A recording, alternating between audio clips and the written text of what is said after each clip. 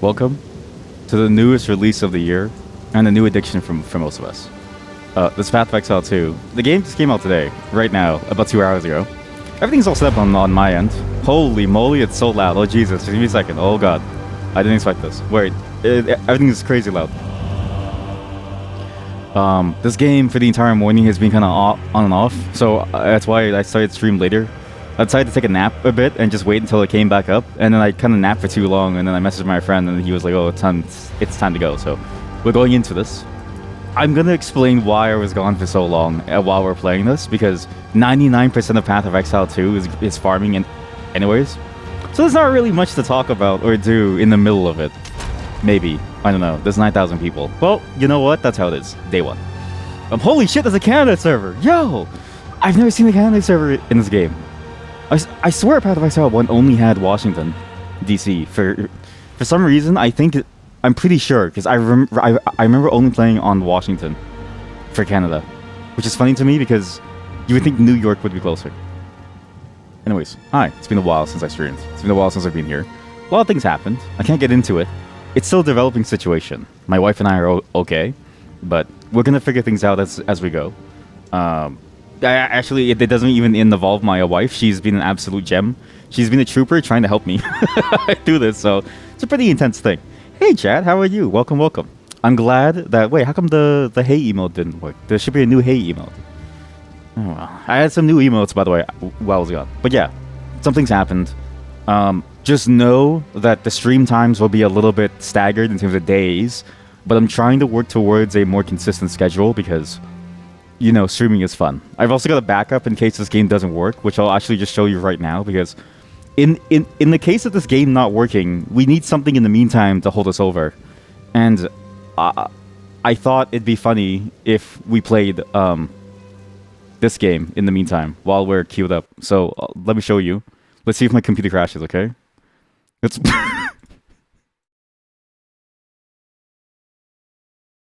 Main game 2. Oh god.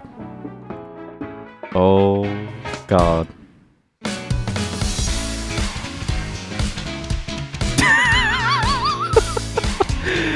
So while we wait for Path of Exile 2 for the queue to go on, this is 5 hearts under one roof, which is it's a Korean dating sim, similar in style to the ones that we played before. So it's also the same. Let me text my wife that I'm streaming, actually, because she wanted to watch. So yeah, this is 5 hearts on the one roof. We're currently 5,000 people behind in queue in Path of Exile. My computer is dying, and I want you to all know that. It's actually dying right now. So let's see how long this should last. I'm not sure this will last very, very long, but my whole system might die here. Let's try this out and let's see what this game is about, because I know that this game is slightly different. The ones that we played so far have mainly been Chinese. This one is a Korean take on it, and I don't know what's really different about the Korean take, but I can see that they have a lot of the same similarities in terms of characters and stuff. So yeah, let's see how this goes. Let's just keep this. Oh, windowed mode. There we go. So I can keep an eye on Path of Exile. Perfect. Well, I guess it doesn't really matter. I'll just alt tab, whatever. If my hands are busy, then my hands are busy. Looking for a tenant. What? You man?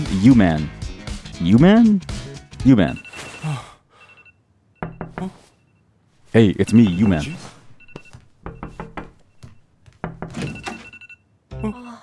시끄러워 죽겠네 진짜. 너 때문에 잠 다 깼잖아. 뭐래? 남이서 알람을 맞추던 말던. 오빠 잘 잤어? How does this always happen? 야 우유만 일어나지도 못할 거 What? 알람은 왜 It's a different 맞추는 woman. 거야? 에이 한두 번도 아닌데 뭐 어때? 새삼스럽게.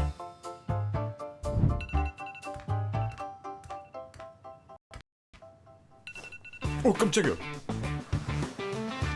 Oh my god. 빨리 일어나야지. 이게 One of them 무슨 was 일이야? in my bed. 다들 누군데 우리 집에 있는 거냐고!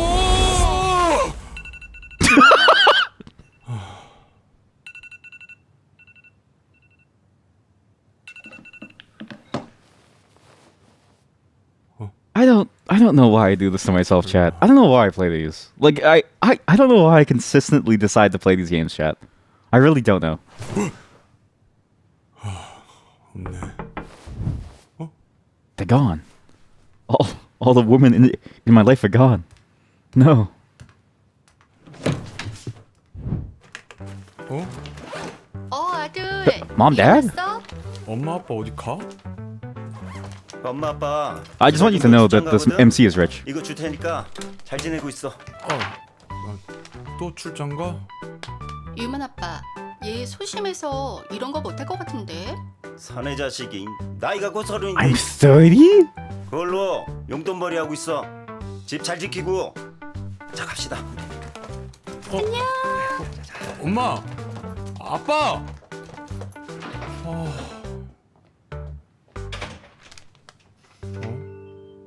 하숙집? Sorry, just doing a little logistics here. 너무 Keep us 잘 up to 잤다. date, up in the loop, you know? 오늘따라 왜 이렇게 개운하지? There we go, perfect. 11시? 오늘 면접 이력서도 뽑고 가야 되는데. There's something about all these games, and so many of them are basically just watch what happens, right? And all of them somehow end up with the MC always surrounded by women, just constantly everywhere, just constantly surrounded by like just people out of nowhere. And I wonder what this character is going to be like. Because so far, the two that we played, Love is All Around plus that other one, both MCs have been deplorable people. Not as in like they're awful, but as in like there's no way they've ever talked to a person in their entire life. 정장은 여기 있고. Oh, you can shut up the voice. 넥타이 어디 갔어? What in the world is this? Okay, so yeah, this is a weird game. I honestly don't know why I do this. 5 hearts on the one roof. I don't know how I find these actually. Like genuinely, these keep popping up. But somebody actually posted this in the Discord. So this is actually a Discord recommendation. Because always when these things happen, I'm like, okay, well, we have to try it, right? And as you can tell, we're 4,000 people behind. We're still waiting a bit. So let's see how this goes. I don't know how long it's going to take to get through 4,000 people, but I'm assuming the servers are dying somewhat. So let's just hope for the best for Path of Exile 2. In the meantime, let's grind the waifus. We're in the living room. And second floor is my room. And only some of these are highlighted. I searching the house. I guess I can search my room or... What's this? My trash bin. Oh, don't smell that. I never understood that trope. To me, that trope never made sense because you know it's a dirty laundry bin. So why do you smell it? It never made any sense. What is this? Are we a gooner? There's no way this is our goon cave, right? Also, it's hard because like some people really do just look like this, and she could be like 30, but she looks like she's like 15. Like it's weird. The makeup style is strange to me because that makeup style accentuates a certain look that I don't feel really comfortable with, and it's odd to me. But it's like the most popular makeup style over all East Asia, and I say this as like a Southeast Asian. It's like everywhere, and I don't know why. It's a very weird makeup style, and it's a very weird thing to happen. But I've also been learning about this. Apparently, models like you usually start like fairly young in your teens. Like my wife started in her teens, and I was like, oh my god, like they just made you like just take those kinds of photos, like just like very like pretty cutesy photos, and like and she's like, yeah, I'm like, wow, that's kind of weird. There's a whole industry around this, which is like strange to me. I never understood it, but it reminds me a lot of like those like beauty pageant things. But this on a lesser degree. I just think it's weird because like growing up in the West, this to me is like a 14-year-old or like a 13-year-old. But over in like Asia, this is like a 20 and this is like a 29. To be fair, I also look like I'm 12. So 오늘 면접 I'm like 29 and I look like I'm 12. So 응원해줘. okay, I guess that's she's my spirit animal. 말숙이 That's an AI Asian photo. That is that's absolutely an AI photo of an Asian kid. 이때는 참 귀여웠는데. It looks so fake. 오늘 이것도 붙여야 되는데. Oh, a boarding house. What? A boarding house? 될까? Oh yeah, because his parents went on vacation, right? Who the heck is Ming Min? 언젠간 밍밍님께 꼭 드려야지. To Ming Ming. What does that mean? There's no translation for it? Damn. Well, important information obtained. We got some information, I guess. Go to the first floor living room. Oh, the attic. What's in the attic? What?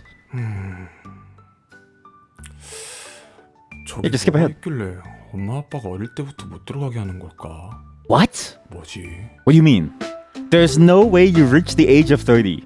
Like, he's 30 years old. He's never been in the attic of his own house because his parents said no.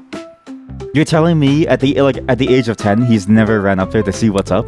You would actually... Oh? Nobody would listen to that. They would go upstairs. I would go upstairs. When I was a kid, I used to climb into like crawl spaces because I was like, what's like down there? 뭐야? 우유가 벌써 다 떨어졌어? 난 잘 안 먹는데. There's a thing that's very unique to Korea, and the bottles aren't real, but there's a thing that I've noticed in Korea. There's a lot of bottled drinks, like a lot.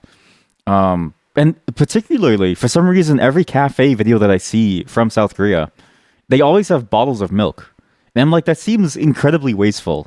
But I say that as a Canadian who has access to bagged milk, which I think overall, per cubic meter, gives you more efficiency.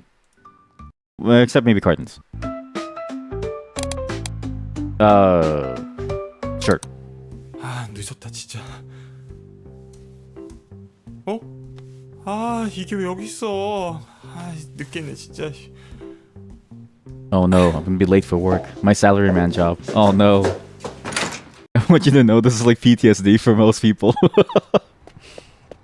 늦겠다. 이거 고치고 빨리 면접 보러 가야 되는데. 어디가 좋지? Oh, I gotta choose a spot. Okay. 여기가 Well, 좋겠다. there's no choices.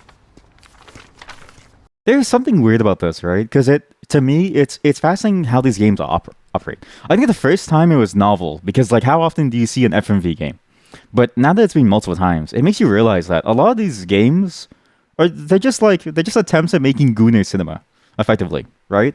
But the way that they do it is they mask the Goonery by providing it into a wrapping of a dating game.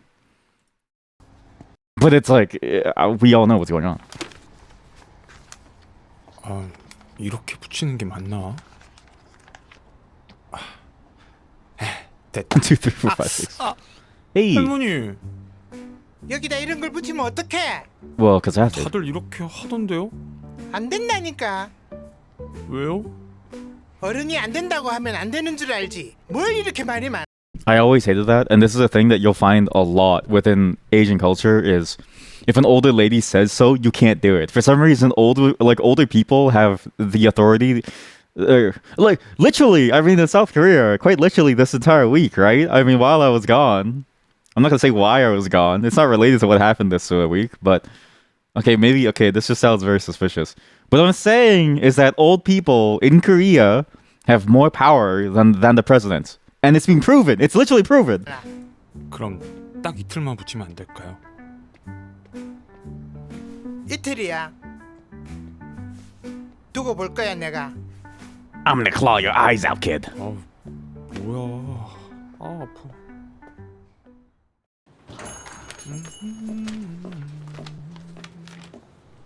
고마스 카이. 아 손님 블랙이거든요. 싫어고요. Hey, buddy, you're on the blacklist. Get the hell out of here. You're not allowed to be here anymore. You're on the deny list. We don't let people like you back in here. We remember what you did last time. 아 나가라고. What did I do? Whoa. Getting cussed out all the time must mean I'll live long. Mind your own business. Look, she's smiling. She's not. I don't know. I don't know if she was told to smile for the sake of the show. But my assumption is that she's smiling because she's joking with me. Because she's my buddy, right?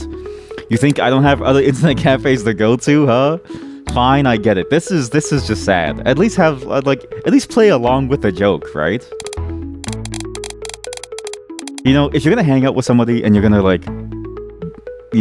be all buddy with them, yeah, play along with the joke. 오늘도 아주 시원하게 욕을 날리네. 아주 장수할 것 같아. 뭐라고? It worked. I knew it. That's why I'm married and you're not, Chad. 근데 너 양복은 뭐야? 어디 면접방? 응. 밀크 코퍼레이션. 뭐? 밀크 코퍼레이션? 네가? Holy shit, guys! Path of Exile's back. Okay, wait. This is it's gonna be a weird VOD. This is gonna be a very strange VOD. I know this is gonna be a very weird VOD. I know.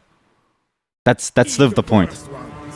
And your bodies feed the land. Here we go. Oh my god, chat. We actually get to play some Path of Exile.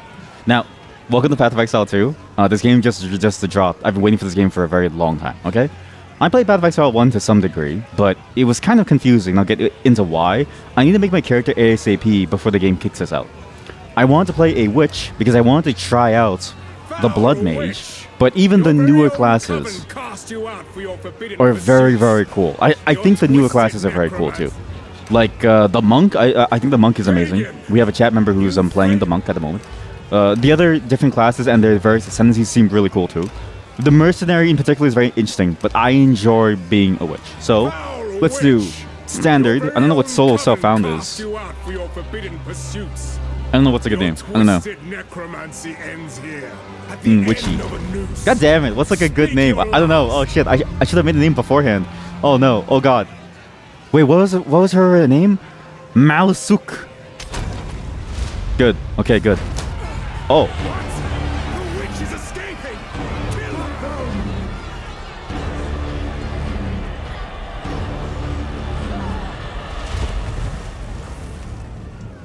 Contacting, okay, it said contacting server. I think it's that again. But that was a really solid intro. I think of all the intros they've done so far, that was a great solid intro. Oh god, sorry chat, the game is like dying. My history of Path of Exile is interesting. Played a lot of the first one. Really love ARPGs. Played Grim Dawn, Diablo, all of them. It's hard to get into the older ones now, but I think Path of Exile is a good take on it.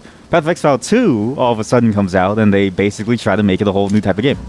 I'm going to try the WASD movement, because I think you can't go wrong with this new type of movement here. Because they've effectively made it almost like a twin-stick shooter, which I find interesting. Okay, very interesting to me. This, as a paradigm shift, is interesting, because we see this as well with Diablo 4, where both games are effectively trying to inject a bit more life into the formula without changing the core of what works. And I think in ARPGs, the core of what works is really the RPG mechanics. You lose those, I think you lose what an ARPG is, but you augment that in very fine particular ways. You end up with a masterpiece. I'm glad to see another living soul. The miller went off to warn Clearfell about a strange sickness plaguing our men. I was fixing to go after him, till that bloody thing got to me first. The bloody thing. Now, all those who drowned in the flooding, suddenly they ain't so dead no more. This sounds like a very familiar intro. I would appreciate it if you could... Is this not the same intro? Reach Clearfell. Find the miller. I swear this is the same intro. Oh, I'm going to like it here. I swear this is the same intro from Path of Exile 1. It is the same, yeah, it's the same intro. So this is the weird part, right? Because Path of Exile 2 represents an evolution of the game's mechanics. But how much of it evolves beyond that? Is it a whole new story too? It doesn't really seem like it. But even the mechanics, like it seems like it's going to be mostly the same. I mean, what happened? Like, I mean, if you open this up, it's all the same. It's all the same. Wait a minute, it's all the same. I mean, there's new ascendancies and new skills. It's all the same. What's the difference?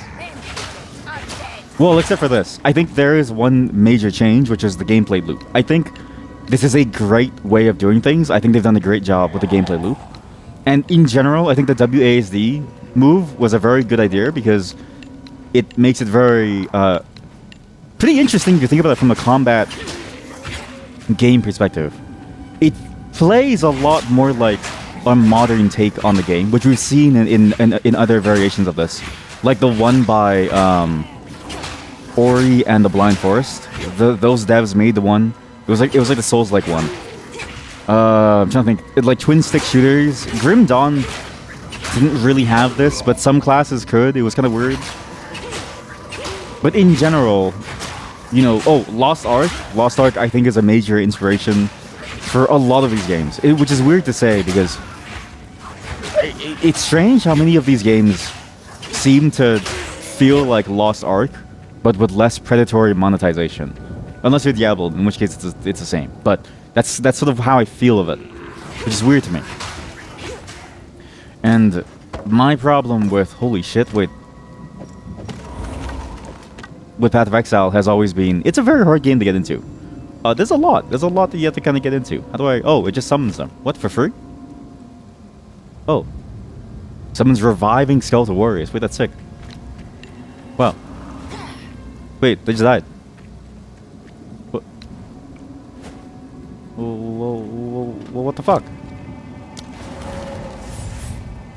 What? Oh, I see. I get it. That's kind of cool. Huh, that's a different paradigm too. But excuse me? Oh, if you punch, you can't punch with this weapon. This weapon is literally a watch your minions fight for you build. That's interesting. But yeah, it was strange seeing the entire industry follow the Path of Exile. The Lost Art formula. Path of Exile, I think, has a lot of pros to it, right? It's a very, very complex game. With that complexity, you get a lot of very interesting gameplay elements all working in tandem with each other. And you get a lot of freedom of expression in the way that you can build your characters and effectively play the game the way that you want to play. Obviously, you get into the complexities of what is a valid build that actually works in this game. Kind of hard to tell. That we revive when the summer ends. But for the most part, it's fun to sort of figure things out, especially early on. As the game progresses, it gets a bit harder because, you know, people have already solved the game, and so it gets a bit less fun. But because it's more of a PvE game entirely, I don't even think most people did PvP. What you got was a game that really allowed you to play with the systems as a whole. It's effectively... I think Path of Exile 1 could be best described as an RPG game through and through that just happens to have some combat mechanics to classify itself as a game. Otherwise, you're basically playing a spreadsheet game, right? But it's less of a RuneScape spreadsheet, more of an EVE Online spreadsheet, effectively. Path of Exile 2, again, following the Lost Ark formula, and yet we saw this with Diablo 4, trying to inject this level of dynamism into the gameplay with the dodge roll. It seems like a whole different paradigm of skill gems, which I sort of knew about, but I didn't really understand what that meant. It seems like the skills are attached to your items. All the while keeping a lot of the same complexities of your skill tree, and thus your choices, and even like the ascendancies and stuff. It's fascinating to sort of see this. I welcome it. Raise a spike of bones from the earth in front of you, damage enemies. The bones of corpses in the area are ripped out and reassemble the short-lived bone construct minions that fight for you. Interesting. Left bind to... Oh. Oh. So that's how it works. Wow, you literally just do skill gems. Okay. And you can have this many support gems. So there's a limit to your power. It's not as crazy as Path of Exile. But Path of Exile had that limit anyways with the gem system and the socket system. But this immediately is much more understandable. I always found Path of Exile's socket system to be one of the more painful bits of it. There's just too many different permutations that could happen. Why? I just found my path to power. Did you? We just started. What's interesting is that this is already a huge step in terms of accessibility from the first game, but it doesn't really do much to alleviate the need later on when you get into the more complex stuff, okay? But it is kind of cool to see the skills and to see that paradigm being used. It feels very MMO-y, if that makes sense. Very MMO-like. Oh, sick. It is kind of cool, actually. Okay, so I'm here. Why? Might as well just do minions, sure. I do like this, actually. Grants level 1. Okay, well, I only have one hand.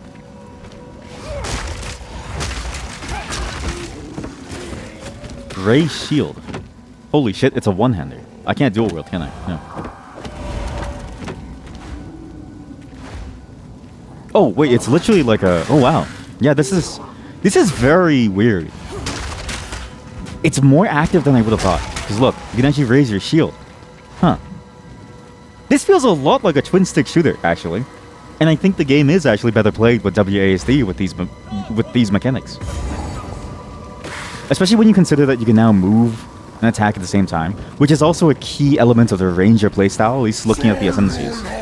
It's the same intro.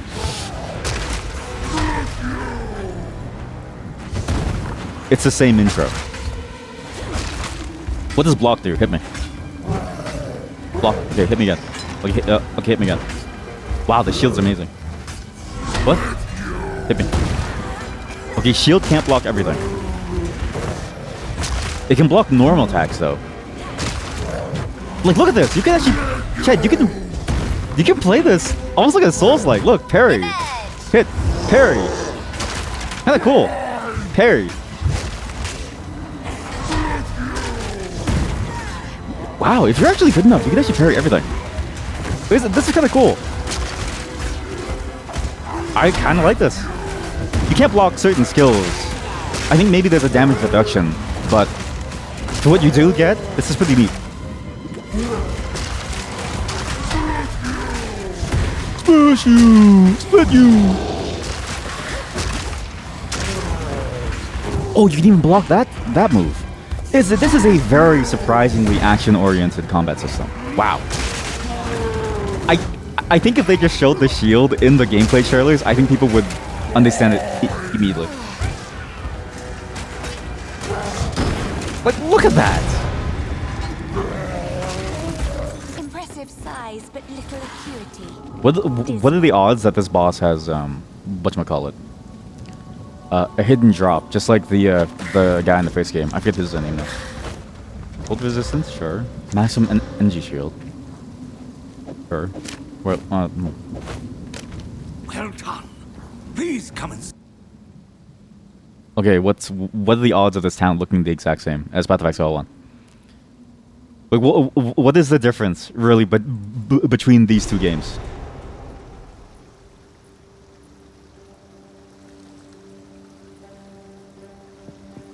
Wow, this looks amazing. All that remains. I will say the treading of the character reminds me a lot of when you're in town. You hold left click on in Diablo 2. You can spin your mouse. It's very quick. There's no real like animation for it, but wow, everything else is amazing. The detail, the looks. This is the same town as in Path of Exile 1. Friendly. You're skilled with the violence. If what you did out there in the riverbanks is any sign. Another refugee from the Count's justice, I take it. I'm skilled with the violence. This place is something of a hideaway for many of us. Yeah, I'm now, down with the sickness and we and can the sorely quickness. use your skills in these dark times. Yeah, voice acting is really I'll good too, switch actually. For you what I can, if you're willing to bend your violence toward our defense. Fascinating. I actually really enjoy the gameplay so far. I think this is pretty nice.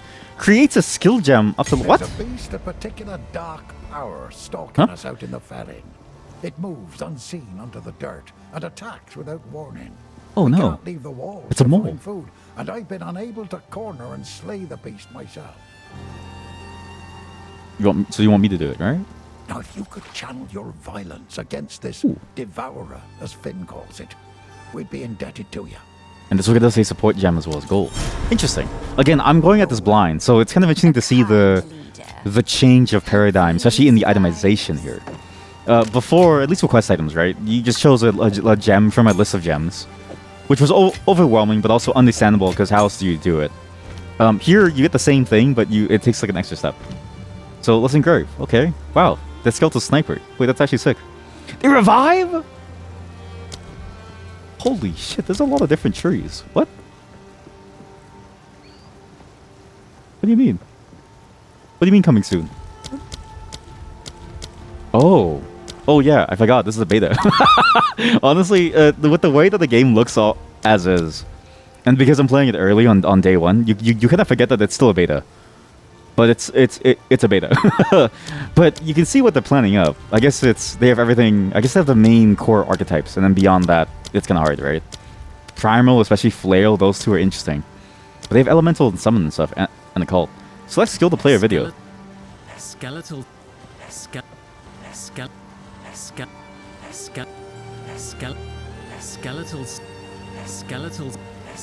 snipers do high damage but have low life. I don't know if this They works. can be commanded to fire an This is kind arrow of poison gas. This kind of doesn't work. Clouds explode if an igniting The problem is that effect or it's kind of detonating skill the video's is cut. used on them. It's cut off. Skeletal minions revive automatically, so long as no Ske- other minions ske- have died. ske- you can and then you can command them to do something. I see. So what do these guys do? Skeletal warrior. Okay, well we'll just go with skeleton snipers because it's kind of neat. I do enjoy the fact that you use snipers, sure. And you can increase the amount of minions summoned by pressing plus. What? Oh, that's interesting. Huh? It reserves your spirit. Huh. That's interesting. That's very odd. But I guess it makes sense.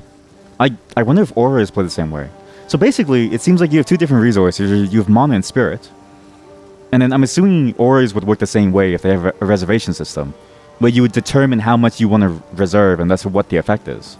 Here, for summon skills, it's how many things you summon. Which is interesting. Skills are disabled in town. Okay, well, I would love to... No, put that away. Stop that. What are you doing?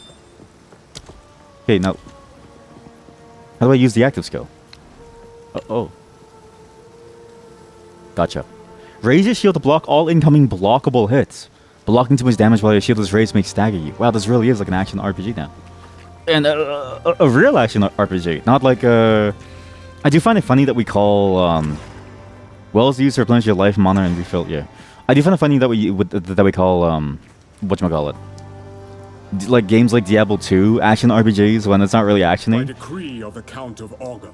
This feels like an actual action RPG, like an attempt to make a real action RPG. Welcome, violent stranger. Welcome. If I don't got it, I can get it. You just Sorry. let me know. Let's just while he talks, we'll check out the shop. What? He's a You're done? Hello. Buy or sell? Lucky? Can I sell you this? There's no vendor recipes, right? Not sure what I'm gonna do with it. But Wait, you have gold? Okay, that's also weird. Huh? There's a lot of different paradigm changes. They really simplified a lot of the system, eh? Which isn't bad. I did find, the shop system. I felt in Path of Exile 1, while it was cool, it felt like a more complicated Haragic cube, which was already annoying. see you. Whereas gold is like a very easy translation of the things you need to the things you want. Sales. How many coins do I get? Or do I have? Because of the early buy. I guess I can't tell. Oh, it just shows your account name in the top left. That's really cool. I really appreciate that. What's the point of streamer mode? What's the point? How can I help? Well, what do you sell? Take your fancy? Shit. Go well. So it seems like items have innate skills, which they can have. But then you can also cut skill gems in order to make these skills. Welcome to the camp of the lost, stranger. Mm-hmm. We survived. All this began the night something happened out there. Please. Oh, I think every input causes dialogue to travel skip. into the forest and begin your search. There must be some clue as to what took place. I fear this land's sickness will only. Yeah. I've collected these over time. What do you think? Okay. I think I get what's going on. This feels very similar to Diablo 2 in a way, which is interesting. It feels like, because Path of Exile 1 was always touted as, I think, the successor to Diablo 2, right? If you think of ARPGs as having lineages, you have the Diablo 2 lineage and then you have the Diablo 3 lineage. I think Lost Ark sort of stemmed from the Diablo 3 side, as well as the original lineage gameplay. So, and then lineage was kind of based off of like Diablo 1 and Diablo 2. So taking all of those and then seeing that split and seeing that combination, you see that with Lost Ark. Then you see Diablo 4 obviously as a continuation of Diablo 3, but even further. And then I actually think this is probably a bit closer, and in a weird way, if you look at like Diablo 1 to 4 as like a scale on the left to right axis being the x-axis, the horizontal, this is more to the left than Lost Ark. And not as to the right. As I probably shouldn't have used left and right because it's getting political.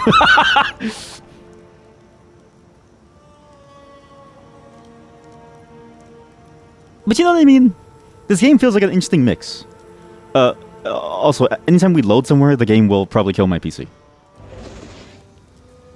Very nice, very nice. I do like that it kills the recording for a bit. That's very cool. Very cool. It gassed me up. But I kind of enjoy this. This is actually a better take on the ARPG formula, I think.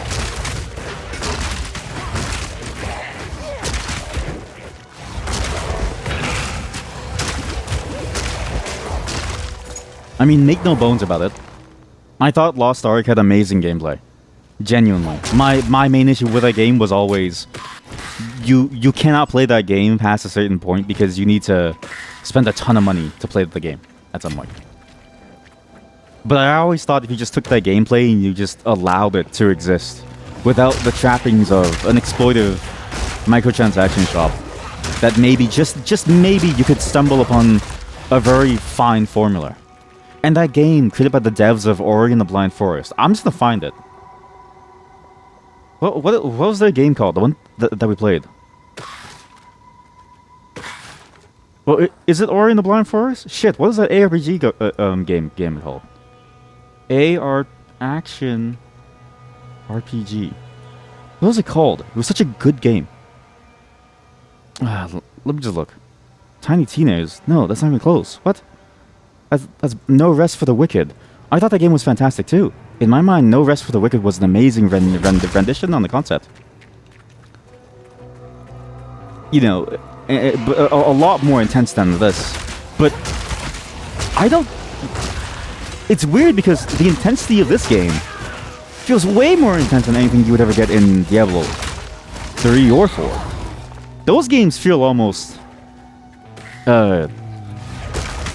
comical compared to this. This actually feels genuinely like a real strong take on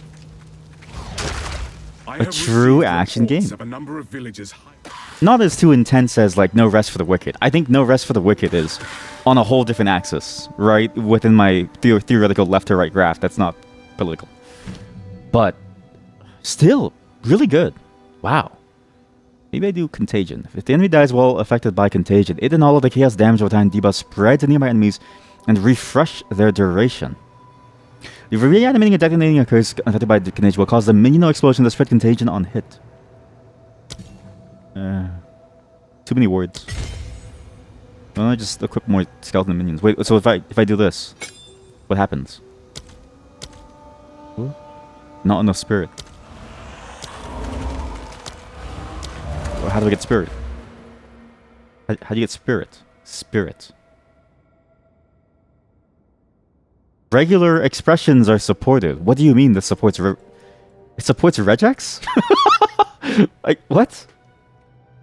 What do you mean it supports regex? What? What the fuck?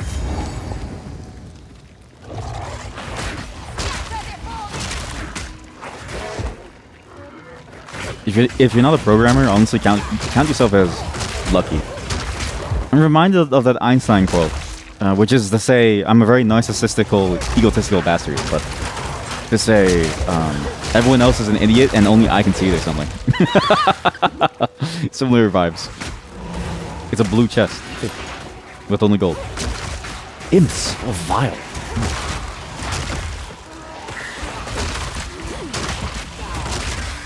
But this is a surprisingly good rendition of an action RPG. It's really good. Again, not as hardcore as No Rest for the Wicked, but this is closer to No Rest for the Wicked than Lost Ark or Diablo 4, and I think this is actually a good choice for the game as a whole.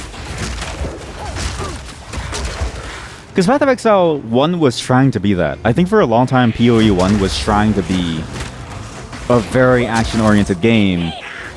Who the hell are you? Beer of the Rotten Pack. Wow, look terrifying. Ow, ow, ow.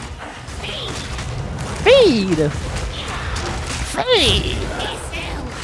He's stuck! Oh shit! Oh god! I'm gonna die! Ah fuck! Door's stuck! Door's stuck! Holy shit, these walls are fucking me! Where's my skeleton? Alright, Bureau. What is that bar underneath her? I wonder if that's like a stagger bar. It might be.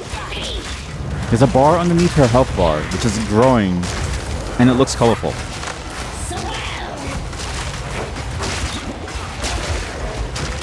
I'm kind of sad they didn't make it safe to rob.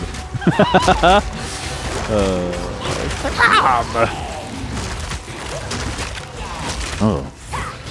It is okay. So there is a stagger mechanic now. That's interesting. This is extremely action oriented.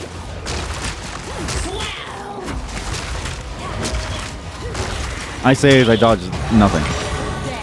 Wow. Head of the Winter Wolf. It's a quest item. Grants 10% gold resistance. Right click to crush it, undoing the curse. But I don't want it. Oh my god, there's only one flask slot. This is the best game ever. I know that sounds stupid to say, but honestly, if you've ever had to deal with Path of Exile 1's flasks, I think my fingers were mainly on 1, 2, 3, 4, 5. What class is this? It's the witch. It's wicked. It's actually a sponsored stream. I should have named my character like Grilda or whatever the character's name called. What's she called again? From Wicked? Is she named? She's not Grilda, is she? I'll go for minions. So what if I break this? Do I lose it? What's my cult of distance now? Oh, okay. We'll just break it then. Oh, you receive it forever. Wow. Okay. Cool. Huh. That wasn't even the boss. That's just an extra boss. All right. Image. Oh man, this actually feels really good. I like this a lot. It's an interesting take on the summon class too. Usually, most games for summon classes they tend to go a bit too far and too passively. But also, when they try to add active components, it's not really fun as an active component. The most that I've ever seen a game do for summoners, and Diablo 4 suffers from this, Diablo 2, Diablo 3, like any game with a summoner class kind of suffers from this. Lost Ark to a lesser degree. But these games always felt like you were playing a character that every couple seconds had to buff someone. You were forced to play with a buff or a debuff of some kind every couple seconds to keep up your efficiency. It wasn't really fun. I always find buffs to be a very, very poor use of your time when you're playing like a summoner or like a class like this. You're almost always better served by having actual meaningful active mechanics. Thankfully, these mechanics are shared. So the ability to dodge and to block is shared across classes. Helps a lot, honestly. In a way, it gives you a strange sense of agency.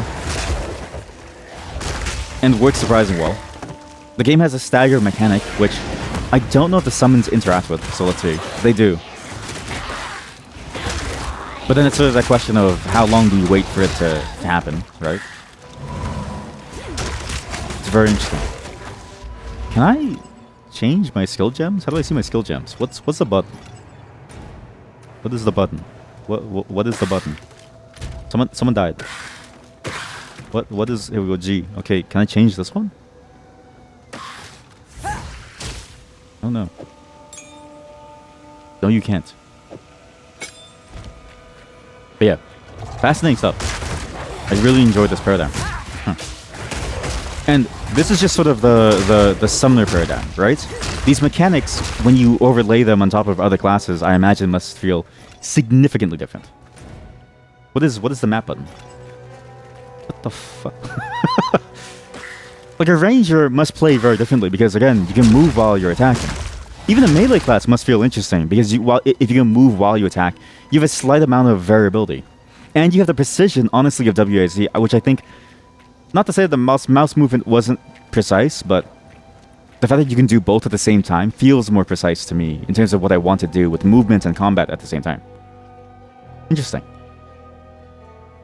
And this is all strangely, this is all just gameplay mechanic stuff, like moment-to-moment gameplay stuff. We haven't even gotten really deep into the skill tree. We may never. Let's see. I don't know. but at least from a moment-to-moment basis of playing the game and actually playing with the mechanics, feels surprisingly good for what you have. Very, very nice. How the hell do you increase spirit? You must have enough spirit to reveal to you. You always died with a rogue. Me too. I actually cannot play those classes. It's why I liken Summoner to... Summoner exists because of people like me, right? It's designed for an ARPG player to still have fun without busting their balls. Yet you will play it. Hey, you know what? As long as you're fun, right? Because the key point is to have fun with these classes. And honestly, I can see it being very fun no matter what you play, because again, action-oriented mechanics have been a thing that I think the genre has been needing for a very long time. What's fun? Okay, well now we're getting a bit philosophical. And, you know, between that and the left and right discussion, I'm gonna hold off on answering anything. Inventory full. Oh, you can just make a portal anywhere. Oh, thank God. Wow. There is no portal scroll. You can just... Oh, beautiful.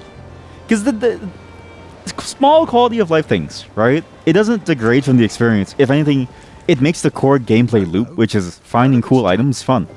You no longer need to go all the way back and find your place, you know, back where you were, by slowly walking back or hoarding a bunch of town portal scrolls. You can just go. That's nice. This is really good. Oh God, it's happening. People's effects are really annoying. Wait, maybe I can buy some to be annoying too. Again, I don't know how much I have. How do you see your points?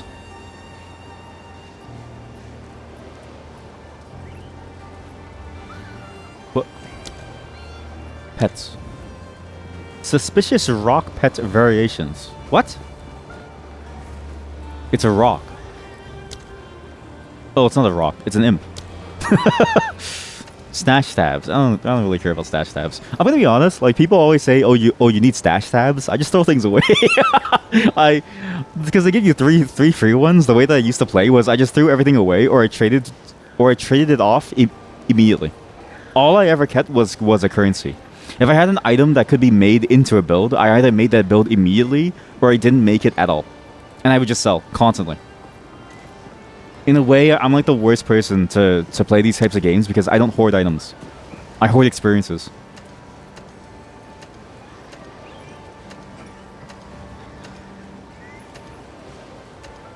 Extra character slot. Cursor pack. What do you mean a cursor pack? Visual effect. Snowstorm. Huh. To be fair, I guess not everything is ready yet because you're still making it. Hey!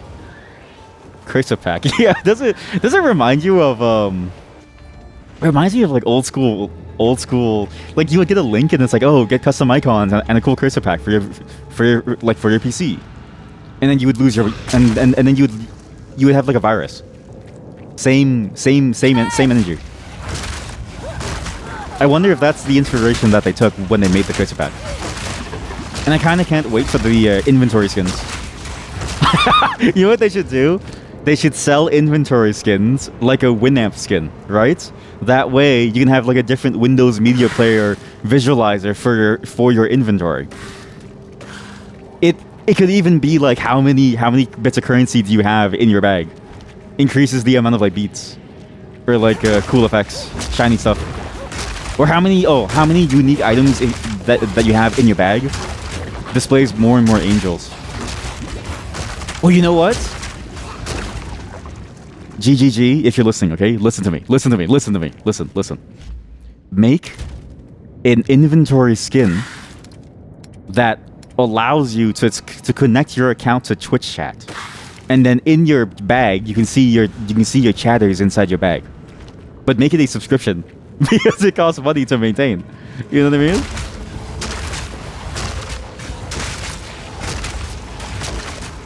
I'm a genius, honestly. Chat, you're lucky that I'm not evil. Because if I was evil, well, I don't want to be evil because I've heard what happened to the CEO. But if I was evil and I could guarantee my safety, you wouldn't believe that the amount of microtransactions that I would make. I would make so many, and they'd be kind of cool, actually. Oh shit, my team died. Don't give them ideas. I'm just saying, like, I think it's a viable thing to make. Hey, energy shield, finally. Okay, cool. But it doesn't let me block. So why? What's interesting is that I think you can keep rolling. There's really no limit. It's very action oriented, and I kind of enjoy that. I was always annoyed with games that have a limit to your rolls. To be fair, I don't think this one is an iframe, it's more of a quick position, so you still probably will get hit. But at least the way that it is, it feels like it's something that you can always reach for as a tactical tool that has real downside. It is a very slow roll, but it gives you a lot of options in the moment, which I enjoy.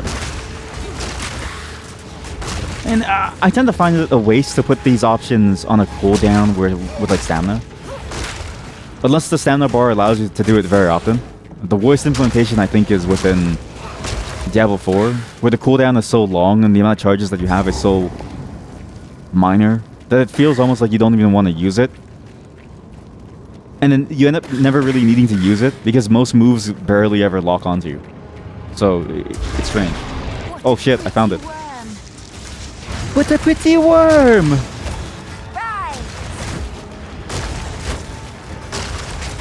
Look at the block. Look at the block. It's amazing. Wow.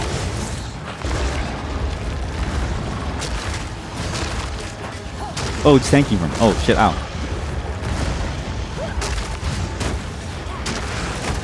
It's actually a bit too strong. What I don't know is that sometimes you get staggered, but I don't know why. But you see the damage that I take is 0. Oh, I see the bar. There's a stagger bar here. That's very hard to see, actually. Ow.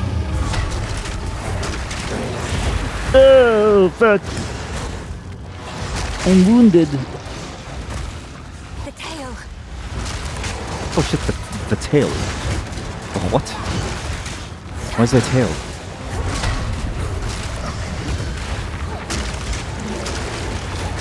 Okay, so I see the stagger bar now. I get how it works now. Presumably other classes have the ability to increase their stagger amount. Presumably. It's very loud, sorry. Let me load the volume of it. Yeah, it's that. But yeah, this is a good system. Stagger bar instead of a stamina bar. And you can always roll even if you waste your stagger. Stagger is more of a self-stun for a small period of time. This is actually a very... This is just a good action game. This is just a very good action game. Huh. You know those posts where it's like, oh, I wish I could have this game, but Skyrim? So it's like, I wish that like this game existed, but it was also Skyrim at the same time. This is what that feels like. But with Path of Exile and an action RPG with like a twin stick shooter with real mechanics. It's as if you take all the complexity of Path of Exile, which is well known and very well deservedly good, and then combine that with an actually good framework for action RPG combat, where I'm getting shit on constantly. I'm gonna die. It's very good. Ow.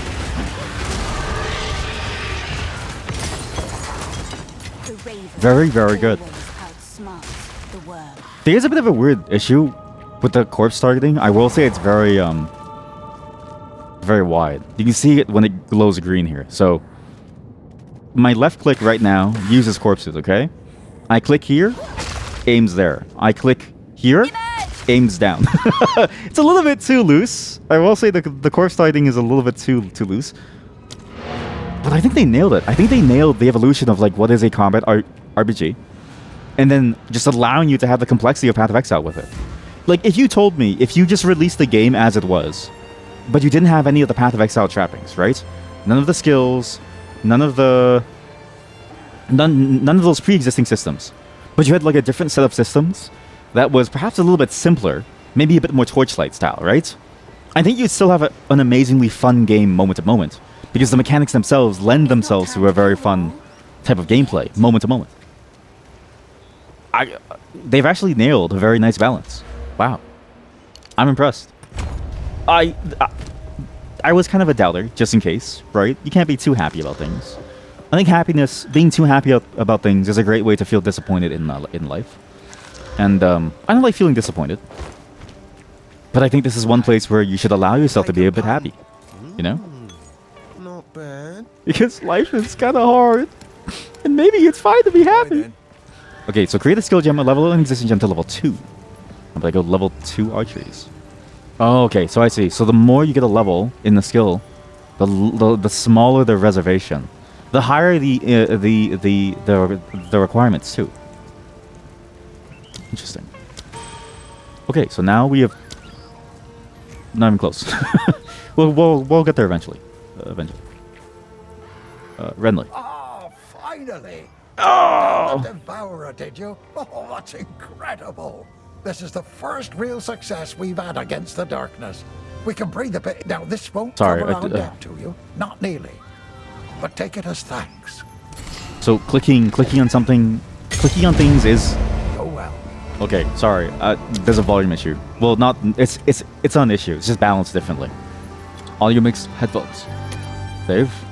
Sound effects volumes, like 50. Voice, very quiet. How can I help? Take a look. Now, pretty good. I think this is a better balance for streaming. If you find a pint out there, do bring it back. I do like the system. The skill system makes sense. It's much more intuitive. Now, what is this? So it seems like every single skill has specific support gems, which is interesting because oh, never mind. There's also general support gems. What? That's interesting. Or does this filter only by those that affects this skill? So for instance, can I find comorbidity? Could I find I can. So this is a filter on the list of possible support gems that you have that can affect these skills specifically. That's interesting. Minion Pact. Draining the life from you to use this skill. Okay, that seems awful. What about my Meat Shield? Support skills which create minions, grant them more life, letting them deal less damage. Causing these minions to fight on for a short duration before dying when they're fatally wounded. Causing them to violently explode when they're low on health. Skeletal snipers instead get this. That's useful. It's very useful, yeah, because again, it feels like... So, the mechanics are streamlined to make an actually fun game, which I think is very important. I think nowadays, the reason why ARPGs are so difficult to get into is both because it's a complex genre that's had complexity grown into it over time, right? Somebody who's new to Path of Exile will always be a bit lost. But also, it's hard to stick with it because the gameplay isn't really enticing to many people. It's very hard to stick with what is effectively a clicker game, right?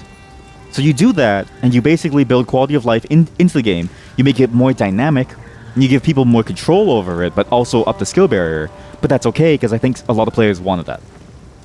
Then, all these different quality of lives with the skill gems, with the itemization, with the ways that you build your stats.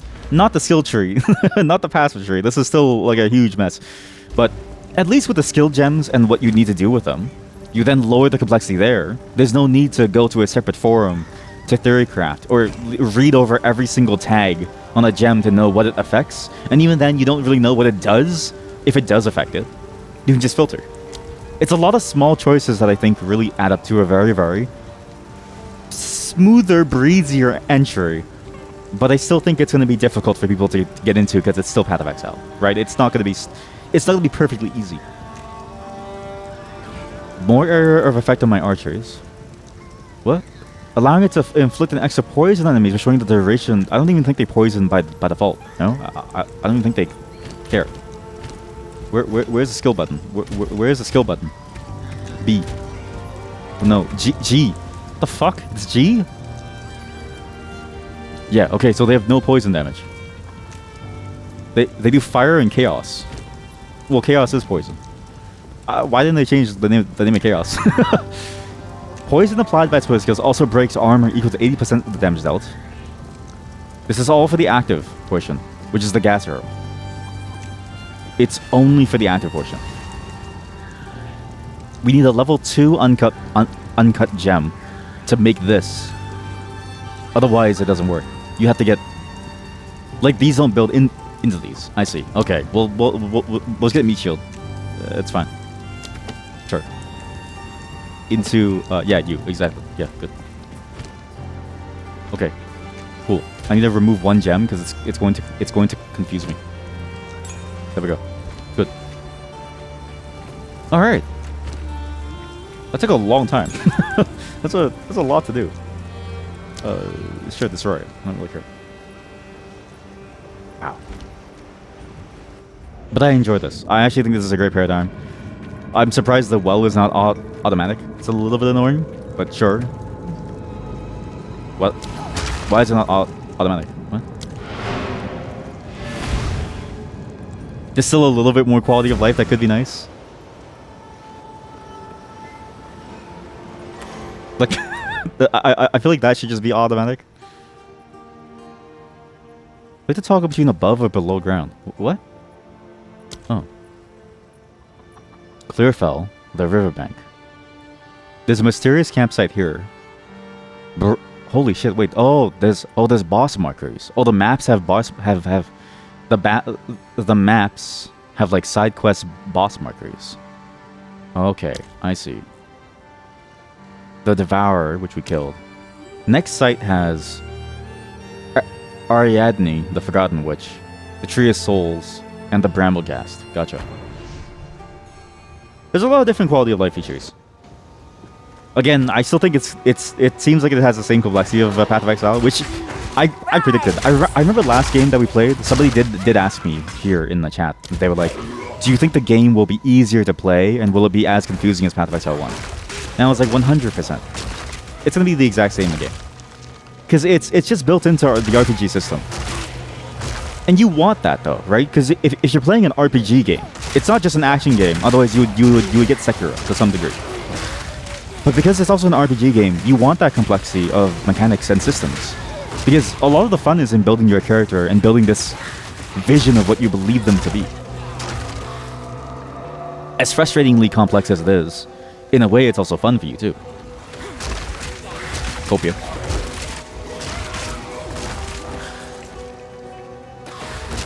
I'm really liking this ability. I'm actually enjoying this weird mixed hybrid build. Oh, and chat, if you want to play together, sorry, I forgot to mention, please do let me know. I'll just add you, okay? Or you'll add me. I don't know how to add people. We'll figure it out. I'm just gonna make it like a temporary guild for the time being, but I don't know what guilds do, so we'll see what it's worth. But this is gonna be a bit of an addiction game for me for a while, so interesting timing considering everything going on. But a very welcome holiday surprise. I could find the next fucking map. But yeah, surprisingly good. I actually really enjoy this. This is a very, very solid take. And again, I genuinely was worried. I was worried, okay, maybe they wouldn't be able to pull it off, right? Because I saw the gameplay of it, people moving around stuff, but I thought maybe they won't nail how it should feel. Let the stream lag a bit. Sorry, just let it lag for a bit. In fact, I don't even think we can get back to the dating game because I don't think Path of Exile will the servers will go down. So I just close it. The Grellwood has turned foul. I think I prefer it this way. It feels a lot like they understood the assignment, and I don't know how they nailed it so well. It's good. It's not as complex as No Rest for the Wicked, moment to moment, but for an action RPG that emphasizes your character build, great balance.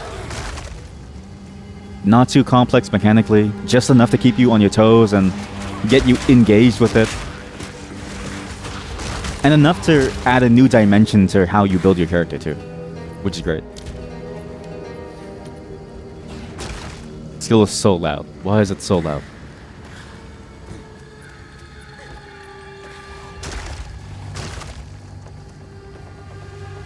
Checkpoint. Honestly, solid game. Hey, look! It's... A sister? In the Grellwood? Sister? Curious? Curious? Somebody in the woods alone? Curious? Oh, there she is. Oh, shit. Rise!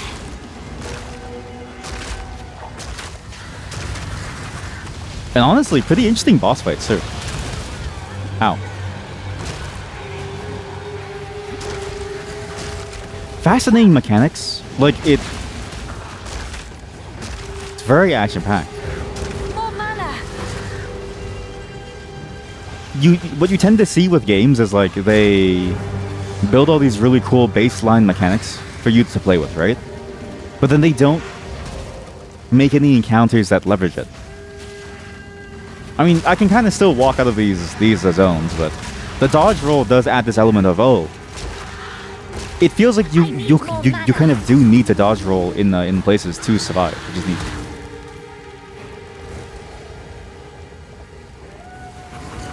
Not perfect, but pretty good. Another corpse to serve. Although now my Carried mana too costs are getting a long, bit too dear high. Sister. I have an uncut skill gem level 2. No, I have a skill gem level 2, which can upgrade the skill to level 2. Oh, I see. Level 6 required. Level 3 uncut skill gem required to engrave a skill. So there's a bit of a play with you need uncut skill gems of a certain level to get new skills. I see. Okay. This makes sense. This makes sense. Okay. Well, I'll do warrior, sure. Fuck.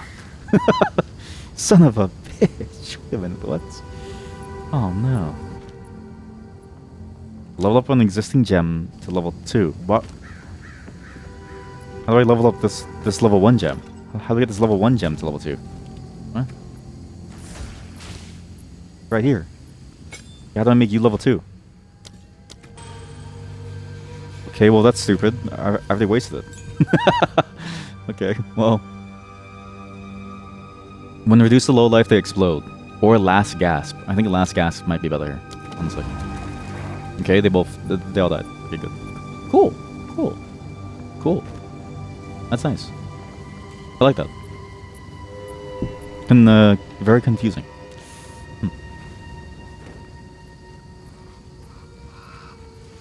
I'm actually kind of realizing it might take us a while to get a new skill done. I thought maybe the tree in a way was misleading. It felt like, oh, you would get the new skills fairly quickly, the way that the tree looked. But the visual sort of belie that it's ultimately the same system as Path of Exile 1, where that game was very much gated around where you were within the game in order to find skill gems that could then be used, right? Like you had to find them and a vendor that could sell them, or from the Vol like mapping and stuff like that. You know what I mean? Like all the various ways that you would find a skilled gem was really actually directly tied to your progress through the game. This is no different. It just looks like you can kind of level them up by the selection screen, but it doesn't seem like you can necessarily make them different. You're kind of stuck with your choice, and you just have to get there eventually to get a new skill. It's not bad. But I think it's actually good that they do this, right? In a way, they changed nothing except for the core gameplay mechanics of the game. They just made it much easier to understand and fool yourself into believing that you understand. It's a psychological trick that gives yourself confidence and the belief that you know more than you really do. It's great. Really good. Every 1 strength grants 2 life. Huh. Every intelligence grants 2 mana. Huh. Figurines.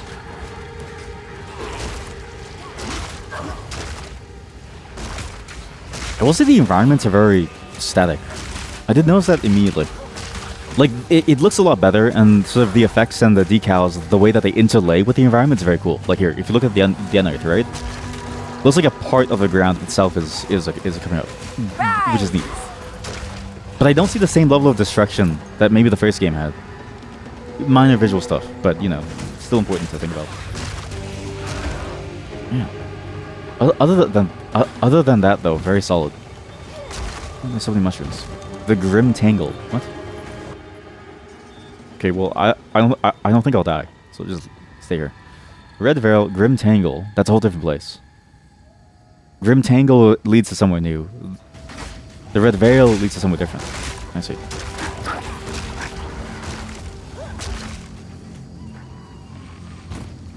I mean, I might as well.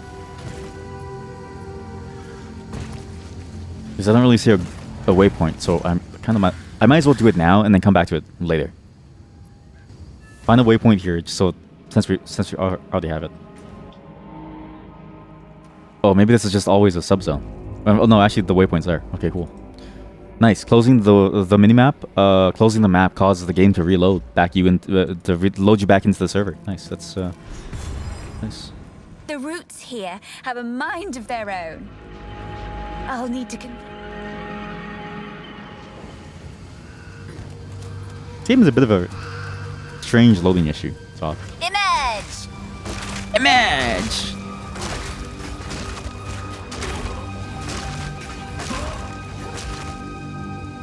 But very, very solid. Very fun. This is going to be a very hard addiction to break. I was a bit worried if they could capture all the complexity and bring it forward, and I don't know how they did it, but it's shaping up to be a lot of the same complexities of the first game. Though again, it's so early to tell, but at least it seems like they follow the same framework, which we know works. What I'm curious about now is, as we get more and more deep into the game, is the complexity going to play out the same way? In Path of Exile 1, it was a bit of a power creep, which was good in the sense of like, you can't really avoid power creep, but it was also painful because... Well. Who is this that adorns the Tree of Souls? This is a very... Is this my character's Jake Paul moment? Decree Like, of the Count of Ogum. What happened here? I don't know. This shade, is it still alive? Perhaps it can give us the answers we seek. Only the Count's sword has the power to bind souls to the tree like this.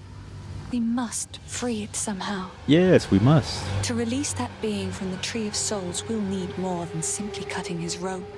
The ancient runes that imbue the Count's blade created the binding, and only ancient runes can break it. Right. There is a battlefield not far from here that runs red with rust, where the weapons and armor of countless Ezamites still remain. It's like mitochondria. The Red Veil. You should search the area. There may still be power in some of those centuries-old relics. Renly will know how to forge them. I'll wait here. The old magics will protect me. Yeah, this is just the powerhouse of the cell. The Ezamites. Let's go end the Ezamites.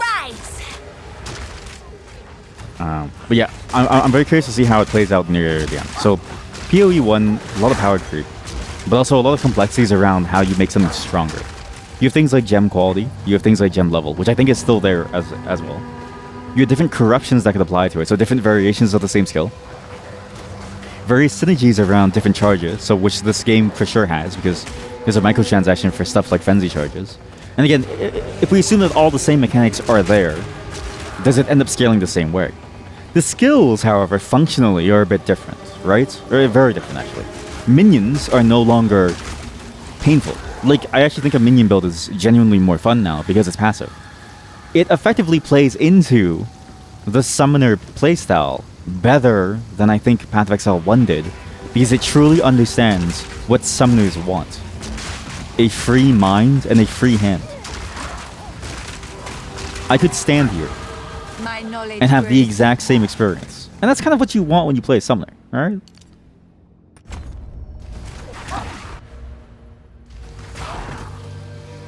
So I think they nailed that. And I'm curious what the other skills feel like. Unearth feels like a skill that is a mix of the old Flaming Raging Spirit skill, as well as an actual AoE nuke, which I think was the Ice Stomp skill, something like that.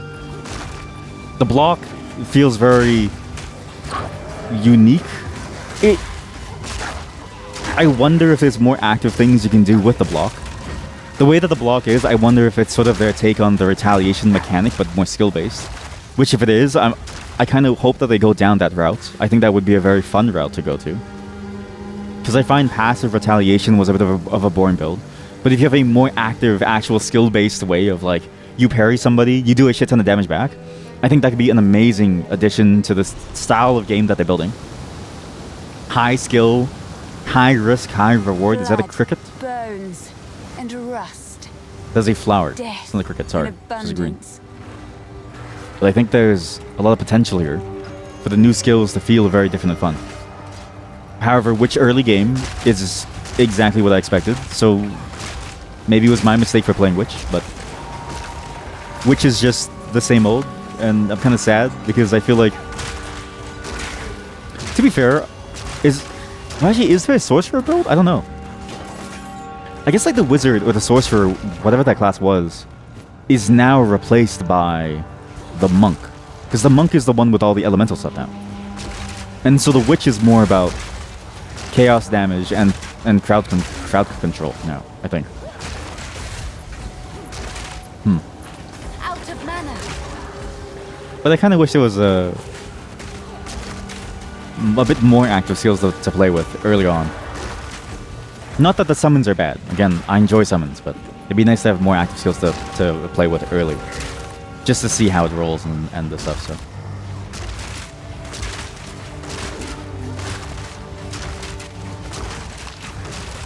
Because the way that it is now is just sort of the same skill over and over.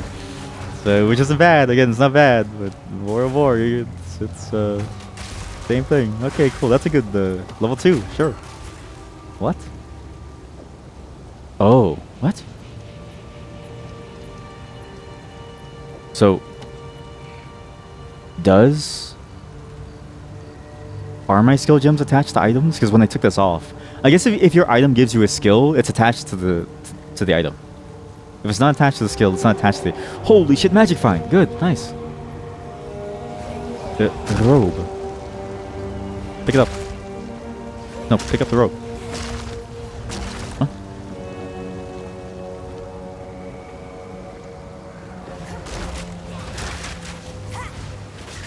Oh, there's 4 skeletons. Holy shit, that's amazing.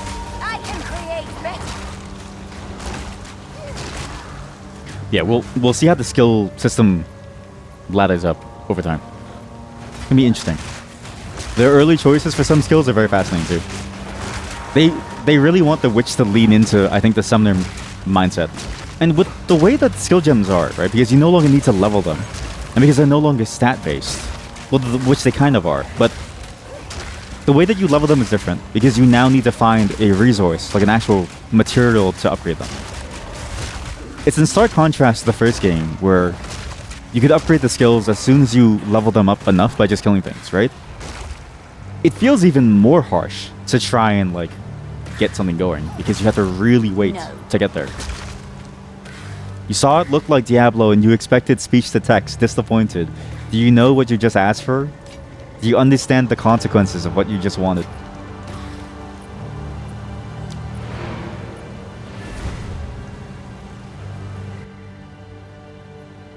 So, okay, well, I was gonna do it, but I got lazy. I was thinking about it, but I forgot how I did it last time. There's a specific way to do it where I can't have you hear it, but I still need it to translate. Sure. I got lazy. I was just thinking about it. But hey, chat, and welcome. Maybe next time. Next time we'll do a text-to-speech only, and then I'll end the stream the same way with a single. Okay, guys. Bye, everyone. Farewell. Here. This guy's okay. What? Tired of the slaughter, feeling lucky. Hello. Why, look, it's our local hero. See ya. I think Finn's mic is speaking. Finn, whoever is the voice actor for Finn, their mic was speaking. Take a look. Weird. Go. It's only Finn too. You can actually hear his voice speaking. Hey, When he says, farewell! There. Remember us when you're famous, eh? Okay, well, he doesn't say anymore. L stands for lazy. It does. Who are you? You also sell items? Finn makes fun of my collection, but I think it's charming. That's actually messed up, man. Finn makes fun of your collection? Why? You're the only person who sells... Oh, what the fuck? The item gives spirit. Oh, wait a minute. This is interesting. As an implication, this is interesting. It means ultimately that you can't ever get more of spirit in other ways. Passage tree has no spirit. Your item gives you spirit, and you're limited to 100. How many other things draw from this pool? But also, it limits you in terms of the items that you yourself can have. I suppose I can let that one You have to use this item. You can't use a wand or a staff. These don't have spirit. That's interesting. The itemization is actually very complex here now. There's a lot of different things to think about. It's beautiful. But I don't want to think about it. Let's just get more skeletons. Looks cool. I love skeletons. But yeah, how are you, chat? I'm done playing around with this game in terms of like the talking about it. So now I'm going to give you the long-awaited update. A lot of things happened. Things have been going kind of crazy in my life. My wife is a trooper. She's helping take care of me as well. I'm not dying. No. I'm okay. Well, maybe I should have said that first, but it's a bit late now. Just know that I enjoy being here more than dealing with the issues. A lot more than dealing with the issues. I enjoy doing this more. And also, in tandem with that, one thing that I've been thinking about doing is not dying, Sag. You're not the one who's getting my insurance, okay? In fact, at this point, I don't think anybody's getting insurance. I'm not gonna get into it. If you know, then you know. But what's interesting about all this is that I'm gonna try to get a much more consistent schedule for streaming because I actually enjoy it a lot. It's a lot more fun to me anyways to stream stuff, and my wife in general likes watching me too, so we're gonna try to get a much more consistent schedule. I've got a lot more plans for the new year because a lot of my plans have fell through, so I'm trying my best to get as many more plans as I can going. So hopefully you enjoy what I have cooking. It's gonna be a longer term process, but when you see it, I hope that you enjoy it, whatever's going to come. Just know that there will be more of the same, more of the better, and it'll only get better from here. But at least until from now until maybe the new year, it might be a little bit hectic, right? It's just sort of a new year thing. You will also see a lot of different changes coming to this channel. Again, I sort of mentioned it in the Discord. There may be a couple of name changes here and there. I don't want to be known as Sticky for the rest of my time. That's just it was always meant to be a temporary name. So it's going to be a lot better. What is disenchant? Sorry, I was... Sorry. What? This will destroy them. Well, I can't disenchant this.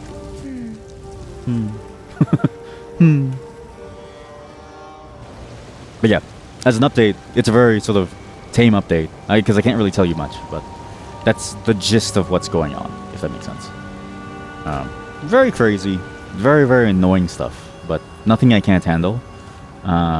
Just, again, it's one of those things where I'm effectively... Like, my wife and I are effectively the most stable of most everything we do, and so it necessitates us to take a much more active role. And I say that in jest because I've just decided that I'm not really going to bother much anymore. So I'm going to more so focus on what's really good for me, which is ultimately what's good for you as a viewer. You get to have more content for the stream, which is nice. Once again, I do appreciate everyone for sticking by. There's no need and no pressure to. But if you do, I'll try my best to make it entertaining for you. Perhaps this Bubbles of Rust. is what we need. Holy moly.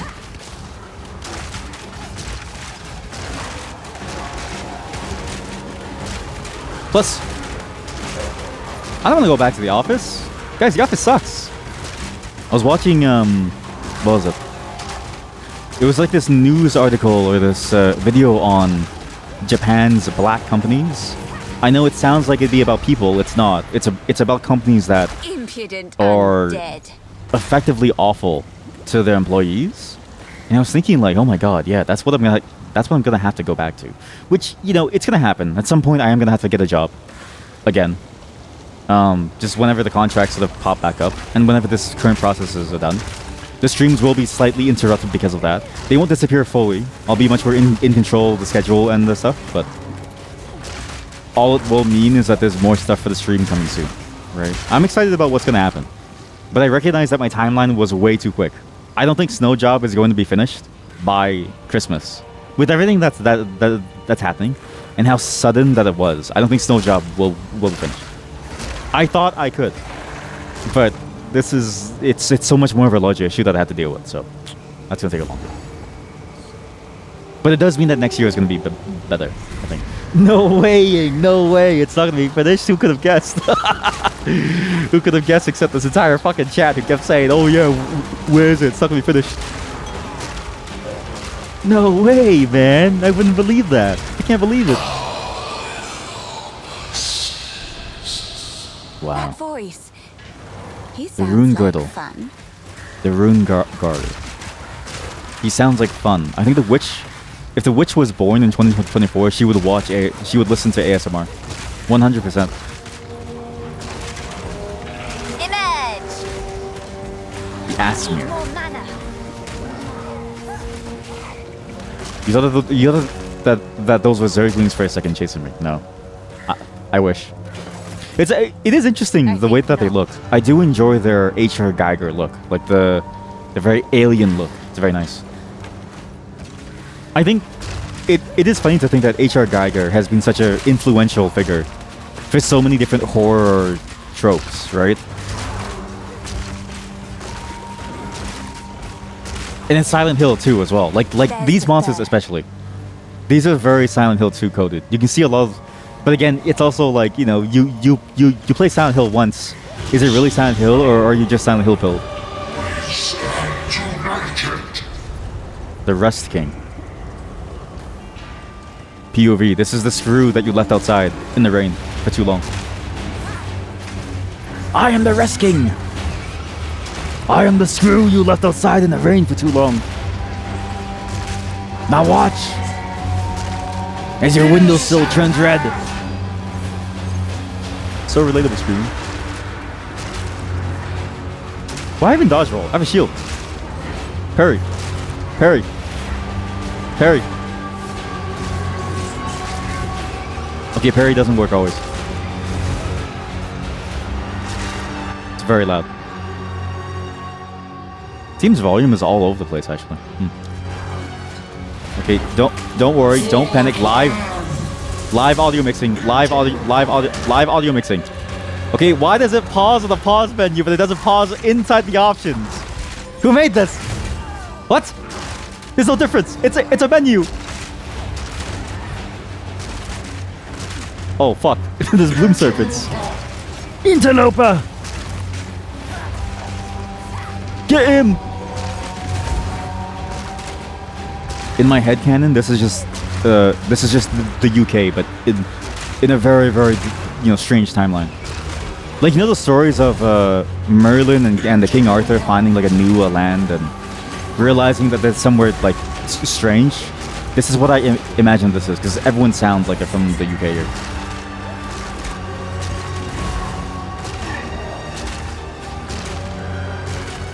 He's stunned. Quickly, let's do some damage.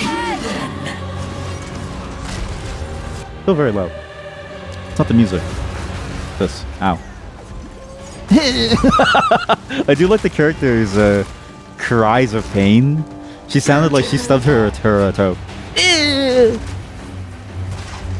One thing you're not used to in PoE at the moment is selling. You're so used to getting scraps, the scrolls of wisdom, that you're saving your current scrolls just in case you get a really good item. Yes. Yep. I am glad that they changed it though. I was never a fan of the again, the recipes.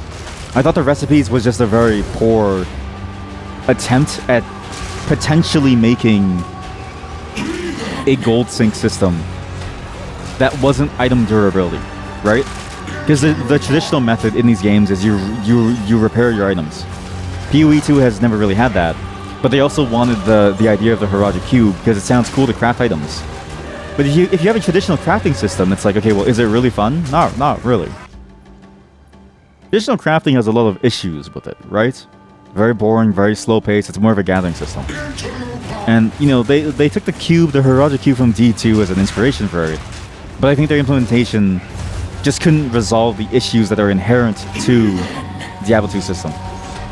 Not that it was a bad system, but it just didn't fit, I think, for the pacing of the game. And it was also just overly complicated. Very hard to get information about what's going on. Very difficult to know what is the effect of something that you have and then mixing it in some way to make some new thing. It was very hard to figure out what does that all mean and what does that all result in.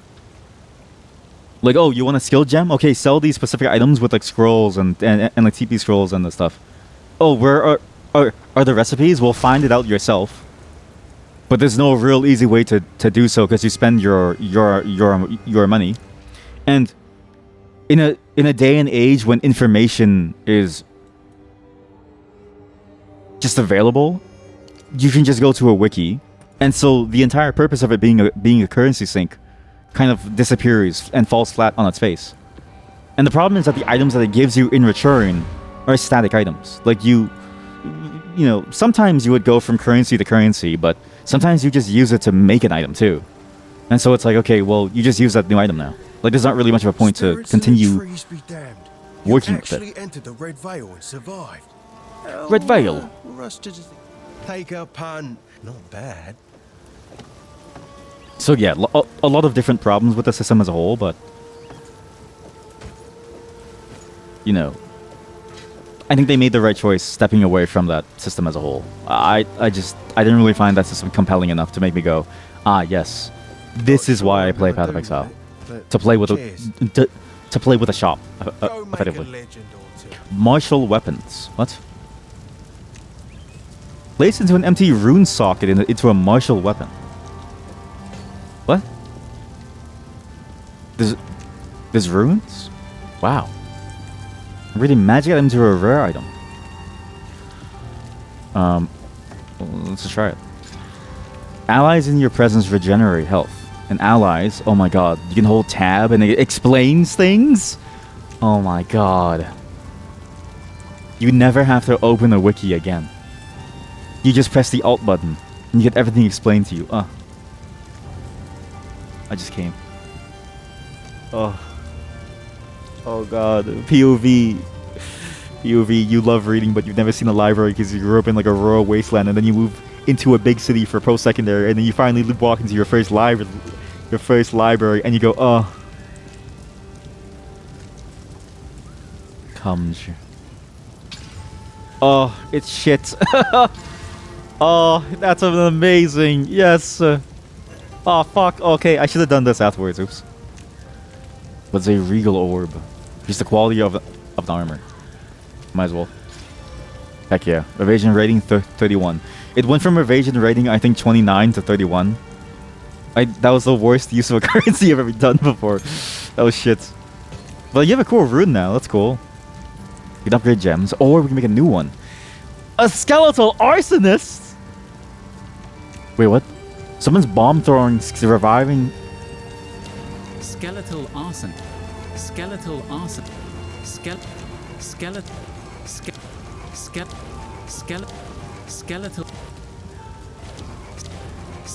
arsonists. Skeletal arsonists Detonates an allied minion whose current life is below a threshold, dealing heavy damage to nearby enemies. Can target minions with 73 life or less. Why would I ever use that skill? I just want them to throw bombs at people.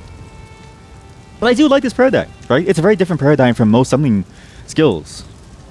I always found, say, Diablo 3 and Diablo 4's paradigms very interesting because you just summon the dudes and clicking the button again doesn't do anything. Except for, like, the one Skeleton Priest skill, which allows you to buff them. Or in Diablo 3, when you press the skill again to command them to attack something with like, a damage buff. This actually gives you the skills on top of the summons. In a way, it kind of makes you wonder, why even bother with spells when summon skills are spells? Like everything is magic. Everything is magic. Everything. I love magic. But yeah, we're just gonna take this skill because I like the idea of dudes just throwing bombs. It's kind of fun. What is my limit of skill gems? I have a shit ton of these. There's a lot of tabs. And does this limit increase over time? Or is this the static amount that you're allowed to have? So these two are granted. So 1, 2, 3, 4, 5, 6, 7, 8, 9 skills.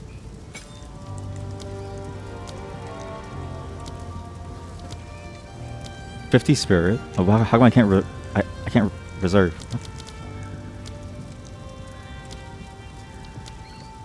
I don't have enough. It's either I get 1 bomb guy. Let's just get 2 bombers. Okay. Cool. You are magic, chat. You are chat. All of you. Area spikes, but be cautious. Be They stay cautious. warm after forging, no matter how many times I quenched. I would ask what you. I keep putting them in water, but they keep. Renly's They, gonna find. they just keep lighting up. These are just We've got to be some careful. odds and ends of mine. A focus increases critical spell damage bonus. Multiplies damage dealt by critical hits. There's one thing that I'm curious about. I wonder if they'll ever clarify. What the hell is discipline? Oh. Wait, does that reserve spirit? It does, I think.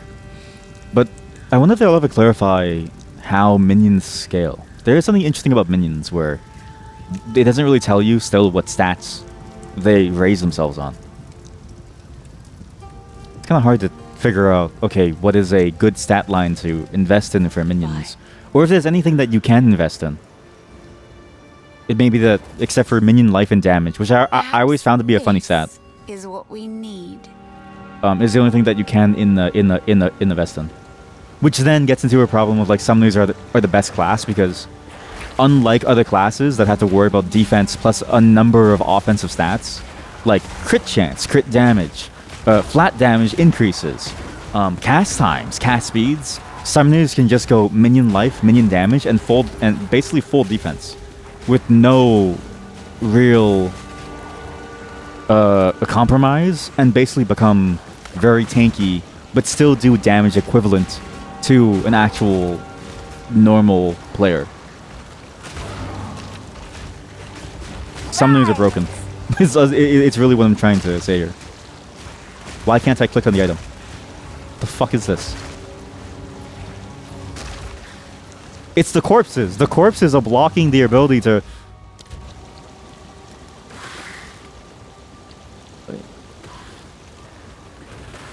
Oh, there's also another thing about this game that I did notice. I think there will be the same mechanics as before, like with the seasons. I wasn't very clear before until I saw the video, and they mentioned stuff like you're gonna still have ritual and heist and stuff like that, or like some whatever it was called, whichever ones they're sticking with. So there's still a lot of complexity around those extra things that you can do to gain like a bonus. Or like a different way of farming things, basically. Based on whatever mechanic you'd like. But I think they're gonna slowly introduce it to you the same way that the first game's main campaign did. Which I think is the right choice.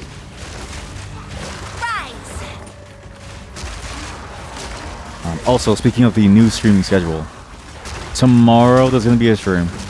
All the way until probably the 14th. The 15th or the 16th, I'm not really sure. I'm gonna have to take some time off to deal with an issue. And then after that, I don't know how long it's going to take. It's however long my wife and I just want to hang out for a bit. Then we'll be back with more consistent schedules. So we're also doing a bit of a holiday hangout. I'm gonna try out your holiday snacks from where you are. I'm gonna try my best to find them. I think I have a couple stores where I can get them for some holiday snacks. But if you have any more holiday snacks that you eat around where you're from, please post it in the Discord so that I can go and buy them. Because I thought about this and I sort of wondered what the Canadians do. And I realized for Canada, you put maple syrup on snow and you eat it. I'm not even kidding you. That's an actual thing that we do. And I realized I don't know if I should do that on stream. I was just thinking to myself, I was like, should I really do that on stream? Like, is that really is that the thing that you want to show people about Canada? Probably not. But who knows? I know that seems crazy to go from medium to a small. But the small regens, it recovers more. This bow is also disgustingly good. Holy shit. Good crit chance. Oh, it shows you the range, which I think that was in the first game. Damage per kill, which is okay. But the damage is crazy. Wow. Pretty nice. So yeah, that's all the updates. Very small amount of updates. But as you heard me allude to, this week has been kind of a hectic week for the world. A lot of things happened. A lot of memes are popping up about certain things. I feel kind of odd about them. That's why I won't bring them up. But boy oh boy, has it not been a very peaceful week. But again, the memes are also very, very high class and very, very funny. Like the memes about holy shit, you know what? Let's just do full AFK. Welcome to AFK journey. Especially the memes about South Korea. There was one Twitter post, I think, or was it like a Reddit post? Oh, what the fuck is this? Beautiful monstrosity. No, it's terrifying. Stop that. Poison. So if you poison it, does it do damage again? Ow.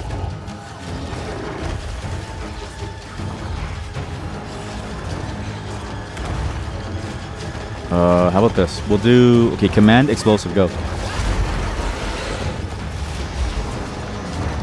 Hey. This shit doesn't work. Okay, now he died. Okay, good. Now he blew up. Oh, wait, I blew up the bomber. Infection! Infection! It's a pity to end you, monstrous weed. I see why they I see why they did the volume mixing the way that they did. It is kind of weird.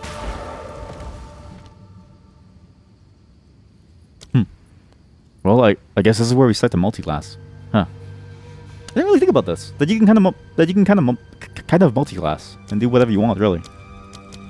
Well, except that, unless your weapon doesn't support it, but yeah. Killing Palm. Strike them with an unarmed attack, chilling enemies if their life is low enough. But no, because it'll unsummon my skeletons. So I can do Ice Nova. I can do Firewall. Ignite as though dealing 18 to 27 fire damage. Or do a Frost Bomb that does, holy shit, 44 damage. Wow. And causes exposure. Which we can see lowers the... Ugh. What a great system. Why didn't they do this last time? Amazing. Orb? What? Frost Bomb creates a pulsing orb. Just call it Frozen Orb.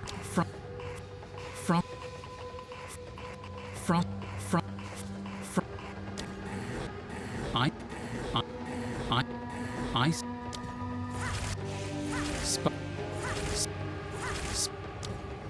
Flame. I'm sorry. Just let me try something. You heading out? No worries. Thanks for showing up. Man, there's not a funny voice lines, you know? It needs to be more. Yeah, thanks for hanging out. I'll see you all soon. Death and decay. Okay, let's try this. So, create the orb, does pulses. Oh, and then it blows up. I see. So the pulses are to keep them there. I see. I got my build.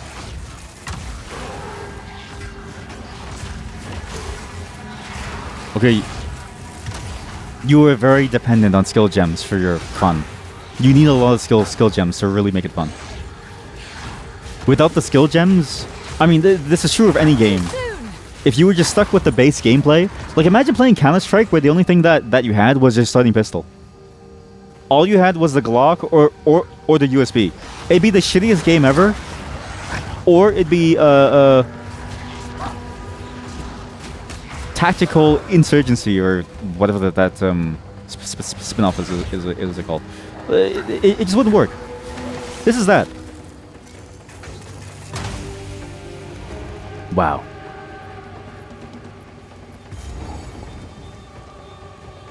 I've already done this, no?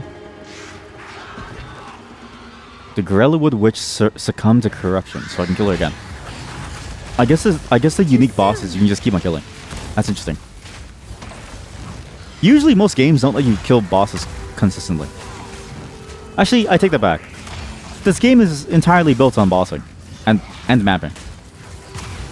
It's the whole raison d'etre of the game. None can oppose me. This is a good build. I like this. We just need to find that thing now.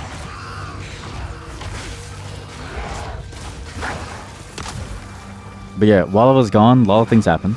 So South Korea, the United Health CEO. I miss when times were not as crazy, but then I thought about it, and the reality is that times were never not crazy. In a way, you were just insulated from it to a very large degree to avoid it. What I've also been seeing a lot of, actually, is a ton of shitty AI ads. So I need to rant about this really quickly, okay? I saw an AI ad with a father, instead of reading their and making up a story to tell their child, decided to holy shit +1 the level of all minion skills. Doesn't that just make it a level 3 skill? It does.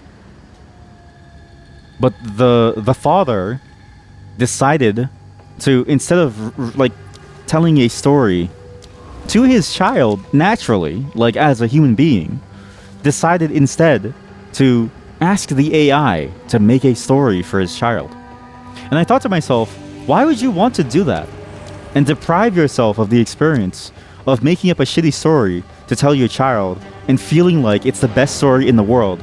Because children will just be like, "Oh, that's such a cool story. What happened to the witch? She died." You know what I mean? Like simple like that, and they lose their minds. Okay. Between the AI stuff and all of this, I'm getting kind of like, things feel a little absurd. It just doesn't feel real anymore. Everything feels a little crazy. Farewell, hero. What? Everything feels a little crazy with how things are going. Yes.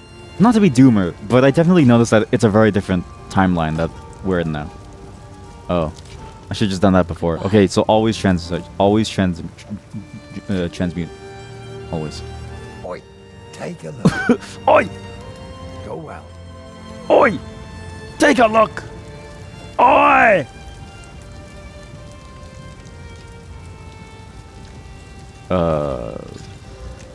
Sure. Wait, that's kind of cool. Allies. Okay, so this is a great item. That president didn't do his research on how to become a dictator. Everyone knows you need at least 5 years of propaganda first. Oh, let's make it 3. I think it's doable now with like 3, 2, 1. No, it's not that much. You don't know it, but by you watching me, you're helping me build a new kingdom for myself. You just don't know it yet. You've all unwittingly been recruited into like a sleeper cell. First thing we're going to do is I don't know, make like a Minecraft server, I guess. I don't really know what the people do. Actually, no, not like Minecraft. Minecraft has too many bad connotations with certain types of people. We're gonna stay away from Minecraft. Not a cult, by the way. Not a cult. Not a cult. Not a cult. You don't have to repeat it. People know that it's not a cult. They already know. You don't need to repeat it. Any damage that isn't dealt over time. I see. Supports any skills that hit enemies. So 100% more chance to ignite, but do they ignite by default? But you see what I mean? Like, this is where the skill stuff doesn't really make sense.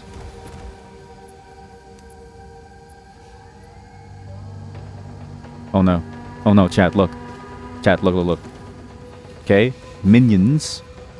Allies? Minions? allies, minions, allies, minions, allies. Oh shit, minions, allies, minions, allies, minions. Oh shit, is there a limit to this?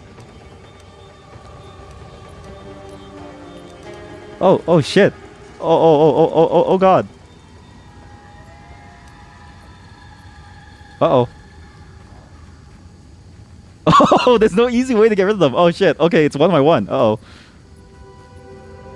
Well, thank god there's WASD movement.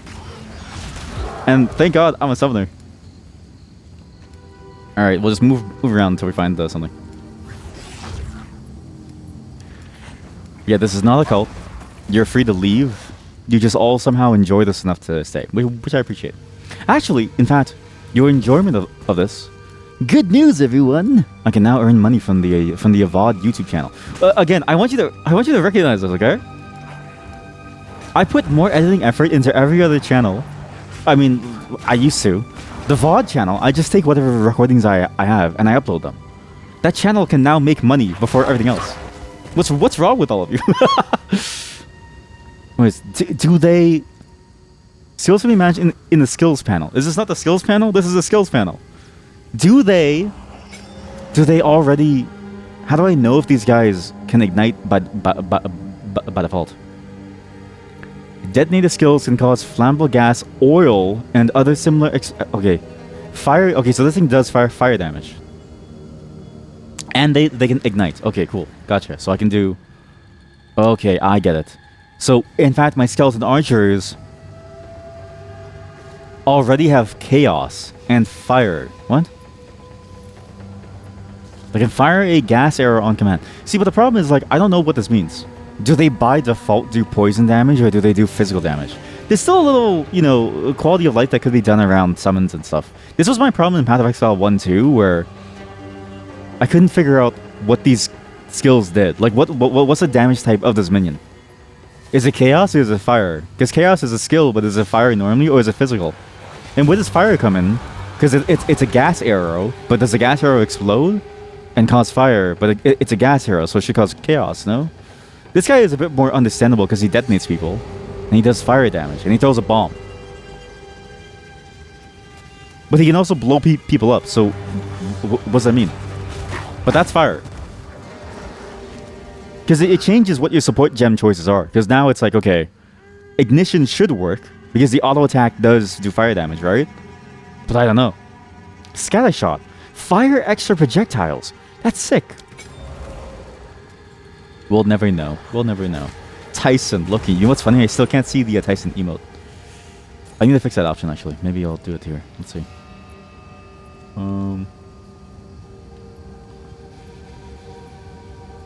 What? Join chat anonymously. I'm the streamer. What? What do you mean join chat anonymously? I'm the streamer. I can't do that. Oh, found it. I see Tyson. Word. Now also use there should be another Tyson emote. Actually, I'm not sure if it's still there or not. But yeah, thank you all of you, actually. I do appreciate it. Because of all your efforts, I don't know why people watch the VODs, but because people do, I can now make money off of it, which is interesting to me, okay? What's nice is that it's effectively money that's like Robin Hood style, right? And I was talking to my wife about this. I was sort of wondering, because, you know, if I spend more time on this, I am going to have to make a choice of it can't be for free forever. And I need to think of a way to monetize it in some way. And sponsors will come eventually. But then it's like, how do I do it in a way that can also potentially come from the community in the sense of like a Patreon model? Because I do enjoy the Patreon model because you effectively pay for the things that you like. And I use it myself sometimes when I find somebody that's doing something that I really enjoy. But there's also that like understanding of, you know, I'm gonna probably make more than most of my viewers. And some of you have a parasocial kink where a lot of you enjoy being taken advantage of. And I'm trying not to tap into that because I feel dirty, right?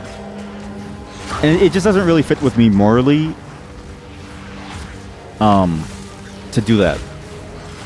But it is interesting food for thought because at some point, you know, how do I sustain this without making an endless treadmill of merch? But the merch, if you think about it, might be better value. But then my wife, she was also like, honey, you stream like 8 hours a day. When you stream, you go kind of hard with your show. And so she was like, maybe it's fine for you to make money because, you know, you actually do it very well. And what's interesting is that if I make money from this, I don't think of it as a, like, it doesn't still feel like a job because it's not really a job necessarily. But it does bring into question what is worth and what is value. It's not worth it to me, but if it's worth it to you, you know, maybe someday I'll be more okay with it. Right now, it's still up in the air of if I'm okay with people subbing and stuff, but maybe someday in the future. But there is going to be a more consistent schedule and more content, so even if you don't sub, just look forward to that at least. And watch the YouTube channel. Surprisingly, that actually is a surprisingly good entryway into turning this into a viable, I think, slightly earning side thing. I mean, this thing is paid, or might pay for more than most contracts that I take that are low quality, at least early on. Because not every time do you get a contract that actually pays well. Where the fuck is this tree? Yes, you found it. You found it. Yeah, Varg Tyson. I stole that from Varg Skeletor. Amazing emote. So good. But yeah, not to say that I need the money. Again, it all sort of is the same thing. Like I'm a programmer. I'm actually currently like, I think there's a lead potentially for a programming job soon, which is nice. Because, you know, I do like programming. And I'll eventually make things to sell myself, like products and stuff, like games. Like Snow Job. Copium.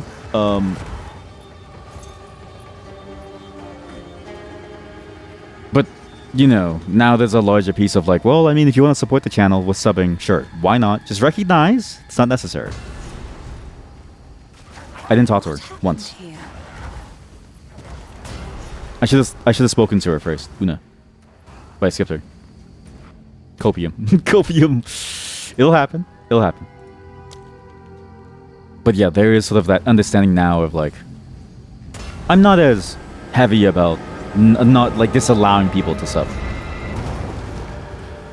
Speak to Una. You know the spirit just died, right? He's unconscious, but he's breathing. Wow. Though, this wound. We should take him back to Clearfell.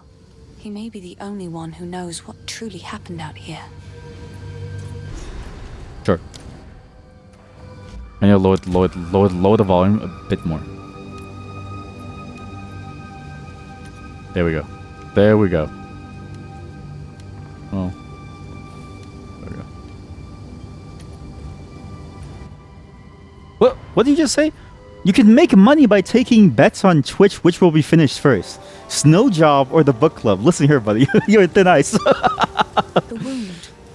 It should be fatal, but somehow... Do you know why the book club was stopped? I fear it will not be long. Before the wedding, I hung out with my friends who were going to the wedding too, okay? My mod was there, because she's my buddy too. We hang out, and we're talking about the book club, and she's like, yeah, your choice of books are boring. And I was like, oh. And I was like, because I asked her, I was like, what do you think about, you know, the unlikely pilgrimage of Harold Try? And she's like, it's shit. I'm like, come on, no one likes that book. So that's why the book club died, okay? I'm gonna admit it. My book choices were awful. So I'm using the mod more for ideas. I'm like asking her about things. But just blame, either blame or say thank you to the mod. It really depends on your perspective. Find the entrance. We shall see if the spirits of this land still have the will to see you through. I also realized too that the format was just a bad choice. I think the format of having all those different choices of books was just a bad choice. I think what I needed to do was to really focus on one single book and us just going through it together and just talking about it, right? I think that'd be more fun for us as a whole. Holy shit, I wish that other chatter was here because I know they would want the staff. This is a disgustingly good staff. Thank you, and fuck you. Thank you, but fuck you. You ruined it for us. Hello. Finn makes fun of my collection, but I Why? think it's charming. You stop talking about Finn. I don't give a shit about Finn.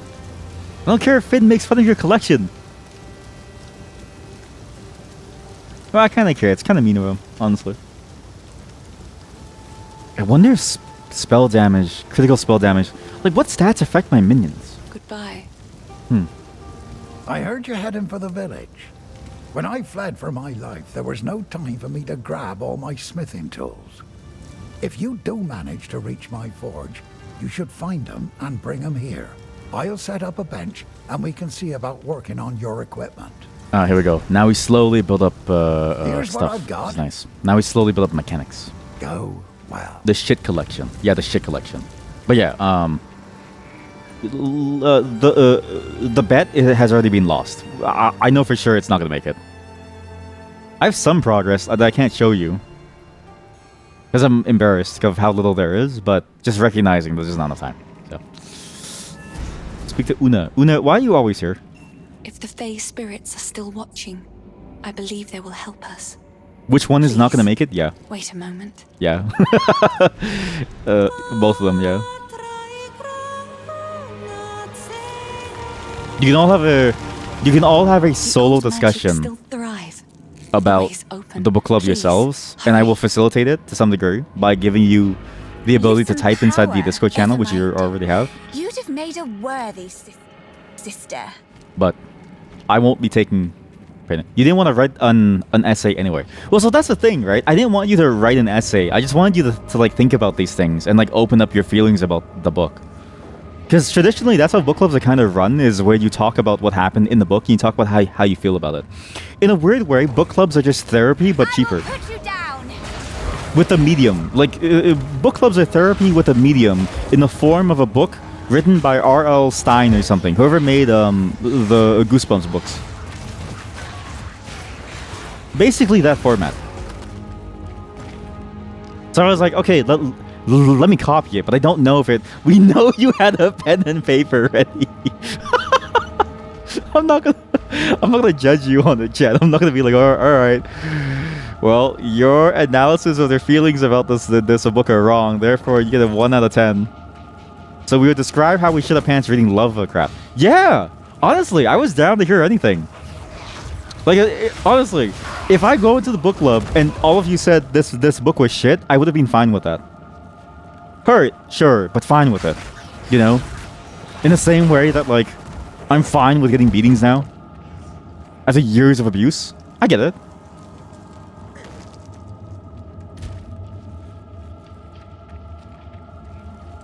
Bit of a Stockholm Syndrome thing. But again, you know what I mean? It's a space for you to talk about the book however you want to talk about it. I'm not going to tell you how to read. You read however you want to read. You should have served me. You should have...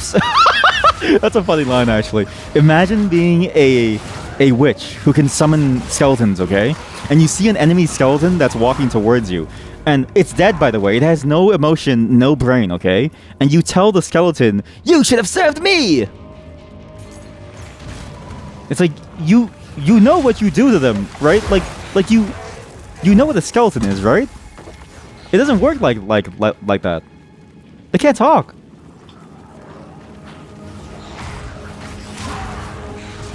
You should have served me! They should have made the Necromancer from Diablo 2 be that. I do enjoy it's a funny personality trait for the witch in this game. It makes her seem incredibly strong but stupid. Like she's like the jock stereotype of spellcasters. She's like Invoker from Dota 2. Very skilled, massive ego, and a little bit stupid about, you know, the realities of a life.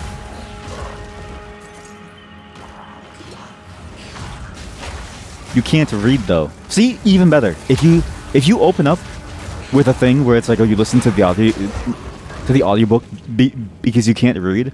Like I would. You know how like there's like ethics to science and you can't do certain experiments? I've always wanted to see what happens if you give somebody a complex book to read and you like slowly introduce them to the idea of reading through that complex book. Or you slowly teach someone language, but like in the worst way possible. Because I want you to think about this, okay? Somebody had to tell you what words meant in a language for you to understand it. But if I use the language like that song, you ever heard this song? Here, I'll play a song for you. What's it called? Oh, here. Made up English song. Right? Here we go. Okay, this is the context behind this song. Is it's a song that's written by an Italian person who. This is what English sounds like to people who don't know English.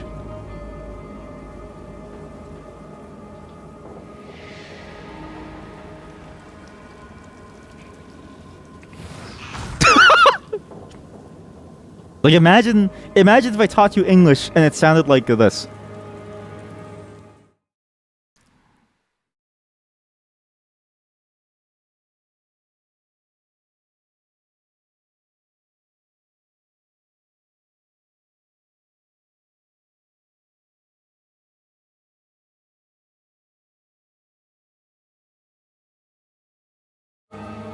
You would be incredibly confused. That's what I wanted to do with somebody, but with reading and with other things. It's not the worst way to learn a language. As long as you like the book and it gives you motivation to get through all of it and not drop it, then it will work pretty well. Yeah. But specifically, I want to experiment on you and teach you like the worst. I want to teach you the wrong way of the language to see if it sticks. It's like telling somebody like a certain phrase and then being like, no, it's not a swear word. Like teaching somebody dole lo mo and then being like, that just means hello. Like that's funny to me. But it really means like fuck your mom. Quickly! My family has been abducted!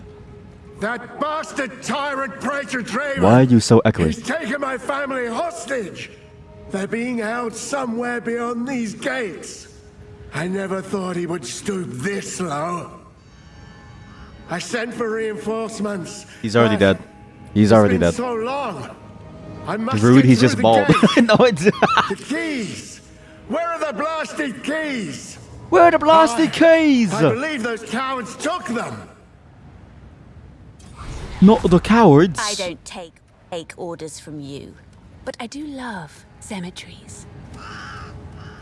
He does echo a lot. I do like this map. This map looks interesting. The grass does look like fake grass though. But all grass does look fake. It's just because of how manicured this grass looks. It's way too cut. This is an American lawn. And like a middle class family. What the fuck? That thing's sick.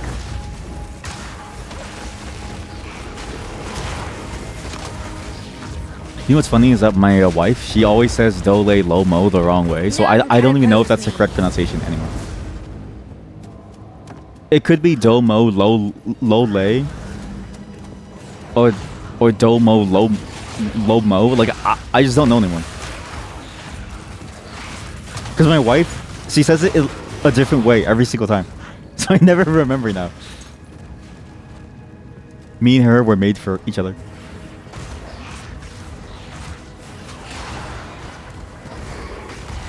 This is a cool map. Actually, I kind of like this map, although it is a bit... It can be annoying. I think if you aren't a summoner, I can see this map being very annoying. Too soon. It's very hard to deal with the weird, fast, ghostly enemies. But oh, that is one thing that I did notice. The attacks of enemies are at times more complex, right? And even the effects that you have on them, pretty interesting. Like the one that slams on the ground is actually a pretty cool, new movement pattern. And again, it does support the new gameplay mechanics in terms of you being able to roll and the block and stuff, right? But for the most part, enemies just kind of run at you. Like, there's not really much variation beyond the running at you bit. It's mostly just dodge out the way and hope that they don't get up to you. Which isn't bad. Suede bracers. 8? Nope. But the music here sounds really nice. What if I just do...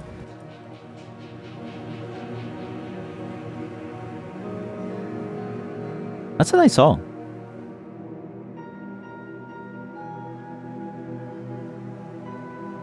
Actually, kind of. There's like bits and pieces of it that are nice. I did notice that the soundtrack was very, very Blaine too. The soundtrack didn't really stand out to me much. I mean, obviously it can change over time, but considering that the zone is like a level 5 zone, I don't think they'll ever revisit these songs.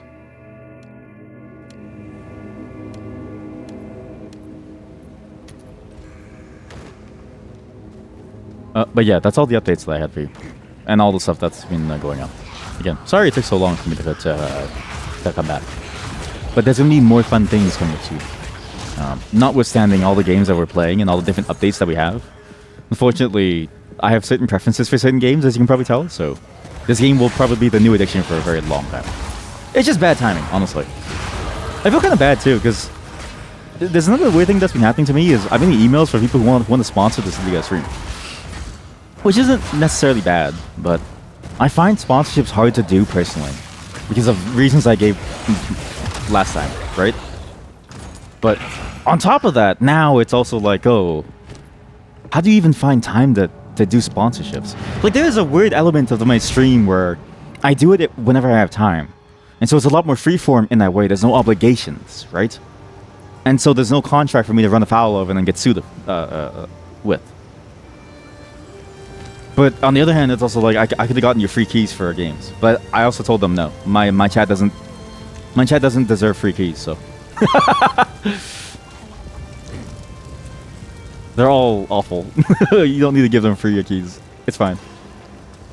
They don't deserve any of it. Hello. I'm the reason you have nothing.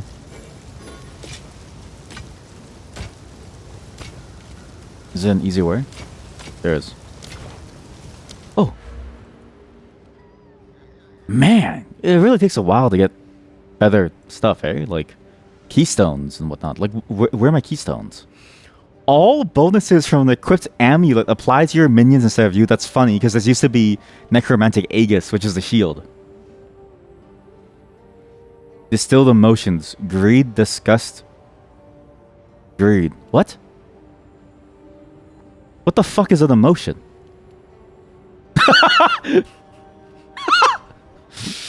What? What the fuck is an emotion? POV. You just started to feel for the first time in your life. What the fuck is an emotion? Oh man. I'm never gonna escape the allegations that I have no, like, humanity. Suffering? What the hell is that? Disgust? Oh, minions have reduced reservation. Lord of Horrors. I guess there's no limit to your minion count. You can just have as many as you want, as long as you can reduce the amount of reservations, right? No reservations. We need to look at an Anthony Bourdain thing. That's right. You hate free keys. You hate free keys. Really mad is the emoji. Really mad. What other cool things are here? There's Avatar of Fire. 75% of damage can convert to fire damage. Deal no non-fire damage. So you lose 25% damage to deal only fire. And then you hit a monster that has high fire resist. So you get nothing. There's a chance to block. What? Wait, so there's an active block and a chance to block. Active block plays in the stagger, so you still have the passive stuff. So they didn't remove the passive stuff. Well, that's interesting. I thought they would have removed it too. Pure power. 2% increased lightning damage per attendant intelligence. This gives me suffering. Why do I want this? This distills suffering into my being. What? See, playing with electricity only leads to suffering and guilt. Because you stick the fork... Those who stick fork into outlet will never see a tomorrow.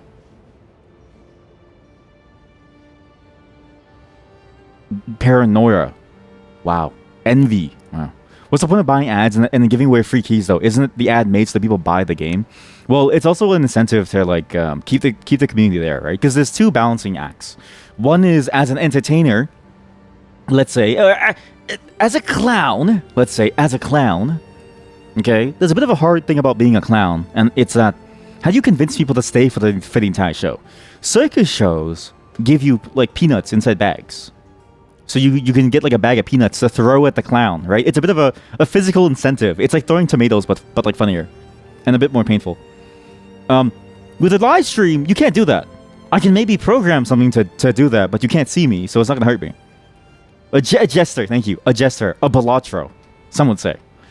And so, what do you do when you make an ad stream, and all the viewers disappear because they're not interested in the thing that's going on? Well, you're kind of boned, right? Like, you need people to stay. And so the reason I think why they give keys is because it's sort of like a payment, right? Basically all the offers that I got was, we'll give you keys instead of money because that's all we have because we're small devs. Which I'm not saying that that's a bad thing. I'm saying that it's a reason why I don't like doing paid for ads, because I feel bad taking their keys because they already can't pay me money. So it's like, I'll just do it for free. Like, I'm just gonna play a game anyways because it's cool, right? And if it's not cool, I wouldn't have enjoyed it anyways.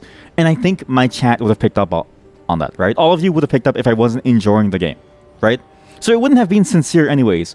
And even then, I don't think it would have converted to sales. If anything, it might have put people off of the game. Like, there's a bit of a balancing act, right? So there's a bit of a more realistic view of like why I choose certain things to do a sponsor segment on. It's because I need to make sure that it's something that I can actually convince people is actually fun, because I get to have fun with it. What the fuck is this constellation? POV, you use a staff, so you look in the sky and you say, ah yes, this looks like a staff. What is this? Holy shit. Knock back enemies if you get critically hit with your quotes. Wow, that's actually really good, huh? But yeah, that's sort of the reason why they have the key. A, it's payment. B, it also gives incentive and makes it easier for a streamer to be like, okay, if you want, it's a way of basically bribing you to watch, the stream, to watch the stream and not cut out halfway through the ad, because not that the viewer count matters, but I know some ads are contingent on viewer counts, not the ones that I've gotten, but also that in general, the more eyes that are on an ad, the more likelihood that you convert. It's just a numbers game, right? Yeah, it sounds stupid at first, but when you think about it in those ways, it sort of makes you realize, oh wait, that actually makes sense. Oh wow. Manifold method. These are crazy. These are really good actually, because these are against rare or unique enemies. This is the bossing tree. And I think if you go for primarily dexterity towards the right side, you can do a lot of bossing damage. But physical damage. I don't know if there's any for spells. But yeah, that's sort of the conundrum, right? With those streams that can evade all hits. What? What do you mean?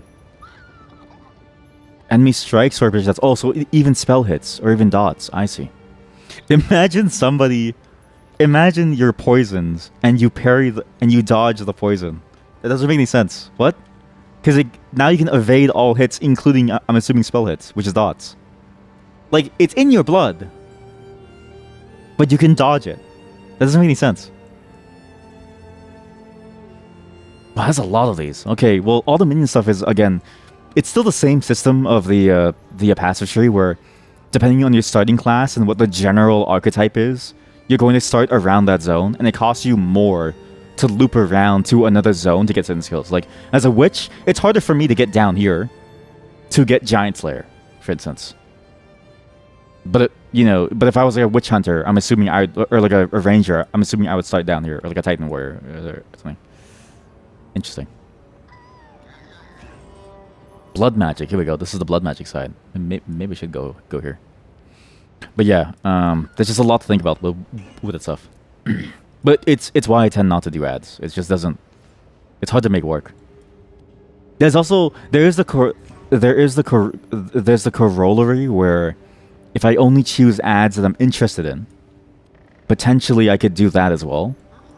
But again, you get into these weird, like, not even ethical. I think it is ethical to take payment for what you do.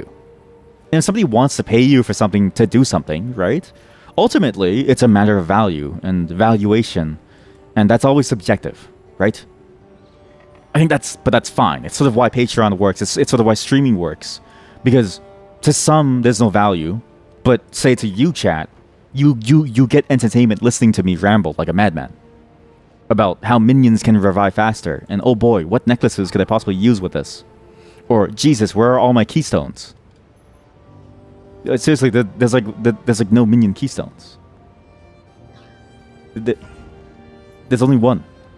Wait, actually, this is the same as Path of Exile 1. It's the same. There's never any minion keystones.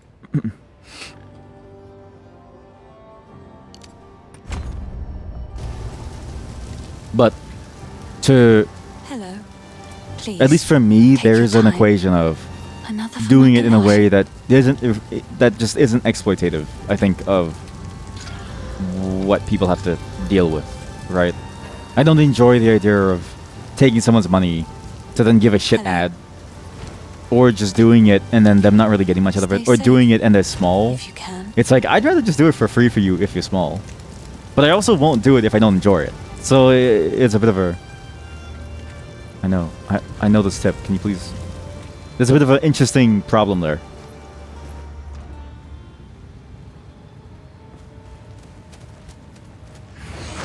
Again, very related to why I don't enjoy people subbing to me, because I can't guarantee that you actually make enough money. The parasocial cuckoldry in this community is very strong, actually.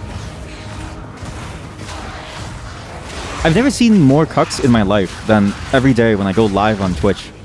And I see all of you, now on YouTube too, and I see all of you saying, "Oh yes, can I give you money? Oh yes, please. I'll send you keys, please. Yes."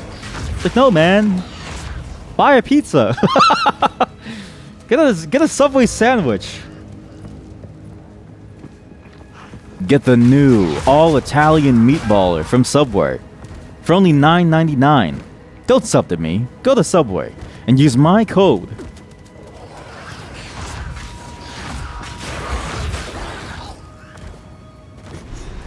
Yes.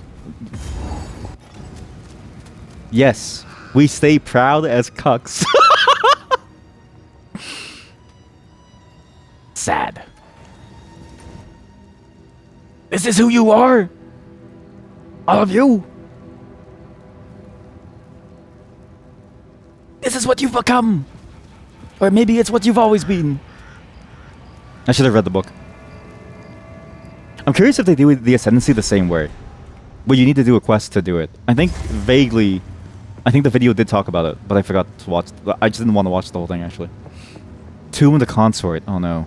I'm married. I shouldn't be here. I can create better. I can create better! Look! Mine throws bombs! Mine's an arsonist!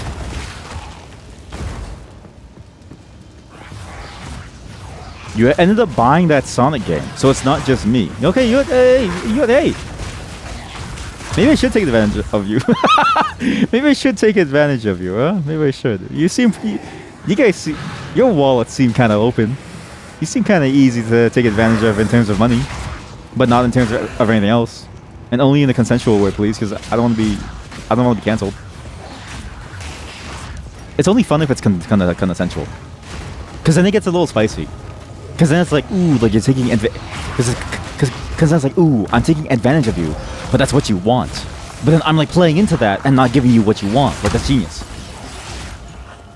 Hey, what you want, man? What? Do you summon? The Risen Rattler, the Bone Stalker. Why is everything a skeleton? Where are the monsters? Everything... I'm in the cemetery. Oh!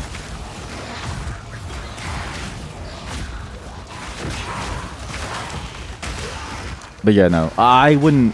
I don't know. I'm still very hesitant on the fence. I still think it's probably the only way that this channel can continue to exist, though. Right? Is that I need to make somehow some money from it. And I think I'm more okay saying that if my content is worth enough to get money from it, like if you feel like it's worth it, then sure, by all means, go ahead. I will not encourage it, though. It's sort of what I landed on with my wife is I don't want to encourage it. Because it's not like we're dying. You know what I mean? Like there's other things that you could spend your money on. You know? Like I'm just gonna be real with you. I'd rather you donated something before you spend it on me. Because I can just go cuck some business owner out of their money by working for them. Or maybe I'm the corporate cuck. I'm not really sure. Yeah, it's a bit of a bottle. It's when you work for somebody, you're a bit of a power bottom. Right? You're a boss. Think about this, okay? I want you all to think about this, okay? You can't make money without somebody else paying you to work. However, they pay you and you work and you give subpar results, less than what you would have done for yourself if you were actually happy. Therefore, you are a corporate cuck, but you also get cucked at the same. It's literally both at the same time. Oh, show me your power, dear sister. Yo. Destroy Asinia. Shouldn't have come here. Ow. And rot. Wilt and rot. How dare Infection. you disturb me? Me. Oh, escape soon. Wow, she's so loud. I put the volume of voices too loud. Oh no, I don't have an anti-bonus skill. Tormented. Wait, these are kind of cool boss fights. I actually really enjoy this boss fight. This is a great boss fight. Right of the fourth moon. It's a very active boss fight. This is a great showcase of the game's new mechanics. I'm gonna die. Oh no! Clear.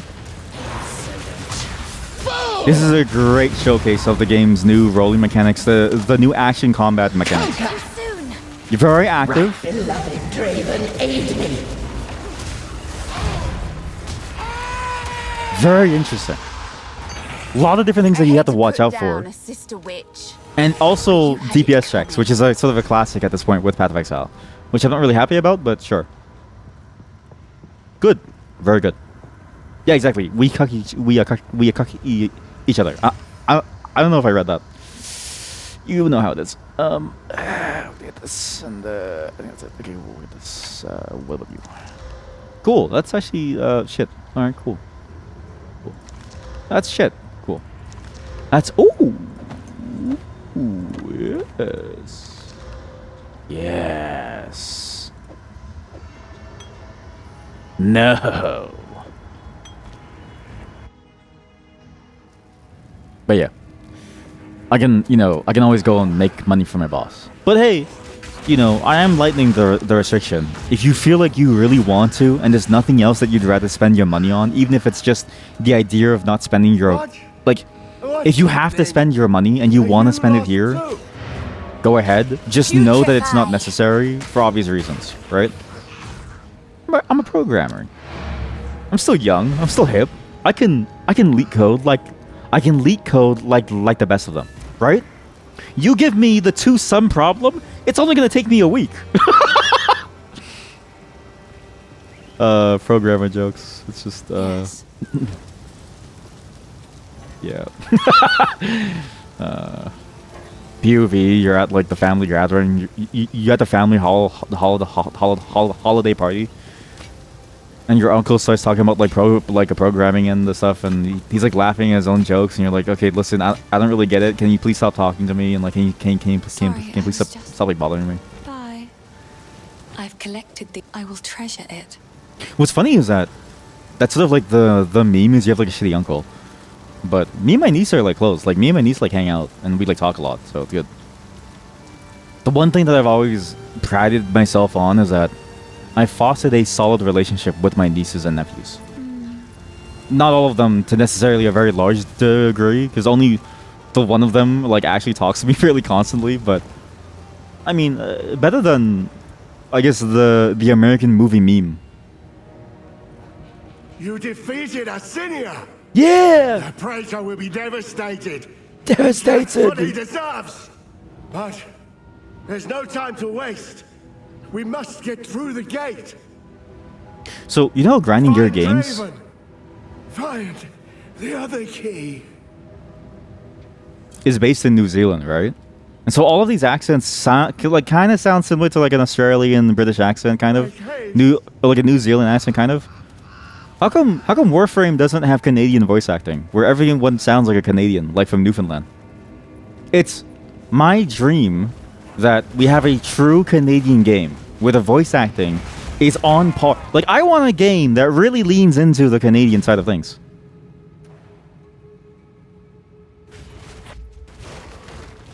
Which I've always thought about would be funny, but I'm kind of sad that more, I don't know, it just doesn't really seem like it's ever done. But it would be funny to think about that you hear a Canadian Warframe. Although, to be fair, I think they're in whatchamacallit. They're in Vancouver, so their accent's kind of metropolitan. It's like very Toronto-y, but it's not really. It just sounds like New. It just sounds like a shitty New York. You forgot that I specified user. What does that even mean? What does that even mean? What's specified user? Mind you, whatever settings I have, it's just all the default. The only things that I changed was I lowered the price of the bit rewards because I wanted it to be. I wanted the giant emote thing to be free because my god, it's so funny sometimes.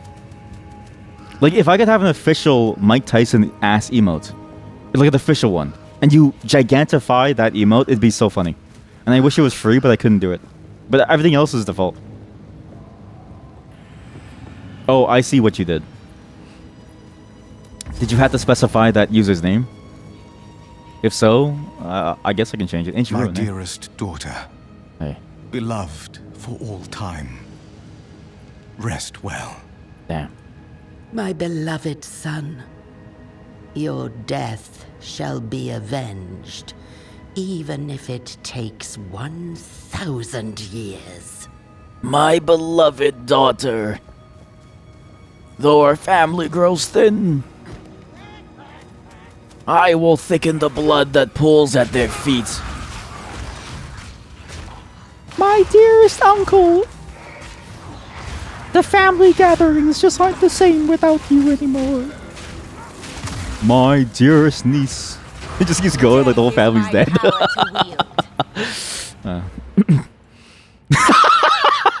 The whole family's just dead. It's like, okay, well, listen, this is getting kind of uncomfortable here. Like, it just keeps on going and going and going. How many people can there be? I'll change the settings after the cat. But just know, there's no need. Again, that it really isn't necessary.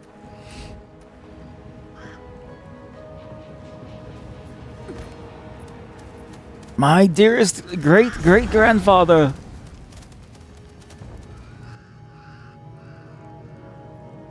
why did we buy all this land only to build graves? You know, I've never understood that. Draven. There's a forgotten riches. Hiding. I've never understood why people have like a family cemetery. Like, I get it. They're you know, they're dead, and you want to like be like, hey, you know, we were cool once, but all that land could be used for something, like a mall. Build a mall. Capitalism. You're already dead. Okay, chat. You can calm down now. You don't have to go, chat. Just have your money for yourself. You just please think about the ways that your money could be spent better. Again, I need to emphasize. You need to actually think about this.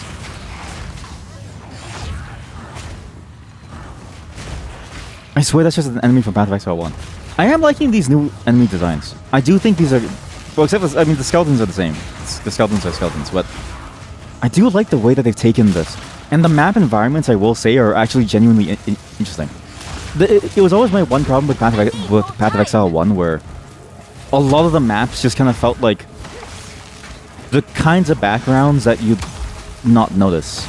Like, it was less a painting, less a beautiful painting like the one where it's the dude on the boat with like the person in the garb and they're going towards an island with a weird building or something, you know what I mean? And more, this is like the backdrop of like a mall banner, which to me always felt weird. This one actually feels more interesting in that sense. It's a very nice system. I'm enjoying this game a lot, actually. I mean, if you enjoy ARPGs, I think it's a great game, no matter what. But the improvements that they've made have really shown through, I think. You don't care about me. You just wanted that chatter back into our elite chat room. Yeah, you know what's funny? That one channel on Discord is so empty because I didn't realize once you lose a sub, you disappear. And I don't know how to stop that. But it's funny to think about. It's a one-time thing for you. What? What? It says forgotten riches.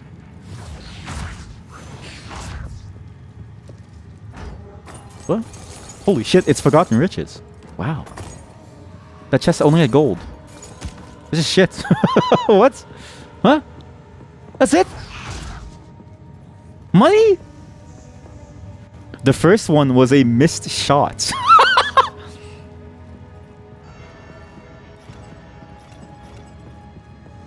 It happens to all of us. Sometimes I miss a lot. You know, sometimes I miss a little. Sometimes I'm lucky if, you know, anything even happens. You should have served me. Why? This is the witch. It's such a great character trait, genuinely, that the witch just says to skeletons, these things have no mind of their own, and she's like, you should have served me. Whoever wrote this detail into the character, genius. Genuinely. I think that's a great way of doing it. My wife is texting me. I'm gonna see what she says, because I love her. Am I dying? Not anymore. I should have died. Another game that came out recently that we're going to play for sure is Infinite Nikki. That game is my wife's favorite game because she played the shit out of the mobile version of the game. And I love dress-up games. So we're going to play that game religiously as well. Both of those games are going to be redefining for our identity. And this may be an awakening for some of you. Right? You're going to be the most pastel goth punk person ever if you play Infinity Nikki, as well as Path of Exile 2. Like, you know those lookbooks or those like look cards that people used to make on like Tumblr, right? The pastel goth has, you know, like the gothic Lolita style from Japan, and then they only play Path of Exile 2 and Infinite Nikki. And maybe Nikkei. Maybe. Which Girls Frontline 2 is now out, so go and play that too.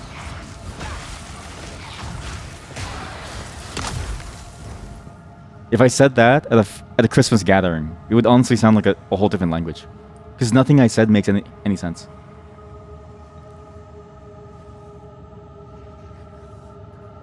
Infinite Nikkei.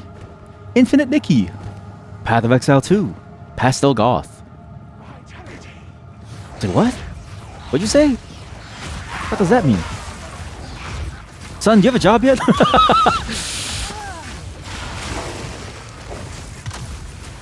Hey Dad, you wouldn't get it. I'm level 13 in Path of Exile. I've got 7 dresses. I'm so pastel goth punk, bro. Skibbity. Huh? What the hell did you just say, son? Oh God! Your mother and I are 70. We can't keep bankrolling you. Witch, you are not long for this world. The Eternal Praetor. Wow, kind of cool. Your meaningless life ends now. Okay, listen, buddy. I hear that enough at the Christmas party. Spirits are mine. His voice is so loud. Oops. I messed up. I messed up with the voices being too loud. I am here, my beloved. What? That's not fair. This is 1v1. It's 1v1. This is a 1v1 game. Cut down. The spirits yearn. PUV, you complain and you say it's a 1v1 game and you summon all of your skeletons. Oh, that's a really crazy skill. My beloved Asinia. It's like a Dota 2 Ultimate. I'm here, my beloved. I am your master. You can't do anything by yourself, my beloved. You're fucking useless. The Eternals will never surrender. My beloved Asinia. Your request. Give it a rest. Wow. Empire is no more. That was a great accidental rhyme because I killed them. Give it a rest at your request. Oh, that's Asinia. Oh.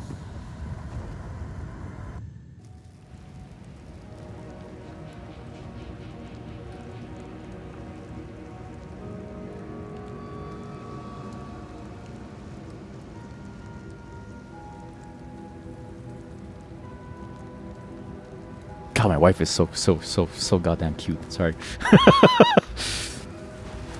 Hey, old man, your daughter's dead. You have the keys. Oh man, that is amazing voice acting. It's like, that's actually amazing voice acting. That reminded me of like the one time that you worked with like older people and they don't want to wait for you. So it's like, hey, you got the shit? Let's go. We gotta get this shit going. Come on. Do my eyes again deceive me?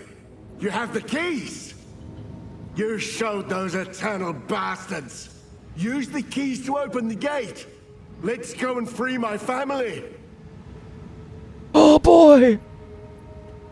The Sonic game was actually pretty good, by the way, but you feel like you're not in the mood to grind the levels, right? Wait, what do you mean grinding? Do Sonic games have a grinding mechanic? Because this is the one thing that I kind of thought about, okay? The old school Sonic games use rings just to give you an extra life, right? But, you know, like Sonic Frontiers and stuff, what do you do with the rings? Hello. You stick them on your cock? I like to hold on to bits and pieces. Any that catch your eye? I'm sorry. That was uncouth. That wasn't befitting of a streamer like I. Oh, you mean as in learning the speedrun? Oh, I was like, oh wow, you get to grind levels? Man, Sega's are really cucking you, right? Jeez, that sucks. Ooh. I'm actually glad that I turned off chat. Actually, you guys want to check out chat for like a single second in this game? You guys want to try it? What do you think the chat in this game is like?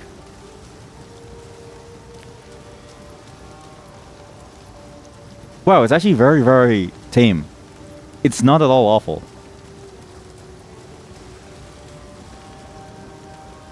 My boy playing an ARPG complaining about repetitive gameplay sub level 10.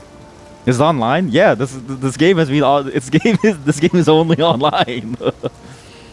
I just didn't bother playing it online. Because you know, chat is chat. Hello. Hello.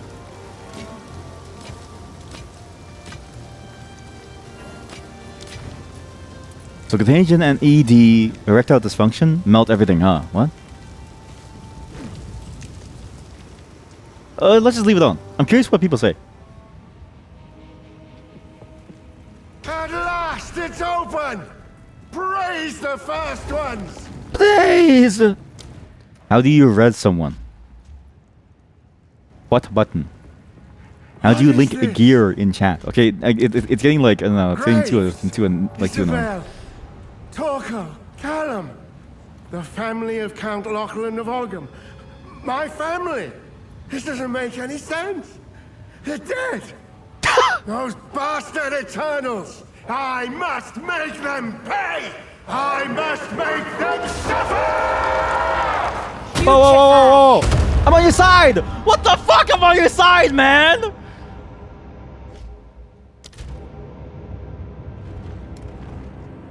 Dude! Not my fault they're dead. Jesus, it's not my fault that your whole family's dead. It wasn't my problem. Well, now it's my problem. You're dead, buddy. Time to join your family, motherfucker. Let's go. Did he speak Welsh right now? Chat, this is a New Zealand game.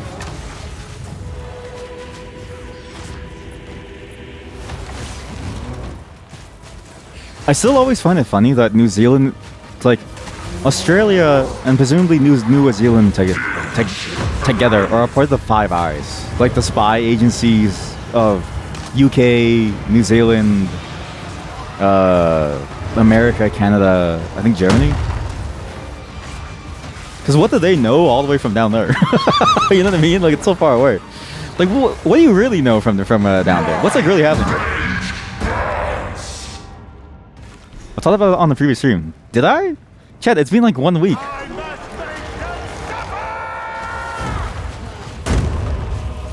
Also, this guy's a monster. You cannot get hit once. You're an actual monster. Jesus. The timing is... This is actually very... This is another great example of the boss fight mechanics. Because it's a lot like a Souls-like. If you don't time it correctly, you just get shit on. But I don't know if there's an iframe still. Like, I can't tell if it's an iframe or if you just need to dodge out of the position. It's a bit hard to tell what exactly is the point of the dodge roll. Or sorry, not the point of it, but like, the benefit of it. Other than not dying. Death and decay. So it might always be better to dodge early. Always. Never mind. Ow. Ow, Jesus, what the fuck? He's like Pugna.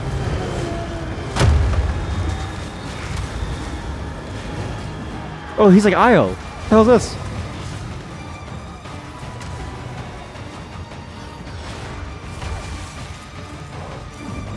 Okay. I think I get it. I think it's just a way for you to gain distance. It's not really a way for you to iframe things. You still take damage from it. It's still important to do, because like, look, see that? It still took out my energy shield. It's more about quick repositioning to dodge the final attack. But some attacks like that do have some level of tracking, aka if you dodge a bit early, it still follows where you kind of are going. So you do need to dodge at the right time and in the right direction. It's actually a very complicated dodge. It's I think they took all the right notes from other games that have a similar system. I'm not gonna say the genre name because I think it's overused, but there's something to be said about the Souls-like formula, and I think they copied it well, without making it like a Souls-like where it's a guaranteed invincibility. In fact, it makes it even more interesting because you're not invincible. You need to actually be good at the dodge to make the most use of it.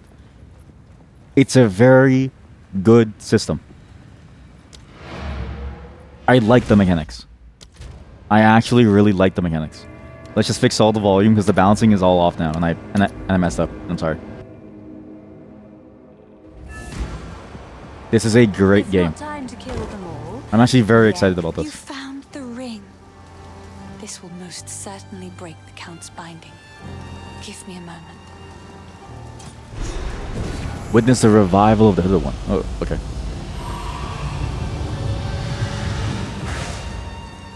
He's still dead. Oh, he's up!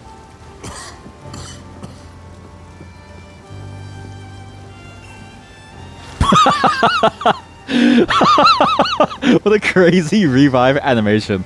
Comes up immediately as soon as they stand, goes into the, you know, the evil palm hand, the whole thing, and immediately goes straight to work. This guy is made to give a quest. How long has it been? I was hunted. The Count, he stole something that is beyond dangerous. It will cause sickness, then madness. Also, I think I'm sick, which you might be able to like tell. My voice is all over the place. Or I'm not used to it to talk at the moment. We must put the seed. What?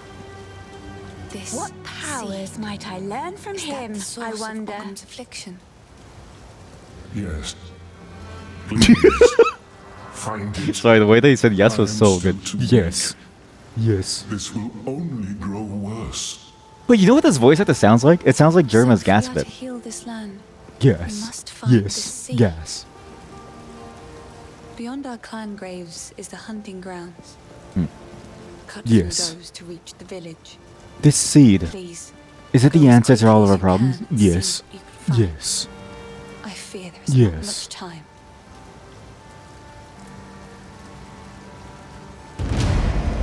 Identify items.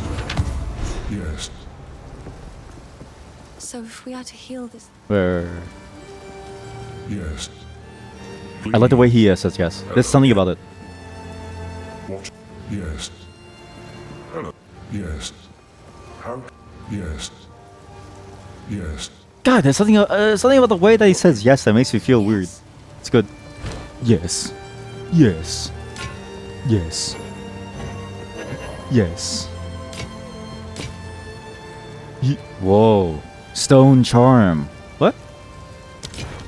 What is a charm? Use automatically when condition is met. Can only hold charges while in belt. Refill at wells or by killing monsters. Interesting. I guess this is their solution to the flask piano problem. So the flask piano problem was you used to have 5 slots for your potions, okay? Mix and match potions. Some potions gave bonuses when you use them, like say a Quicksilver to increase your movement speed. And this could extend to even like damage that you deal and stuff. Problem is, they refill on killing. So when you're doing maps, a lot of your time, your hands are kind of going crazy on your keyboard. It's like you're playing a piano. Here, they solved the problem by making it passive. I can't use it. What? I don't have a belt? Yes. Yeah, it's kind of satisfying, right? It's a very good way of saying it. Makes fun of my Yes. gift. Oh, I like this one. I sold you a wand that does nothing. Yes. Yes. Yes. I really like this. This is good. Okay, we have a level 3 skill gem. We can do anything. We can increase sniper or go for a different spell entirely.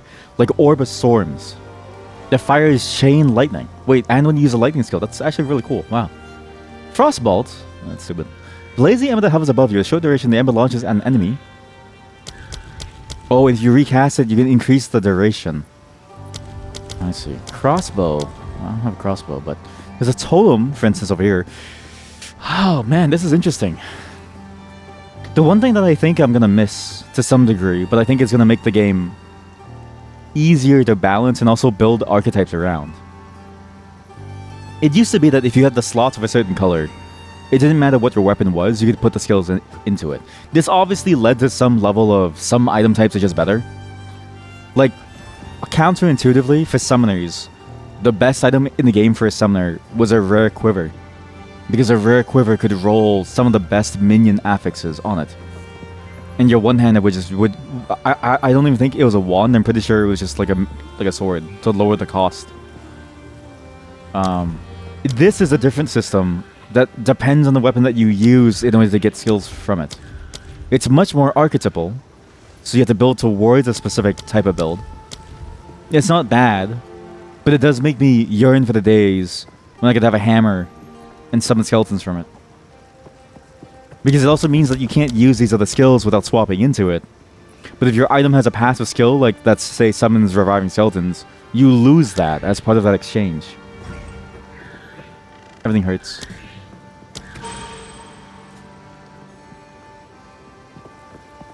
My heart is heavy. My wand is weak.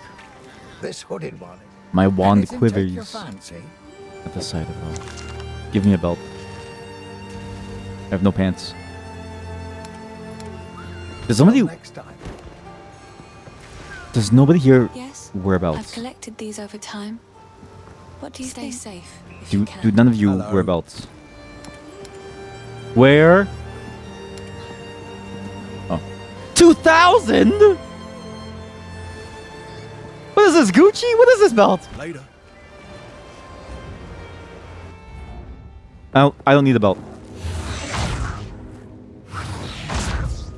I don't need it.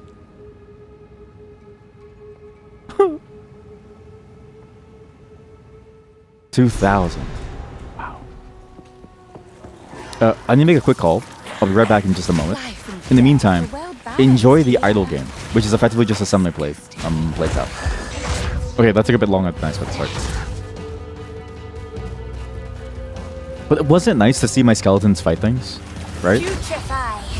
Oh, shoot, sorry. I had to take one more call. The best part is, you don't even have to care.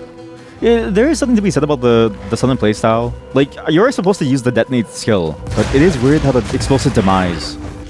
It's so loud. Sorry, it's so loud. Doesn't work as well as you think it would. Because the explosive demise requires your minions to be at a certain health, right? But because of that, and you can't really see the health of your minions, it kind of feels like you're meant to spam it and just hope that you get to cast it.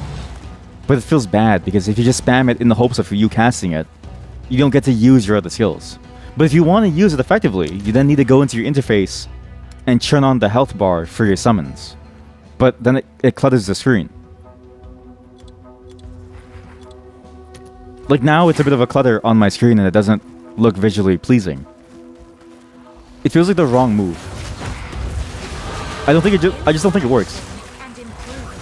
Because look, when is 73? Like, when is the threshold, right? It's not clear, so do I spam it now? I kind of... Oh, I see it. It's when their skulls turn red. We just freeze frame that guy getting blasted, Jesus. Okay, I get it. It's when the skull turns red. Okay, so there is an alternate word. I was kind of worried. Kind of hard to see, TBH, considering all the ways your minions can move.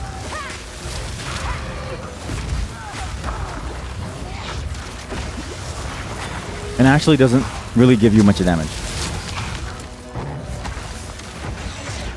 It actually sucks. I don't know why you would use it.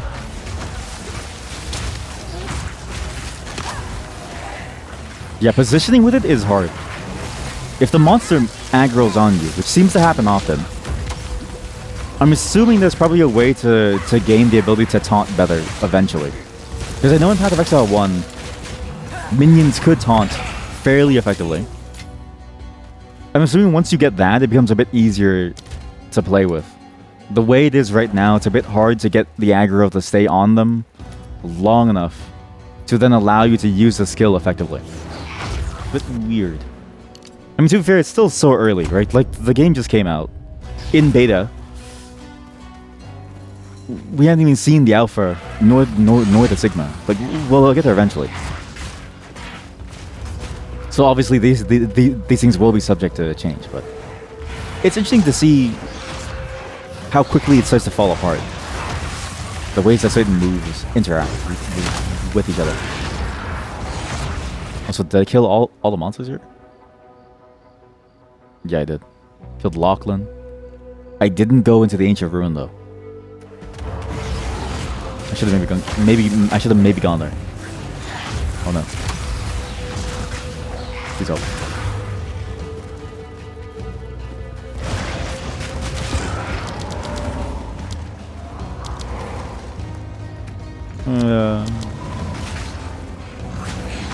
The forbidden books don't mention anything like this, Porter. I should ask a local. I'm very undecided on the spirit mechanic.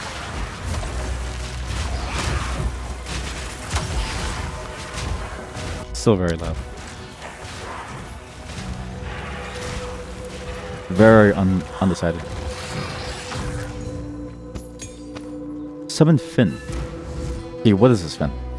Now see, I used to frequent the Clanless Enclave that makes its home high in the trees near here. The locals call it Freythorn. A little while back, a group of strangers arrived out of the deep woods. They made altars like this and started whispering to the others about their religion. That was when I decided to move on. Yeah, this guy sounds like he's from New Things Zealand. have gotten worse. A lot worse. Something's wrong, hero. Something's definitely off. You don't say. I was imagining the whispers in the shadows at night up there. Thought I was just spooked by the cultists that had moved in. But maybe not. Hero. All these bodies here. I think something's going on. Though it is full of scoundrels, I was mildly Whoa, fond wait, of this thing gives you maximum spirit. Care to pay them a visit and see how they're doing. That's interesting. What? So, I was right to be worried. They're still making these damned altars, and this one's bigger. Something's wrong, hero, please. That's interesting that there's an item that gives you spirits. I wonder how many stats they're going to play with. It's odd. I can level. Oh, I can level my bombers to. Oh yeah. And if I get that, if I get the upgrade, we have 3 bombers. Yeah. I will put you down. I will put you down.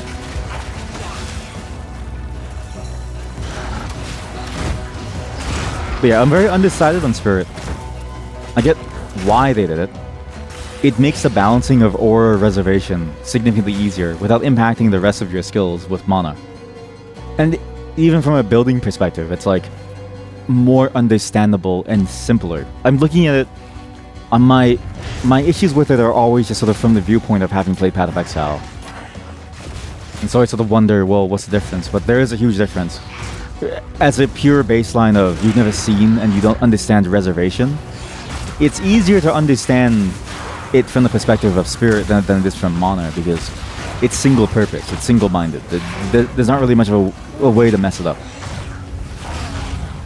It gets a bit complicated in that you need certain items, but even that is in itself almost like a...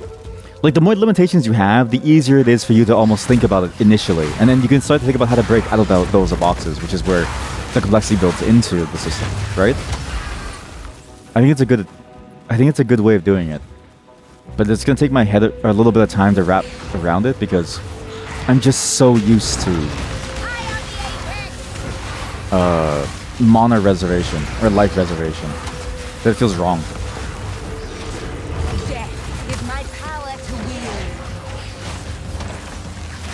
Yeah, Roar! Holy shit, it's Roars! Wow, they look really good now. But yeah, honestly, really good game. It's surprisingly good. It's just good. I'm surprised they nailed so much of it. And so well, too. Wow. This is what happens when somebody who says they can make a game makes a game. Unlike Snowjob. Unlike Snowjob. Chad, I'm telling you, okay? I was trying my hardest, alright? I learned so much about Sandbox and understanding all things. They even added support for dedicated servers as a developer. I can now make and host my own dedicated server. It's why the Factorio server died. It died for the sake of Snowjob. But now Snowjob isn't even being done, so. My skeleton died because the door closed. Call you like. Soon you'll be dead. My skeleton died because the door closed on him and he didn't walk inside. That's so sad. That was a lot of damage, bro. Good. Where are you? Don't run. We're just playing. I'm just playing with you. Don't run. I'm going to end you. Yes. Show me what you've got. Show me what you've got. Boom. Boom. Ow.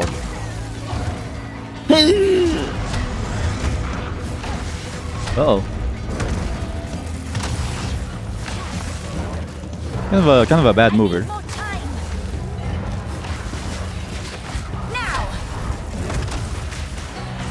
But I understand the dodge timing now. The dodge timing is understandable.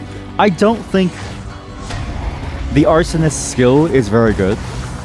When your minions are low enough to use it, they just die anyways. Doesn't really seem worth it. And you lose the ability to have tanks too. Oh my god, he's gone crazy. I'm sorry.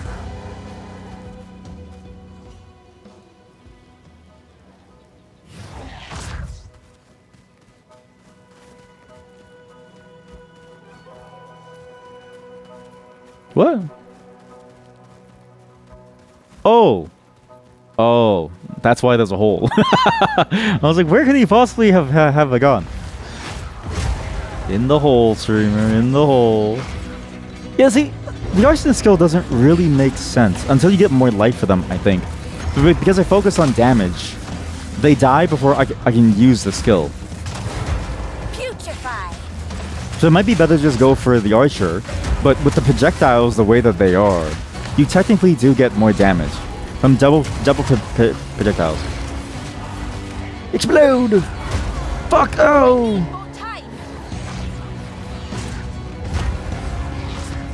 Boom! Oh, good, finally. Book a specialization. What?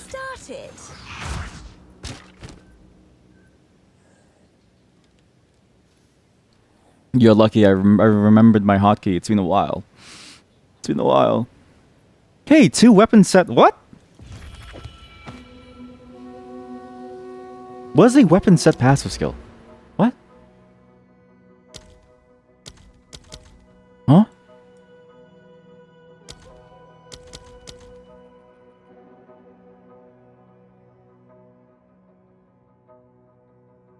Huh? Oh. Maybe that's why the skill system is the way that it is. I get it. Weapon sets are the ones that you can swap between. So you can do like, oh, this weapon set versus that weapon set. So I could have a spellcaster weapon set, or I could even go for like a melee weapon on my secondary.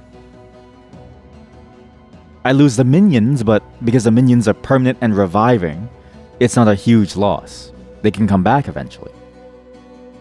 And that's what the weapon set skill points are for, because then you can have some skill points that are only available in one weapon set versus the other.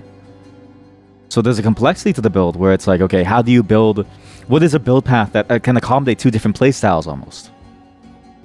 So let's say you get into a fight and you want to deal some more immediate burst damage to get through like a certain phase or something. And you know that there's a mechanic where doing that burst damage matters. Well, you can switch to a burst damage weapon set that coincides with all the intelligence that you needed for the minion damage anyways. So you could do even like a fire lightning build, a minion lightning build, benefit from both at the same time. Or even a fire minion build, right? And then when you need the strength of one over the other, you switch over. Maybe you have some skill gems that are kind of the same, but not all of them, because some skill gems only exist on occult items versus other items. Interesting. It does present an interesting problem where it's... Or not a problem... Well, it's not a problem as in it's bad, but it's a problem in terms of like... It's interesting to think about. How are you going to build a system? How are you going to build something that best utilizes... How do I say this? That... I don't really need mana. I need HP. How are you going... So, weapon set 1.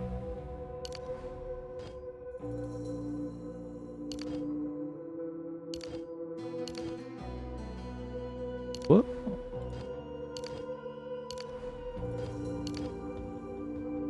What?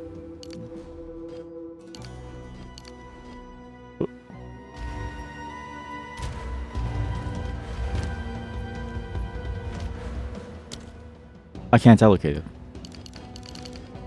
So this is the baseline, but I can't go here. Why? What? Well, I don't think it works. I don't think the feature works. What? Alright. Well, that was cool. Son of a gun. But I can see how interesting that could be. I can see the complexities around that choice. I think that's a very interesting and good complexity to have. Because it sort of changes the way that you look at builds, right? You always multi-spec that. But it's weird because presumably if the points are there, it's different from my base points. I should be able to specialize even further into something. Or do I need to equip 2 weapons to then start doing it? Let's see if that's the case. I want a belt. Can you send me a belt? $2K? $2,000. Really? Yeah. It's crazy. Wow. Nice. Great. Not sure what I'm going to do with it. But cheers. Cheers. Hand me a belt. Wow, that's a good belt. Maximum life cold resistance. I can use my thing now. So when I get stunned, it increases the duration. What? Oh, when I get stunned, it stops the stun. I was like, it increases the duration of me getting stunned. I don't know if I want that.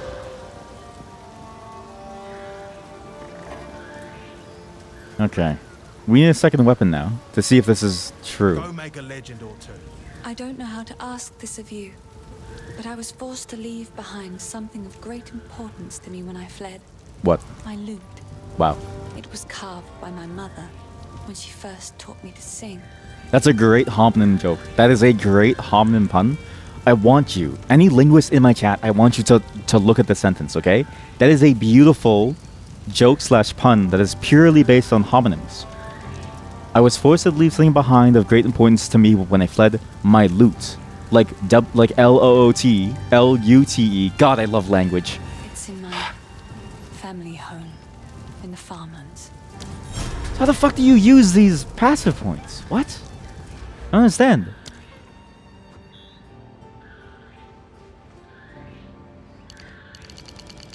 This doesn't work.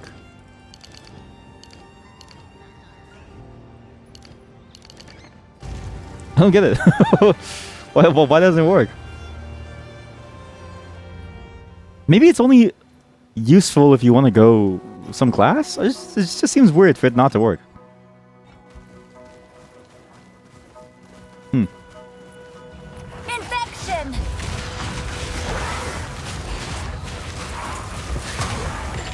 But if it did work the way that I thought it would, which is that you have multiple at the same time, you can build from it, I think that is interesting. Like, it opens up whole new different build possibilities. It seems like the way that they changed the complexity of the game, it's more about the framework getting more complexity. So, sort of your baseline complexity in terms of how you can build your character, but not necessarily in the gems themselves.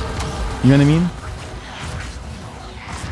Like, it's more about your passive tree than it is about the various permutations of your skills.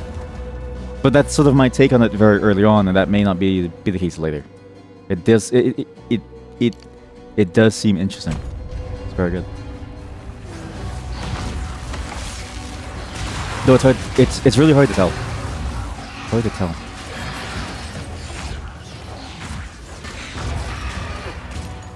Buried cache.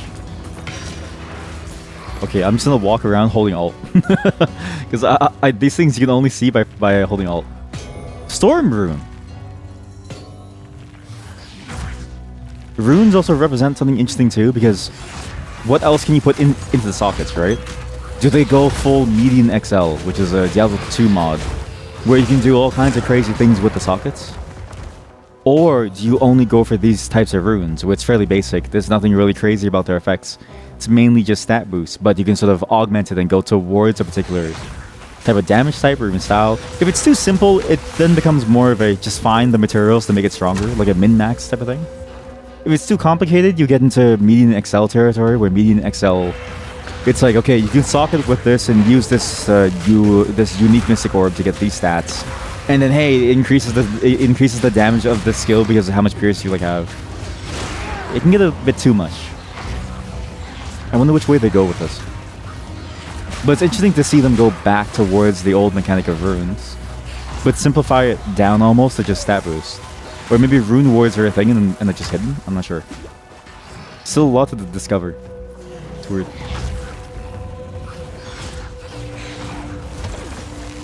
But again, it's the fun of these games, right? I think if you don't play these games for building, I think you're doing it wrong. You should want to build in these games. It's like playing Minecraft and not making a dirt house. Like, sorry, buddy, you're playing the wrong game. You want to be able to just build things, try things out, see how they go. Sure hope someone writes a guide soon. Wait, there we go. I wish there was a toggle highlight, actually. Sadly, no.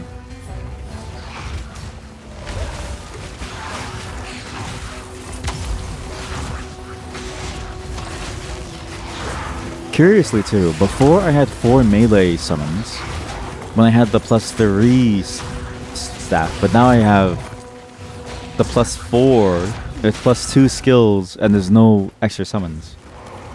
I wonder how you get the passive summons to increase in amount. Because that's the one granted by my item. It's an item granted skill. How do I increase the number of warriors to get me more tankiness? And more control over fights. My brain is already swimming with so many ideas and I hate it. Not that's bad, I just recognize that this is not going to be healthy for me. But you know what? The game is perfectly healthy. I have no self-control. I can't even spend my points.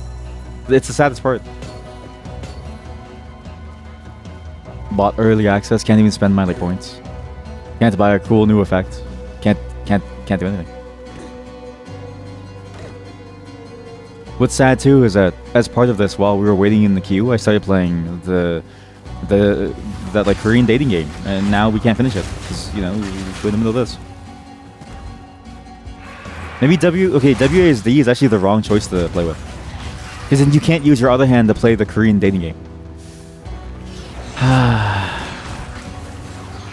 Hard times, man.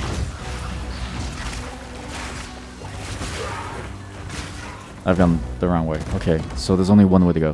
What? Maybe not. Yeah. So... Oh. Search for Freythorn above the hunting grounds. Am I crazy? Have I not found it? Oh. Infection.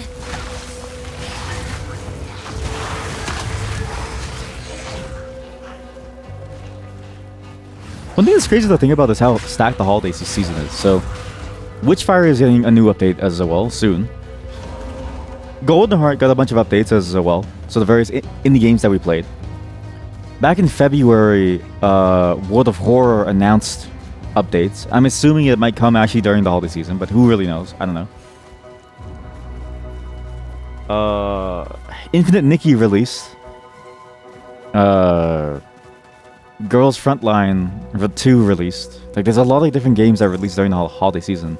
It gets so stacked that it kind of feels impossible to play any of them because there's too many of them. But I wonder if that's a self-inflicted problem of I enjoy it all, and so therefore I want to play it all. But if I didn't enjoy all of them, would it be easier for me to choose? If I had less love for life, could it be better for me in the end? I don't know. How is that not the Freythorn? Where's the Freythorn? What? Oh, wait, yeah, it's someone here. What? Above the hunting grounds. Oh, it's probably there. Oh. Or maybe it's that spot that was locked off. Oh. Wait, you go up there. Right? Let's try that down here first. Huh?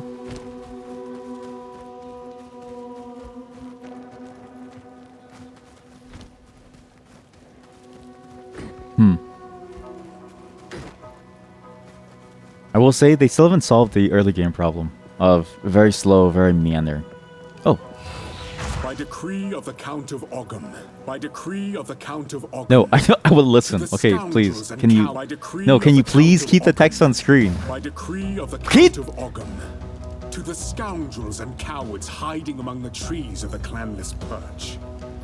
As the loyal men of Ogham lay down their lives to protect those who support them, you hide.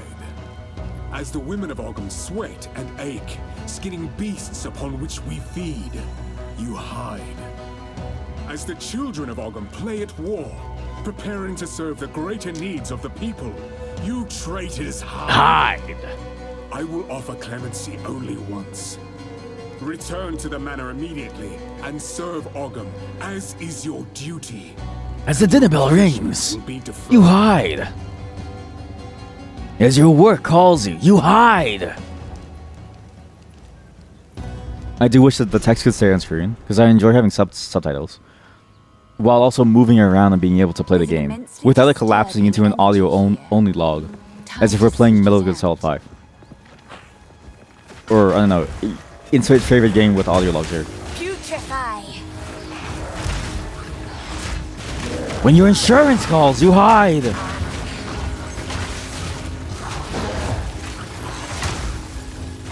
When the police call, you hide.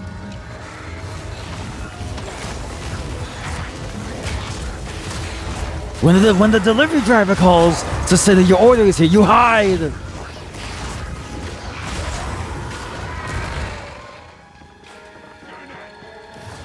When the person you asked out calls the number that you gave them, you hide. When your doctor calls about your test results, you hide. You traitors hide. Fuck, I'm dead.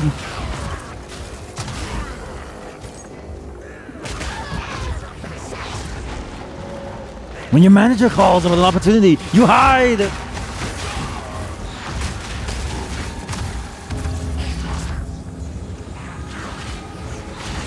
His name was Rip Rattle.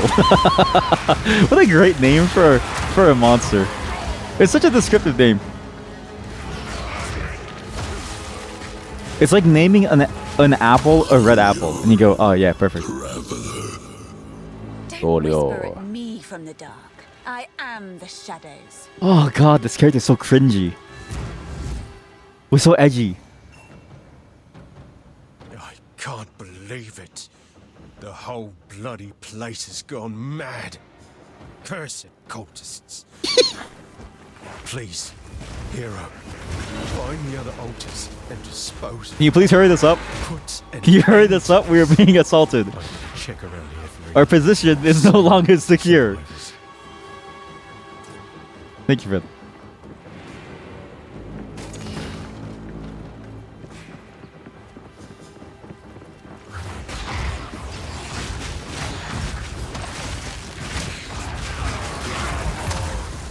Speaking of calling and hiding, there's one thing that I did notice. I'm actually very annoyed about this. The phone has become almost like a hostage device. Not because it demands your attention, but because there's so many goddamn spam callies now that I genuinely, I feel utterly lost in how I'm going to deal with them. There's just so many spam callies now that they just keep bothering you, and I don't know why. Why do we allow this? What the fuck happened to all my support gems for this?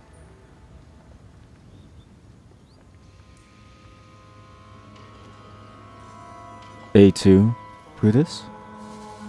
A2?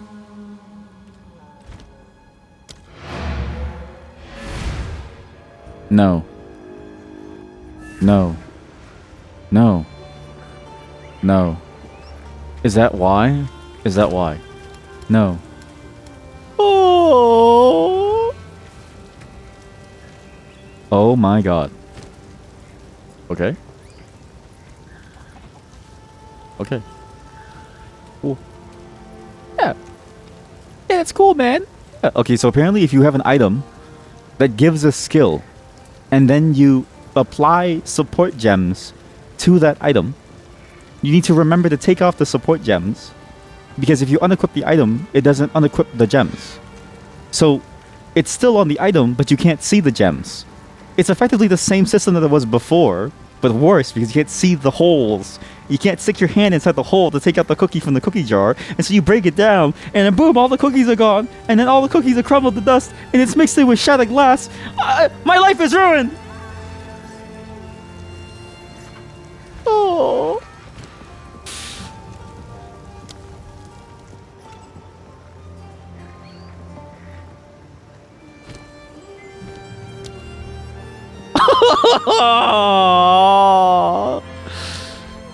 Fuck. Son of a bitch. They were so tanky before. That's why they were so shit now. I was like, dude, these guys can't tank for shit. It was a level 3 support gem. None of it's Fuck. Trust me. Oh.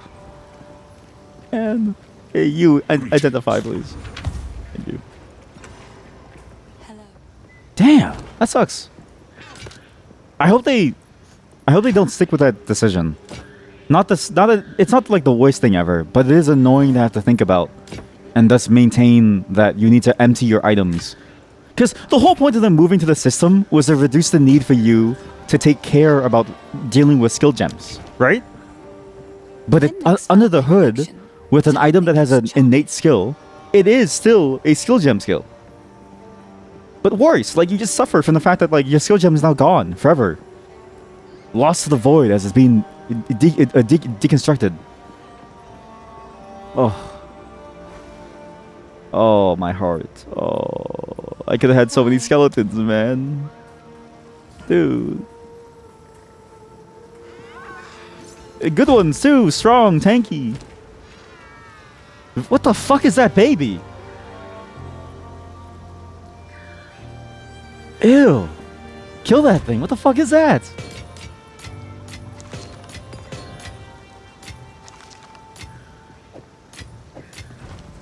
Tired of the slaughter? Who knows what Okay. Not bad. There's some problems. Later. Some minor problems. Very minor. So minor so as to be basically not important. Unimportant. But enough to be annoying. It's just enough to be just a bit of a piss off, right? Just a bit of a piss off. It's sort of the worst area or problem to deal with, because problems that actively prevent you from playing something or continuing something, are easy to deal with emotionally and mentally as somebody who encounters them, right? Because the most that happens is you simply walk away. But here, it doesn't stop you from playing, no. It makes your experience worse. Because now I've lost all my level 3 support gems. What the fuck?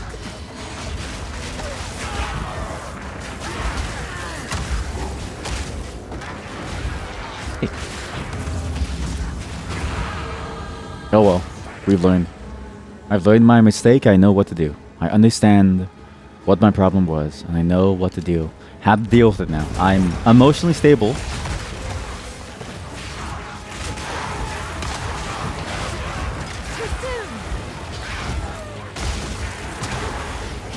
I can handle the heartbreak. As painful as it was to lose my level 3 support gem of Last Gasp on my melee minions that allowed me to tank things. Or my level 1, or whatever this support gem was.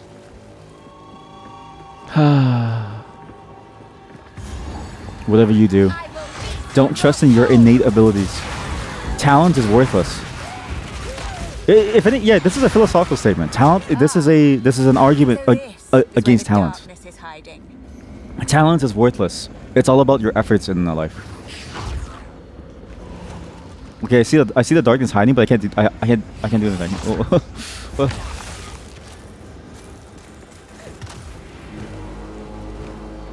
And my character does look funny. She doesn't even look like a witch. You know what she looks like? Holy shit, she looks like Eowyn from Lord. Is that a name from Lord of the Rings? When they're on the battlefield, and it's like her and Pippin. My witch looks exactly like her. Wow, this is a great cosplay. Huh.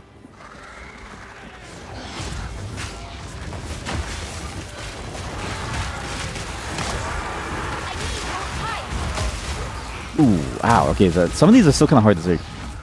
I can't tell if it was a skill, like the arrow rain, or if it was some other movement. But that did hurt. I'm also... These perspectives are interesting. I do enjoy them a lot. And I like how they made the map work with the different heights. It actually does look very cool. But my brain just isn't really made to look at this. I don't think. I need more time.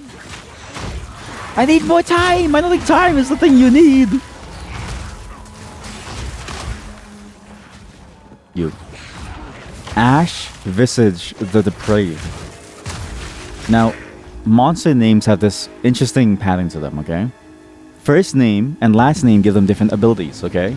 Presumably, it's respective, right? AKA, first name equals first passive, second name equals, second passive, okay?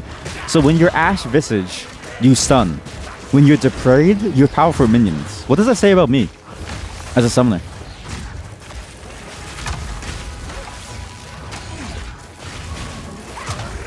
Please blow. Thank you. This is a very bad spot to be in. Ah! My turn to be depraved. Yes!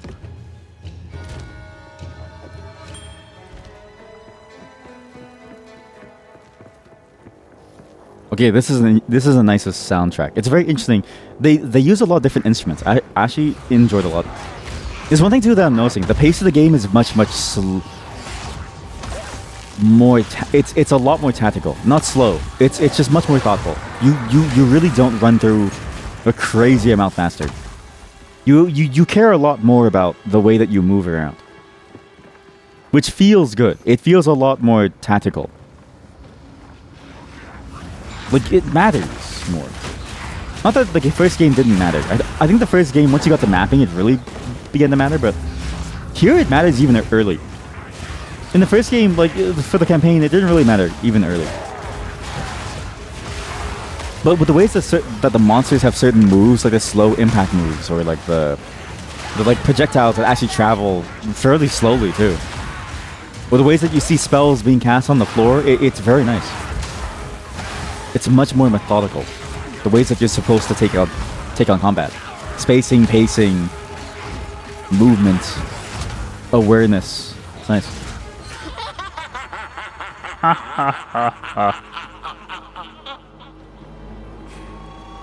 I'm liking this. This is good.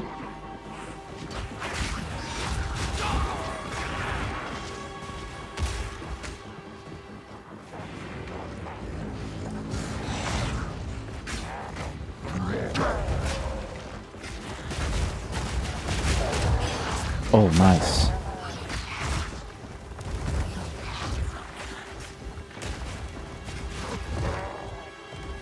What other things happened throughout the entire week, actually? Because I know the major notes, you know, like the very, very, like, what the fuck is going on. And again, it is funny to think about. I want you all to think about this, okay? Twice now. It's starting to become a trend, and I'm kind of worried because it implicates me. Twice now, I've been busy when a world-changing event happens. So I'm Asian, okay?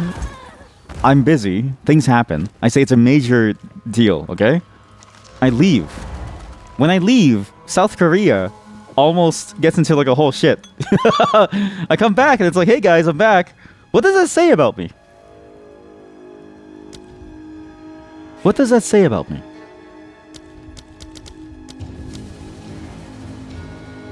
Enfeeble. Because all targets out in an area after a short delay make them deal less damage. For 6 seconds. If I can get the thing that makes it perma, I would use that. But let's just upgrade our archers for now. Only 2 archers. Okay. I need to finish this quest in order to get the plus 30 spirit to get a lot more arsonists and archers. But yeah, I've so far twice now. I've been away very suspiciously during world-altering events. The CEO, South Korea. I just want you to know, I was at home the entire time. I approve. But I can't show you because I don't want to, because you know it's whole VTubing thing, which isn't. I'm not really VTubing because my computer would blow up, and also because the model is kind of busted up. Oh man. I never thought this would be the way that I go down, right? People think you get cancelled for saying words? No. Wrong place, wrong time, man. Wrong place, wrong time.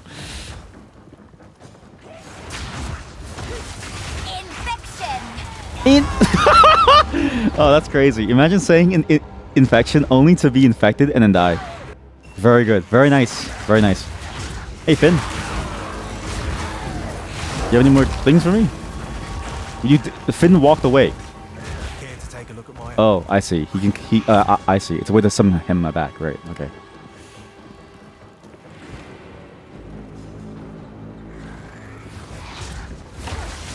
Skeleton Spriggan.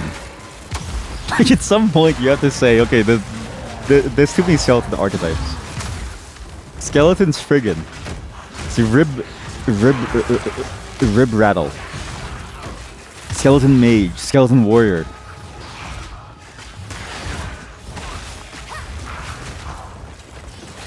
Wait, is that why skeletons are so often used? Because they're so easy to make? Because the skeleton monster is just skeleton X? Like skeleton plus skeleton? Or like skeleton plus like thing? Like here, instead of cultist warrior that has flesh and bones that you have to animate and like move well, you can reuse the same bone components, like the pieces of the model across all of your skeleton monsters. But now one's a warrior versus a mage. Is that why skeletons are so common? Is that the dirty game dev industry secret? I'm onto them. I'm onto you. Last gasp, sure. Okay, well, that's crazy that I used last gasp and then I died. What?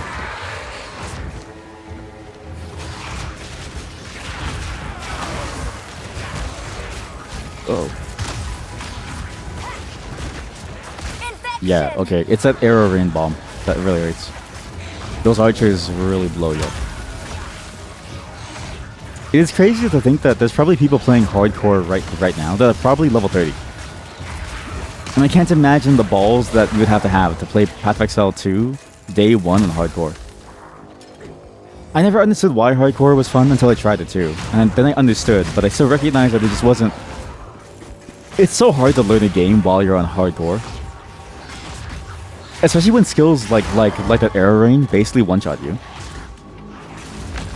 It feels like it slows the pace of the game down artificially in that you have to build more safety. Well, you don't have to, but if you don't, you get one shot, and then you learn by dying, which doesn't really feel fun. It's too hard for me. Am I finally done all these? Wait, I think that last one that I did was the last altar. So now we go, oh, now we go and kill the thing. I see, okay, good. My 30 spirit. Had I not found that final altar first, I wouldn't have been lost for so long.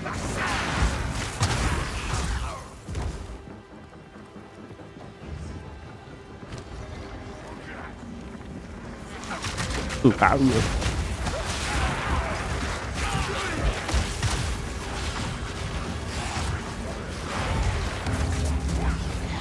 whoa.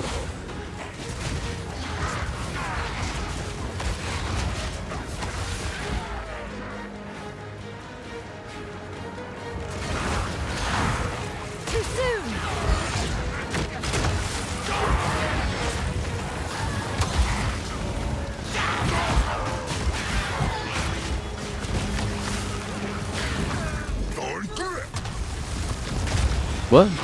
Gongia? Oh, Thorn Grip. I was like, what did he say? Gongia.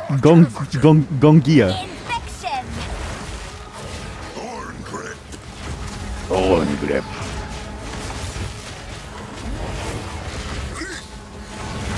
Wreath? What? There's something funny about the fact that mages in every popular media that has a mage will always say the name of their spell.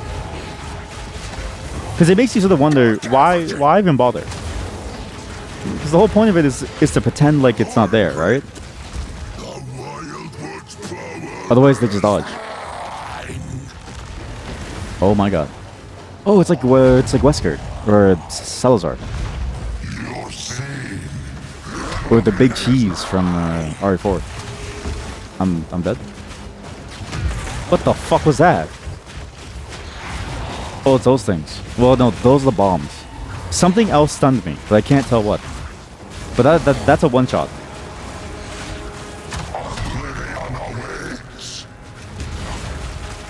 Okay. Oh, that's it. That's it. Ow. That's it. How do you dodge that?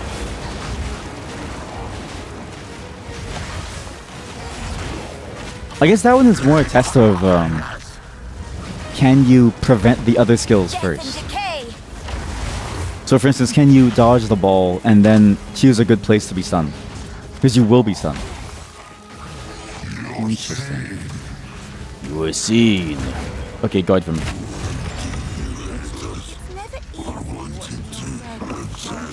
Ooh. I do know how it feels. Why do you hate us for wanting to exist? There's a bit of a moral quandary of, is it the skeleton's fault for wanting to exist? Probably. What is this? Why is it on my thing? What? Oh, 4? Wait, what? Tributes? I don't know if this is fine to show on screen. I'm just kidding. If you know, then you know.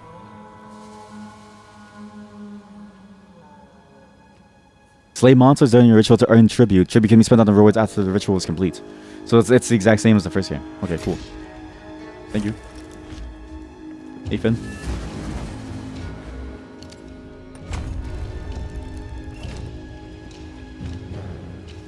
Huh. What? Create a persistent buff skill gem. What? Witch sorceress. Oh. Warrior. Oh. What? Because I have a shield.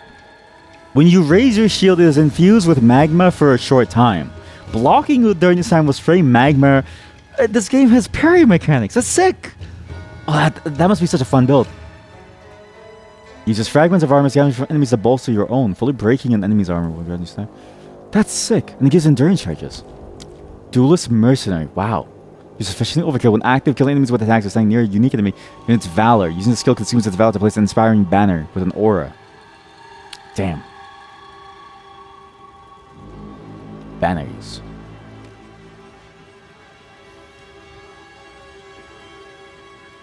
The banner lasts for a short period of time. Okay, you can't place a banner if you only have one placed. Wind Dancer grants more evasion per buff. Okay, Huntress. Monk. Okay, so I'm mainly these two, but if you have the stats, you can get anything. So the weapon ones are locked to weapons. These ones are just, though that seems like they're locked to skill, they're not actually locked to skill. These ones you can just get at any point in time. So you might want, say, Dread Banner, which is pretty good. Or even Overwhelming Presence. This would be interesting, actually.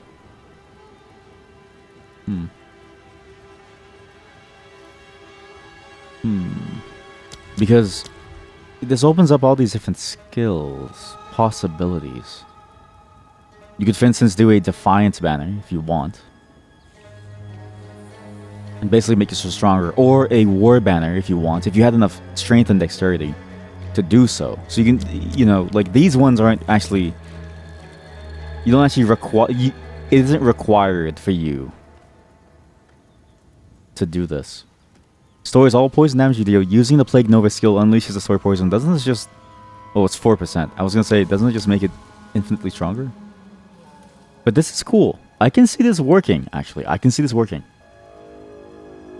I can see this being a very interesting way of handling things. You just need to really think about your builds now. And honestly, I can see the uncut skill gem thing being annoying to deal with. But maybe there's a way to get skill gems easier. Holy shit, Blink is 133 intelligence, but it's also really amazing. Wow. Level 14 skill gems is level 58. Wow, okay.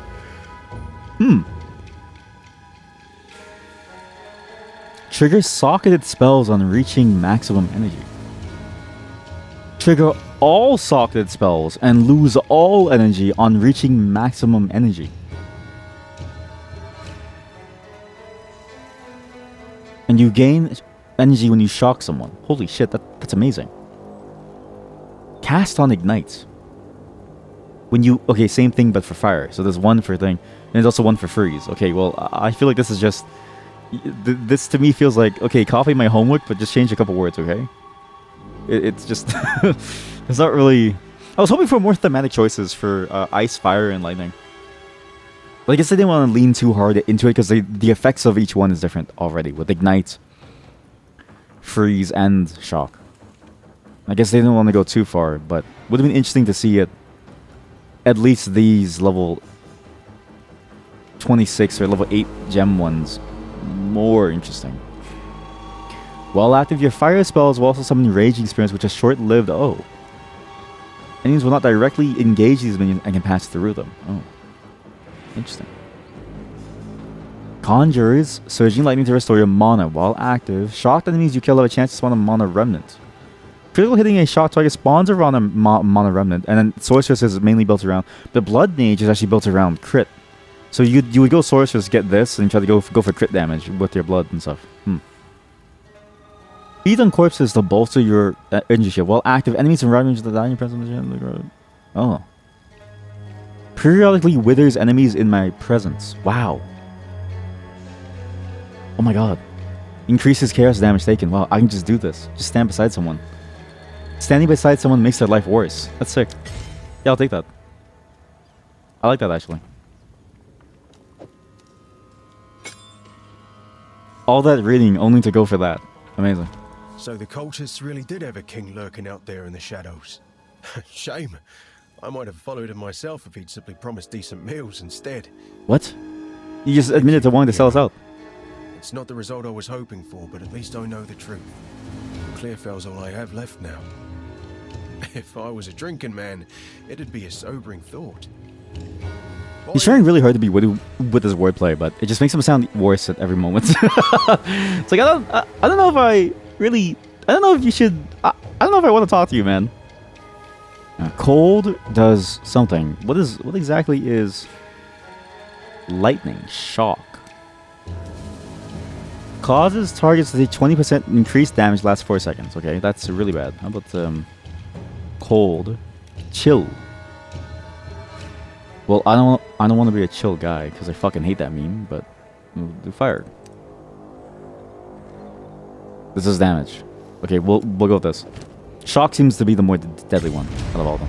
Bye then. Bye. Uh-huh. Yeah, I'm just a chill guy.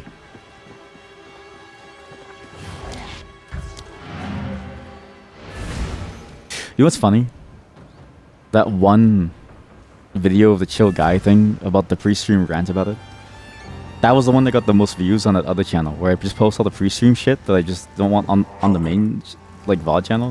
The VOD channel is only for games. I don't know how the fuck those people found it, but everyone's all like, somebody even said, someone typed Gen Z as if they'd never heard a Canadian talk. Sorry.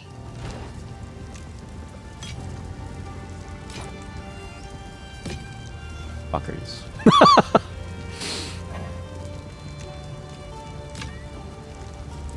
God, I really want this. This is nice. Cannot Be Stunned is really good, actually. I'll save for now until I get a better belt with two slots. Sure. No, just put it in. Stick it in.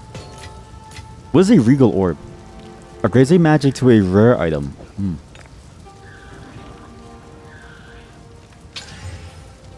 Oh. That was a waste. I should have waited to buy a new staff. I'm so fucking stupid.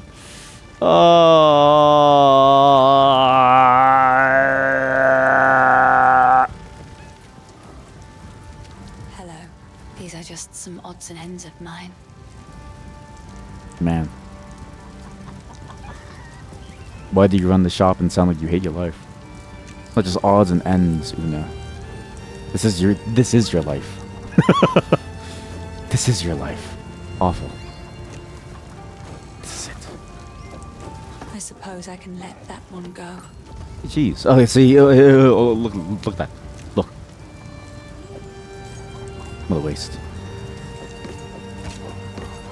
It seems shadows haunt us both. Jesus, she's so depressed. I don't want to be around her. Like, it's not her fault or anything. You know, I get it. You know, try your best. God. Oh. Ah! Amazing. Bonus damage plus 1 to all. Amazing. Oh. Oh. Oh. Oh, yeah. Yeah, that one's sad. Oh, it tells you the rewards that you get if you kill them too. Interesting, okay. The crow bell. I still can't use a weapon set thing. I don't know why. Weapon set skill points. I think you need 2 weapons to make use of it. But if you only want to play one build, it seems like a weird restriction to have that. So maybe I'm just blaming it on nothing. It doesn't seem real.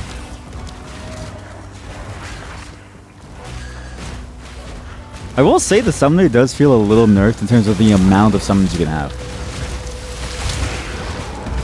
In the first game, you could have like a ludicrous amount. Just by having the gems and going overtime, right? Leveling up, doing your thing. Now, you feel very, very hamstringed by the way that Spirit interacts and the reservation system interacts with summons. I almost wish there was an option for more quantity, even if the quality sucks for them. It wouldn't be great for the game, but it'd be fun for me.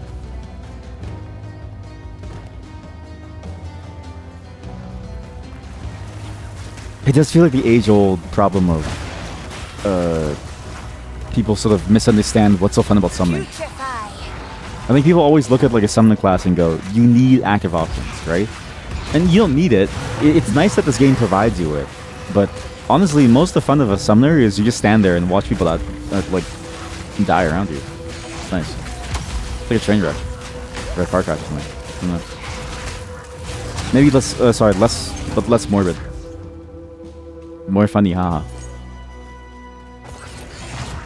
I'm very morbid today. I'll work on that. That does seem interesting.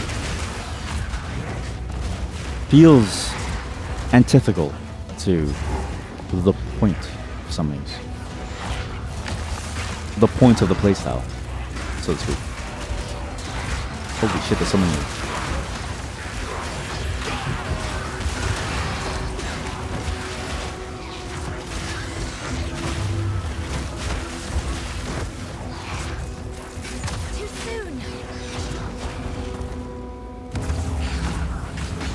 Oh, one thing I noticed too, but I'm not sure if this is true at the end game.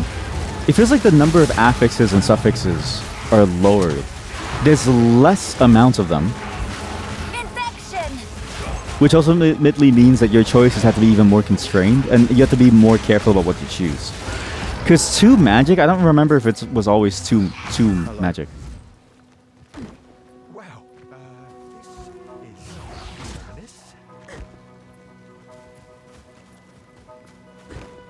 A bit curious.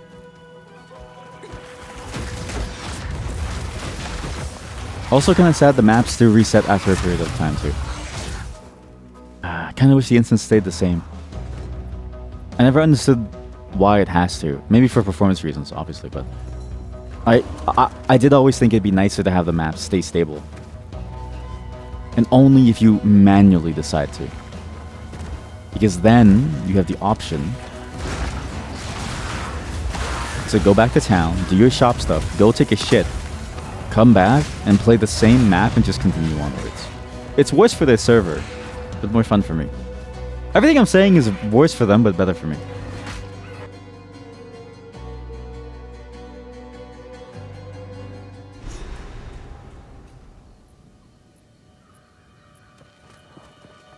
Well, this is a nice look. Holy shit, it's a chicken. Well, let's just kill the chicken. It's invincible. That's the final boss. Holy shit, chicken, run.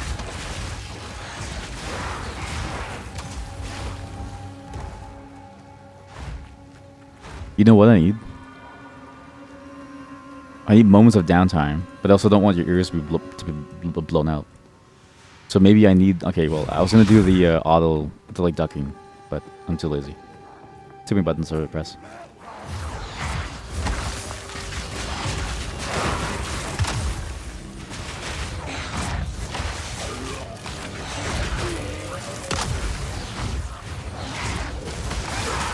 To be fair, I don't think I'm going to play for much longer, too.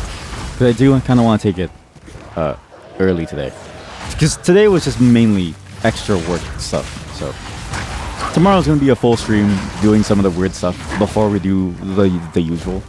I'm trying to mix more one-off stuff into the regular stuff. Otherwise, you just get streams of regular stuff, which is fun, but I need different sources of entertainment. So tomorrow we'll actually play the dating game for realsies and make real honest choices. Because the VOD for this game is going to be half dating game and half Path of Exile 2, which is funny. Vargar the Pharaoh Mutt. Siphons mono and deals lightning damage. Oh good. I use my item. Wait, he stuck at me! He stuck at me and fucking me!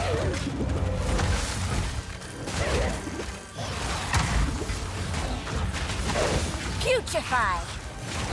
Wow. Sucked the shit out of me. What is a skill gem for my passive skill? Well, wait, support gem. Right. Different from skill gem.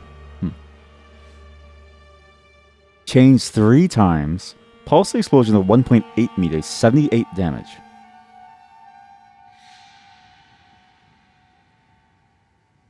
Ember Fusillade. Not really my thing. The Flame Wall is fairly good. Or we do Contagion, which would be 4.3 damage per second, which is shit, actually.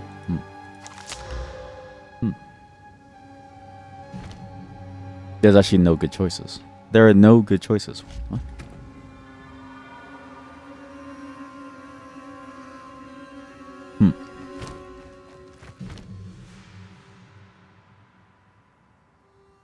What meaningfully increases my damage? Hits or pinning?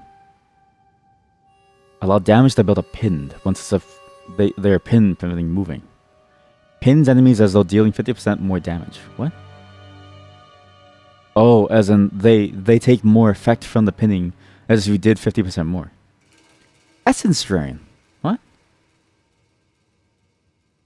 Fire is a projectile that deals a powerful chaos damage over time debuff that to enemies it hits. For 11 to 21 chaos damage. Is that per second? What? What? What? What? Essence Drain is a projectile that deals chaos damage over time. This damaging debuff can be different spread tab. with the Contagion skill. Oh. What the fuck? Essence Drain. Wait. That's amazing. Because Contagion does 0 damage. It's useless. But this thing Essence Drain does is a 20 projectile damage. that deals chaos damage. It's really good. Wait a minute. That's amazing. That seems broken, actually. Okay, shields are useless. Isn't that the best combo, basically? Yeah, that's the best combo, hands down. Wow, that's really good. Huh. Interesting.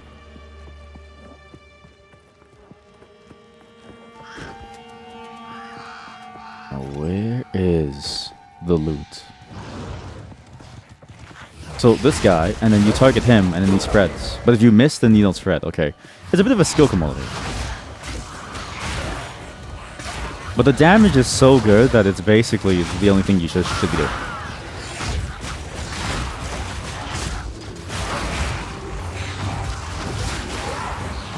Like, that's pretty good damage. That's really good damage. Wow.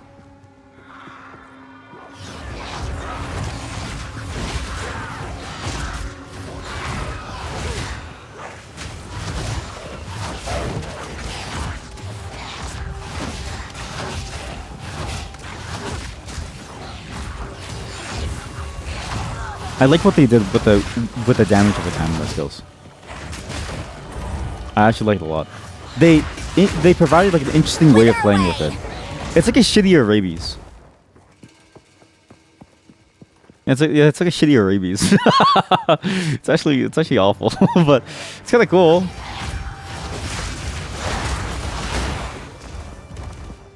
It works, but it really does feel like a shittier rabies that has more steps to it. You feel worse or off than, say, not the ranger, the other class, the one that has the poison potion ascendancy plus a poison nova, which seems probably a lot better. This one seems a bit difficult to get going. Not the least of which I think is there's something about the targeting that doesn't feel good. I do think the targeting could be a bit better for many skills. Like that. I didn't even click on that wolf. I clicked on the guy to his left, but it targeted him. There's some issues though.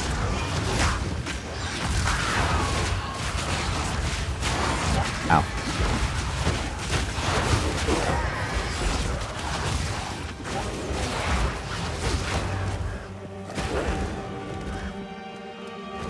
Where is this loot? What? I'm really finding this forever. Jeez.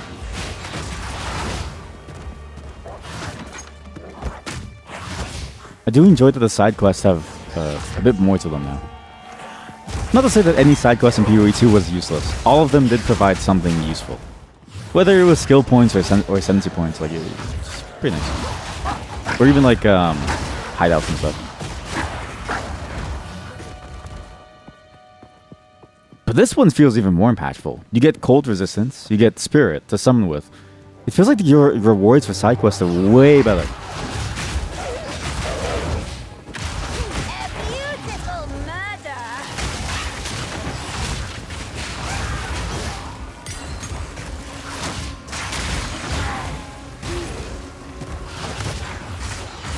I think projectiles go through walls too. Because I'm pretty sure that thing was behind the wall, but I still hit him.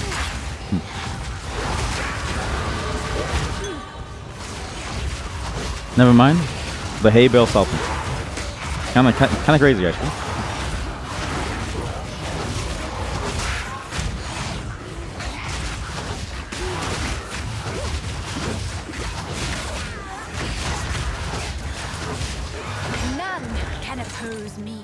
Oh no, it's an even better topaz charm. It rolled 25. Oh wait, no.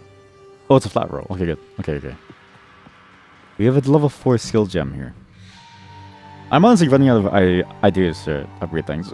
this isn't really good. Oh, fires a slow-moving piercing projectile that leaves a wicked chilled ground. It deals damage and explodes in colliding with terrain. I thought this was frozen orb, but it's not. Cool. Man. I do sort of wonder why they kept the campaign so long and laborious. I always thought this was strange about Path of Exile and Diablo-like games in general. And that I thought Diablo 3 and 4 nailed it perfectly. And I hope that this game has it. I hope it just lets you skip the campaign entirely. And just go straight into the fun stuff. And I hope, whatever league mechanics that there are, the tutorial for it isn't tied to the campaign. Because it seems like they've moved away from tying it very deep into campaigns. Like, the hunt with the guy with the bestiary in the first game was at Act 2. But then recently, the idle game with the Newport town, the idle farming game, that was at like Act 1. As soon as you got into town, you saw it. I'm hoping that's the direction that they're going with. Because my god, does this take a while. But then you have quests that give you things, so man, it's hard to think about. How many different ways that this could go?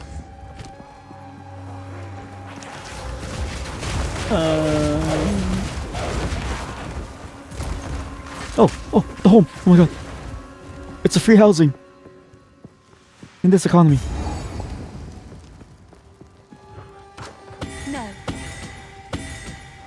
What? Wait, you don't appreciate music?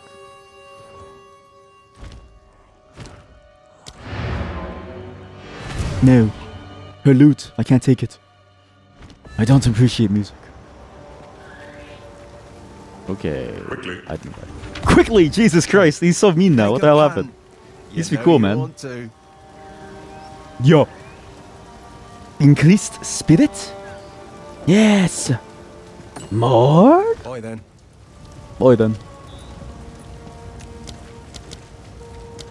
It doesn't meaningfully change, but could eventually. Boy then. Wait, what? Oh. Wait, what? Oh, you can do these gems anywhere. What? Oh. Oh. Wait a minute. Huh? So why does the filter... What's the point of the filter? What? What?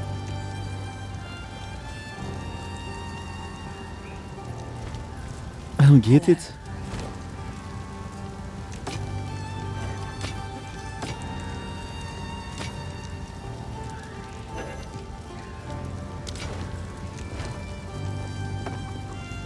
If the filter isn't for determining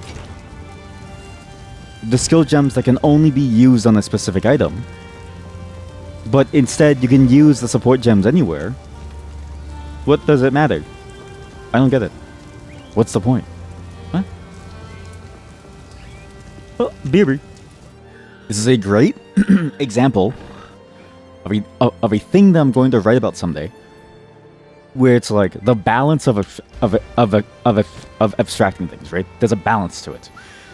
You go too far one way, you end up getting into a place where you're left with more confusion than you are actual results. The confusion here is that if a support gem can be used on anything as long as it satisfies some condition, say like a tag or something, right? Let's say, I don't know, like a word on the gem that says it can be used somewhere. Ultimately, you might as well just have it show another way, because the way that they have it right now implies that because when you hover over the arsonist, when you select the support gem, this can only be used in the arsonist. That makes you go, well, okay, obviously you can only use it with the arsonist, so why would you use it anywhere else?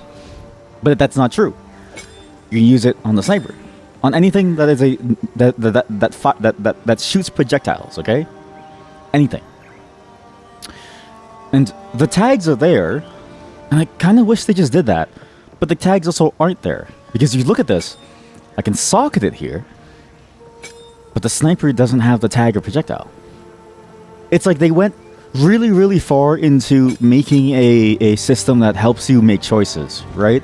Alleviates the complexity. And then they went a bit too far, and now it's a bit confusing. I kind of wish they kept it at a good balance, because the way that it is now, it's a bit confusing. They went a bit too far, I think. It's not the worst thing ever, but it does then require it forces you to do a double take to understand what is happening. Like, what exactly is the thing that I'm going to affect here? Shadows haunt us both. And in a less intuitive way, I think, than just seeing numbers go up. It's almost like a worse way than the old system, right? Everything else so far has been perfect. Ah, the girls' loot. But dear me. Every other abstraction that they've made has been even better than the previous game. The movement mechanics, the combat, everything. The way that you deal and upgrade skills, the way that you go through the game, it's much more easily understandable. Even the ways that you select skills and the ways that they're bound to items and stuff, and the ways that you understand how you gain a skill. Like, it's very simple in that regard. It's much more intuitive. Found my loot. I think I shall begin by composing a song about you. Oh God. In the meantime, I would be happy to play for you, if you like. Is this like Baldur's Gate 3, where you can choose the type of thing? Thank you. I guess now she'll start playing songs. It seems shadows haunt us both. Okay, play. Play your music.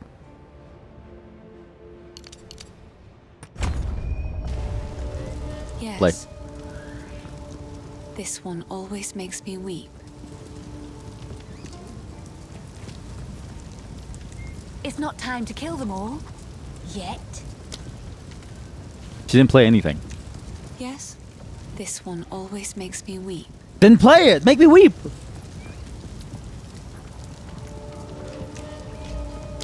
What the fuck?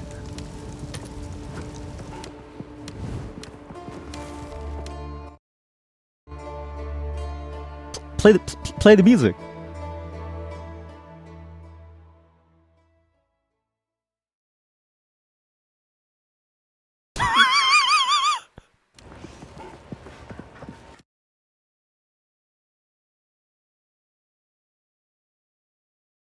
Hello, Azara the Wise. Oh. Is this it? Where'd you get the flute from? From what? What the fuck? Hello. The Song of the Exiles. Yeah, okay, play. She's the worst lute player I've ever seen in my entire life. She can't even play a single note. We're getting out of here.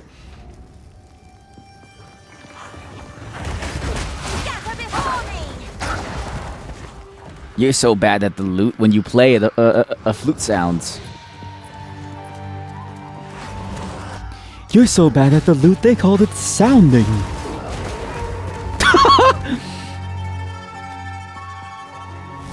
But yeah, there's something interesting about these abstractions. The support gem one is a bit weird. It doesn't really land well now that I know how it kind of works. I think maybe it's more better suited as a this is the best choice, but otherwise you can use everything, which I think is the key. But the way that's presented and the way that you find out about that is almost so convoluted so as to be useless. Like, the way that you find out skill gems can be used elsewhere is if you happen to pick it up and look at the glowing dots and realize, oh wait, because think about this. Normally, as a player, why would you ever remove a skill gem or a support gem? You just wouldn't. You see the two slots and you go, okay, I have my two. And then you have your build and you know what you want to do. You would never do this. But when you do, it's like, oh shit, I can use this on my sniper, actually. It just doesn't really make sense. I think it just feels wrong.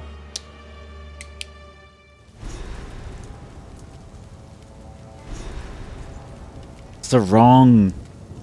It's just too much of an abstraction. Too much leading into it. Too much simplification that loses all the complexity. It's so simple so as to be so divorced from reality. That's what happens when you oversimplify. That's why my code is 200 lines long and How festive. gives you an aneurysm as you read it, actually. It's very nice. The skill check is, can you read my company's code without dying? That's a real skill check, eh? Find Renly's tools. Okay. Holy shit, what is that? Victims. Now this is just Tristram. Wait a minute.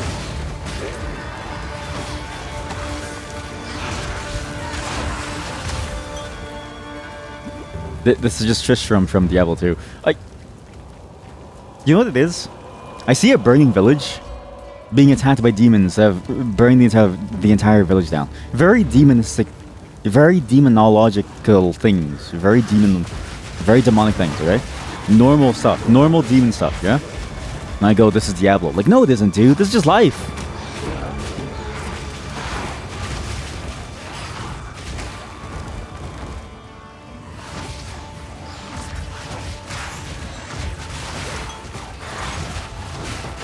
God, that combo is insane. If I actually spec'd into real chaos damage, I think this would be amazing. It didn't. And you get so little support gems over time, and they seem fairly rare that it's hard to sort of change your build, at least now. It's a bit like Path of Exile 1 in that regard, where... Or actually worse than Path of Exile 1, where... like, the vendor would just have all the skill gems available for you to build into after. Here, it doesn't seem like you can change it. So I wonder how the hell do you change it? Because I'm pretty sure in the video it showed that you can change your skill gems. At least whatever they released the Path of Exile 2, but it seems like you can't. So what do you do? What's wrong?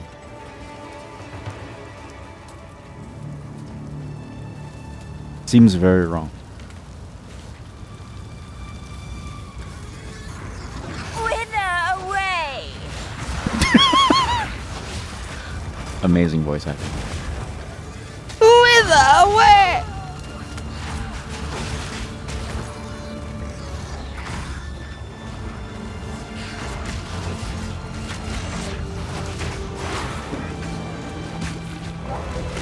Okay, once I'm done this quest, I'll call it. It's a very interesting game. I actually like it a lot. I like what they're trying to do with the formula. And again, it still has...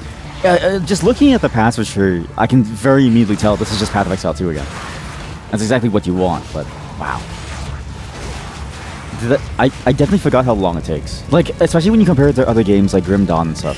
I feel like Grim Dawn moved by so fast, even though it's a single player game.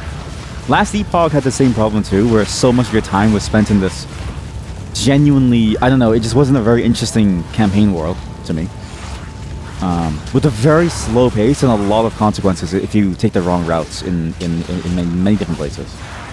Because so many side zones exist that don't give enough of a reward to justify doing it so early for the difficulty that you do it at, right? Like it's... I've definitely done that here, having done most of my side quests, but I sort of recognize this is going to take a while to get to the point where you really start to feel the impact of your build.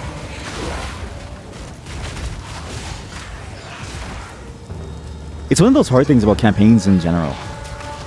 It's just sort of like a game design issue where it's like the desire for you to get somewhere and to be stronger is the antithesis of the point of a campaign, which is meant to immerse you into it and basically basically build up like a whole ethos around who you are as a character, as a player character.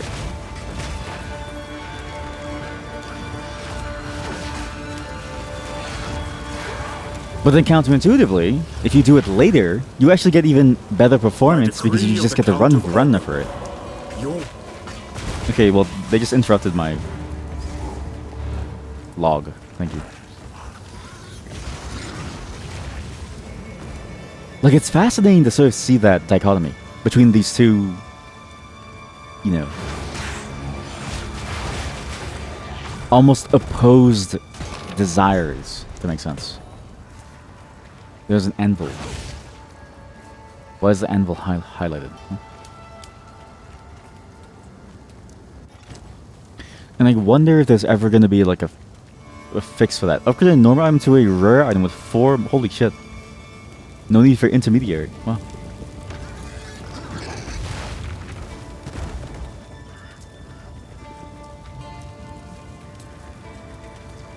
But I do hope so.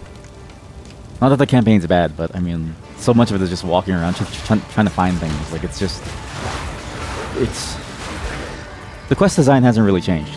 When I think of a game that had interesting, somewhat, scenarios, I actually do think Diablo 4's little mini-quest scenarios were interesting on the world map. I did think those were fairly interesting. And you get that in the latest forms of Path of Exile's mapping. And the campaign for both had sort of the same issues. But in Diablo 4, you could skip the campaign, same with Diablo 3. No Rest for the Wicked was interesting just because the gameplay changes in terms of the difficulty and the way that you flow through the game. But even then, I think its quests were very interesting because it was like challenges, like it was things that you had to do, people that you had to fight. But in the ways that were complicated. Wait, surely we can.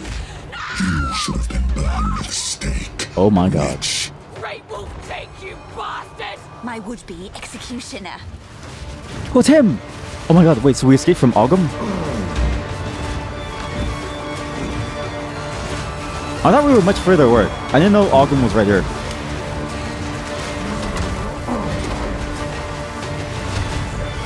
The guillotine. Drops.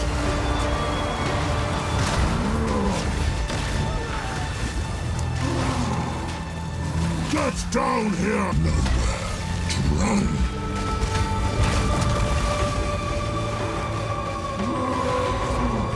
Get down here! The guillotine drops. You cowards! Fight! Your time is up!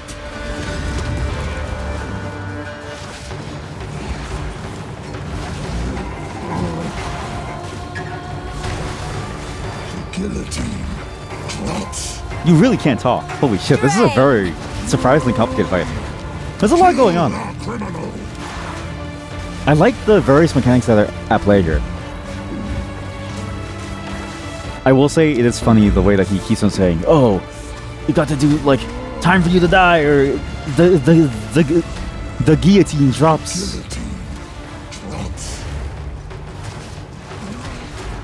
I need more time. Yeah.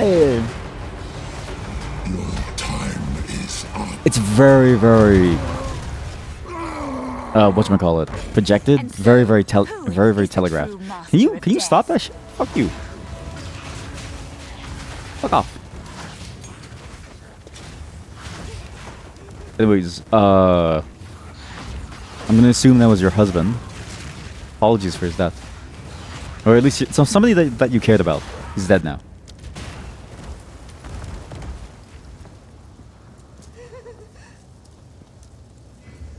He lived a good life. Kept a good head on his shoulders.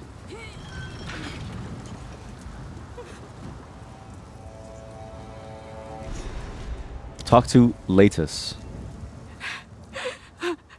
He killed Eamon. Just killed him. I don't know what to do. Get together! Clearfell is safe. We have to get out of here. We can talk there. If you had a portal the entire time, how come you didn't use the portal to save Eamon? I like what this game is doing. I just want to get the waypoint for this Exile, so I don't have to walk all the way back. I like what it's doing. I'm really tired of the campaign grind, and I kind of wish I could get to the fun part of the game, which is primarily the end game of the game when you get to play around with the builds, right? I get the reason why the campaign is here. It's to build you up into something and to help you understand what's going on. But I do find myself wanting. I find myself wanting to go quickly. Nature begins to seep back. What? Reclaiming the spaces with... Holy shit, what the hell is this? There's a lot of underground maps. And look, in Battle Trove, hey, there's even more. There's even the Rotten Druid. But I do enjoy this a lot. Hey, Mod. Hello. How are you? That's unfortunate timing for you, actually. This is about the end of our playthrough here. I like this. I like this game a lot. I like what I do. Mechanics are nice. Same complexity. Campaign takes a while to go through. Takes a while to get to the end game, where it's really fun. The mapping, the building, stuff like that. But it's sort of what you expect going into this. Is that a hand? Holy shit, that's sick. And I really enjoy the quality of life changes that they made. Some of them are a bit iffy. Yeah. And madness has already reached a boiling point in the minds of the Count's men. Oh, you don't say. We must infiltrate the manor and put a stop to this by any means necessary. The fate that befell Ogden Village is only a single raindrop in the storm that is coming. I'm still unclear about if I enjoy the lock to weapon skill system. Time is short. Owen's house. Renly's house. They had real places to live. I was always so envious, but I guess they're like me now. Vagabonds. Vagrants. Well, it begs the question. Is this home now? Don't compare me to you. You've caught me at a moment of sappiness era. Who knows? Broke bastard. You're nothing like me. I'm very curious to see how this goes. We're gonna play this a lot. I know for sure this is gonna be my addiction, but I need to cool off of it for some time. But I do enjoy it. It's so many new things to think about. That makes you wonder, okay, is it really good? Is it really bad? Can't really tell yet. But so far it feels solid. Very, very solid. I do just wish the weapon, at least the built-in skills on your weapon and the ways that it interacts with support gems, I wish was less painful in the sense of I wish it didn't. I just wish it didn't break or fail things, or I wish it didn't like remove things when you decided to get rid of stuff. I also hate the way that the support gem selection system works, because you need the stat to get it, right? But look at this. You need 10 dexterity to get the gem, but the support requirement is plus 5 dexterity. So what does that mean? I guess it makes it plus 10 dex. What's annoying is that, you know, these gems can go on technically anything. There's actually no need for it to go on, say, the Arsonist for the double attack 1. In fact, I guarantee you, look at this, I could even get more. Minions for this. So, these, even though these are recommended, it doesn't show Elemental Army. In a way, this isn't a filter. It's worse than a filter. It's just, hey, this is what we think is good. This is what we think is good. But it doesn't, that's not what you want. It doesn't, I don't know, it just doesn't work. But I do enjoy this a lot. We'll continue this next time. I'm also out for the night, so this is also my sign off. Good night, everyone. I'll see you tomorrow. We're gonna get back into a normal schedule. We'll do some more fun things. Every day will be basically like a different game plus a long-term game, probably. And then we'll see how it goes. I don't know when I'll be next busy, but just know that I appreciate all of you. I'm out.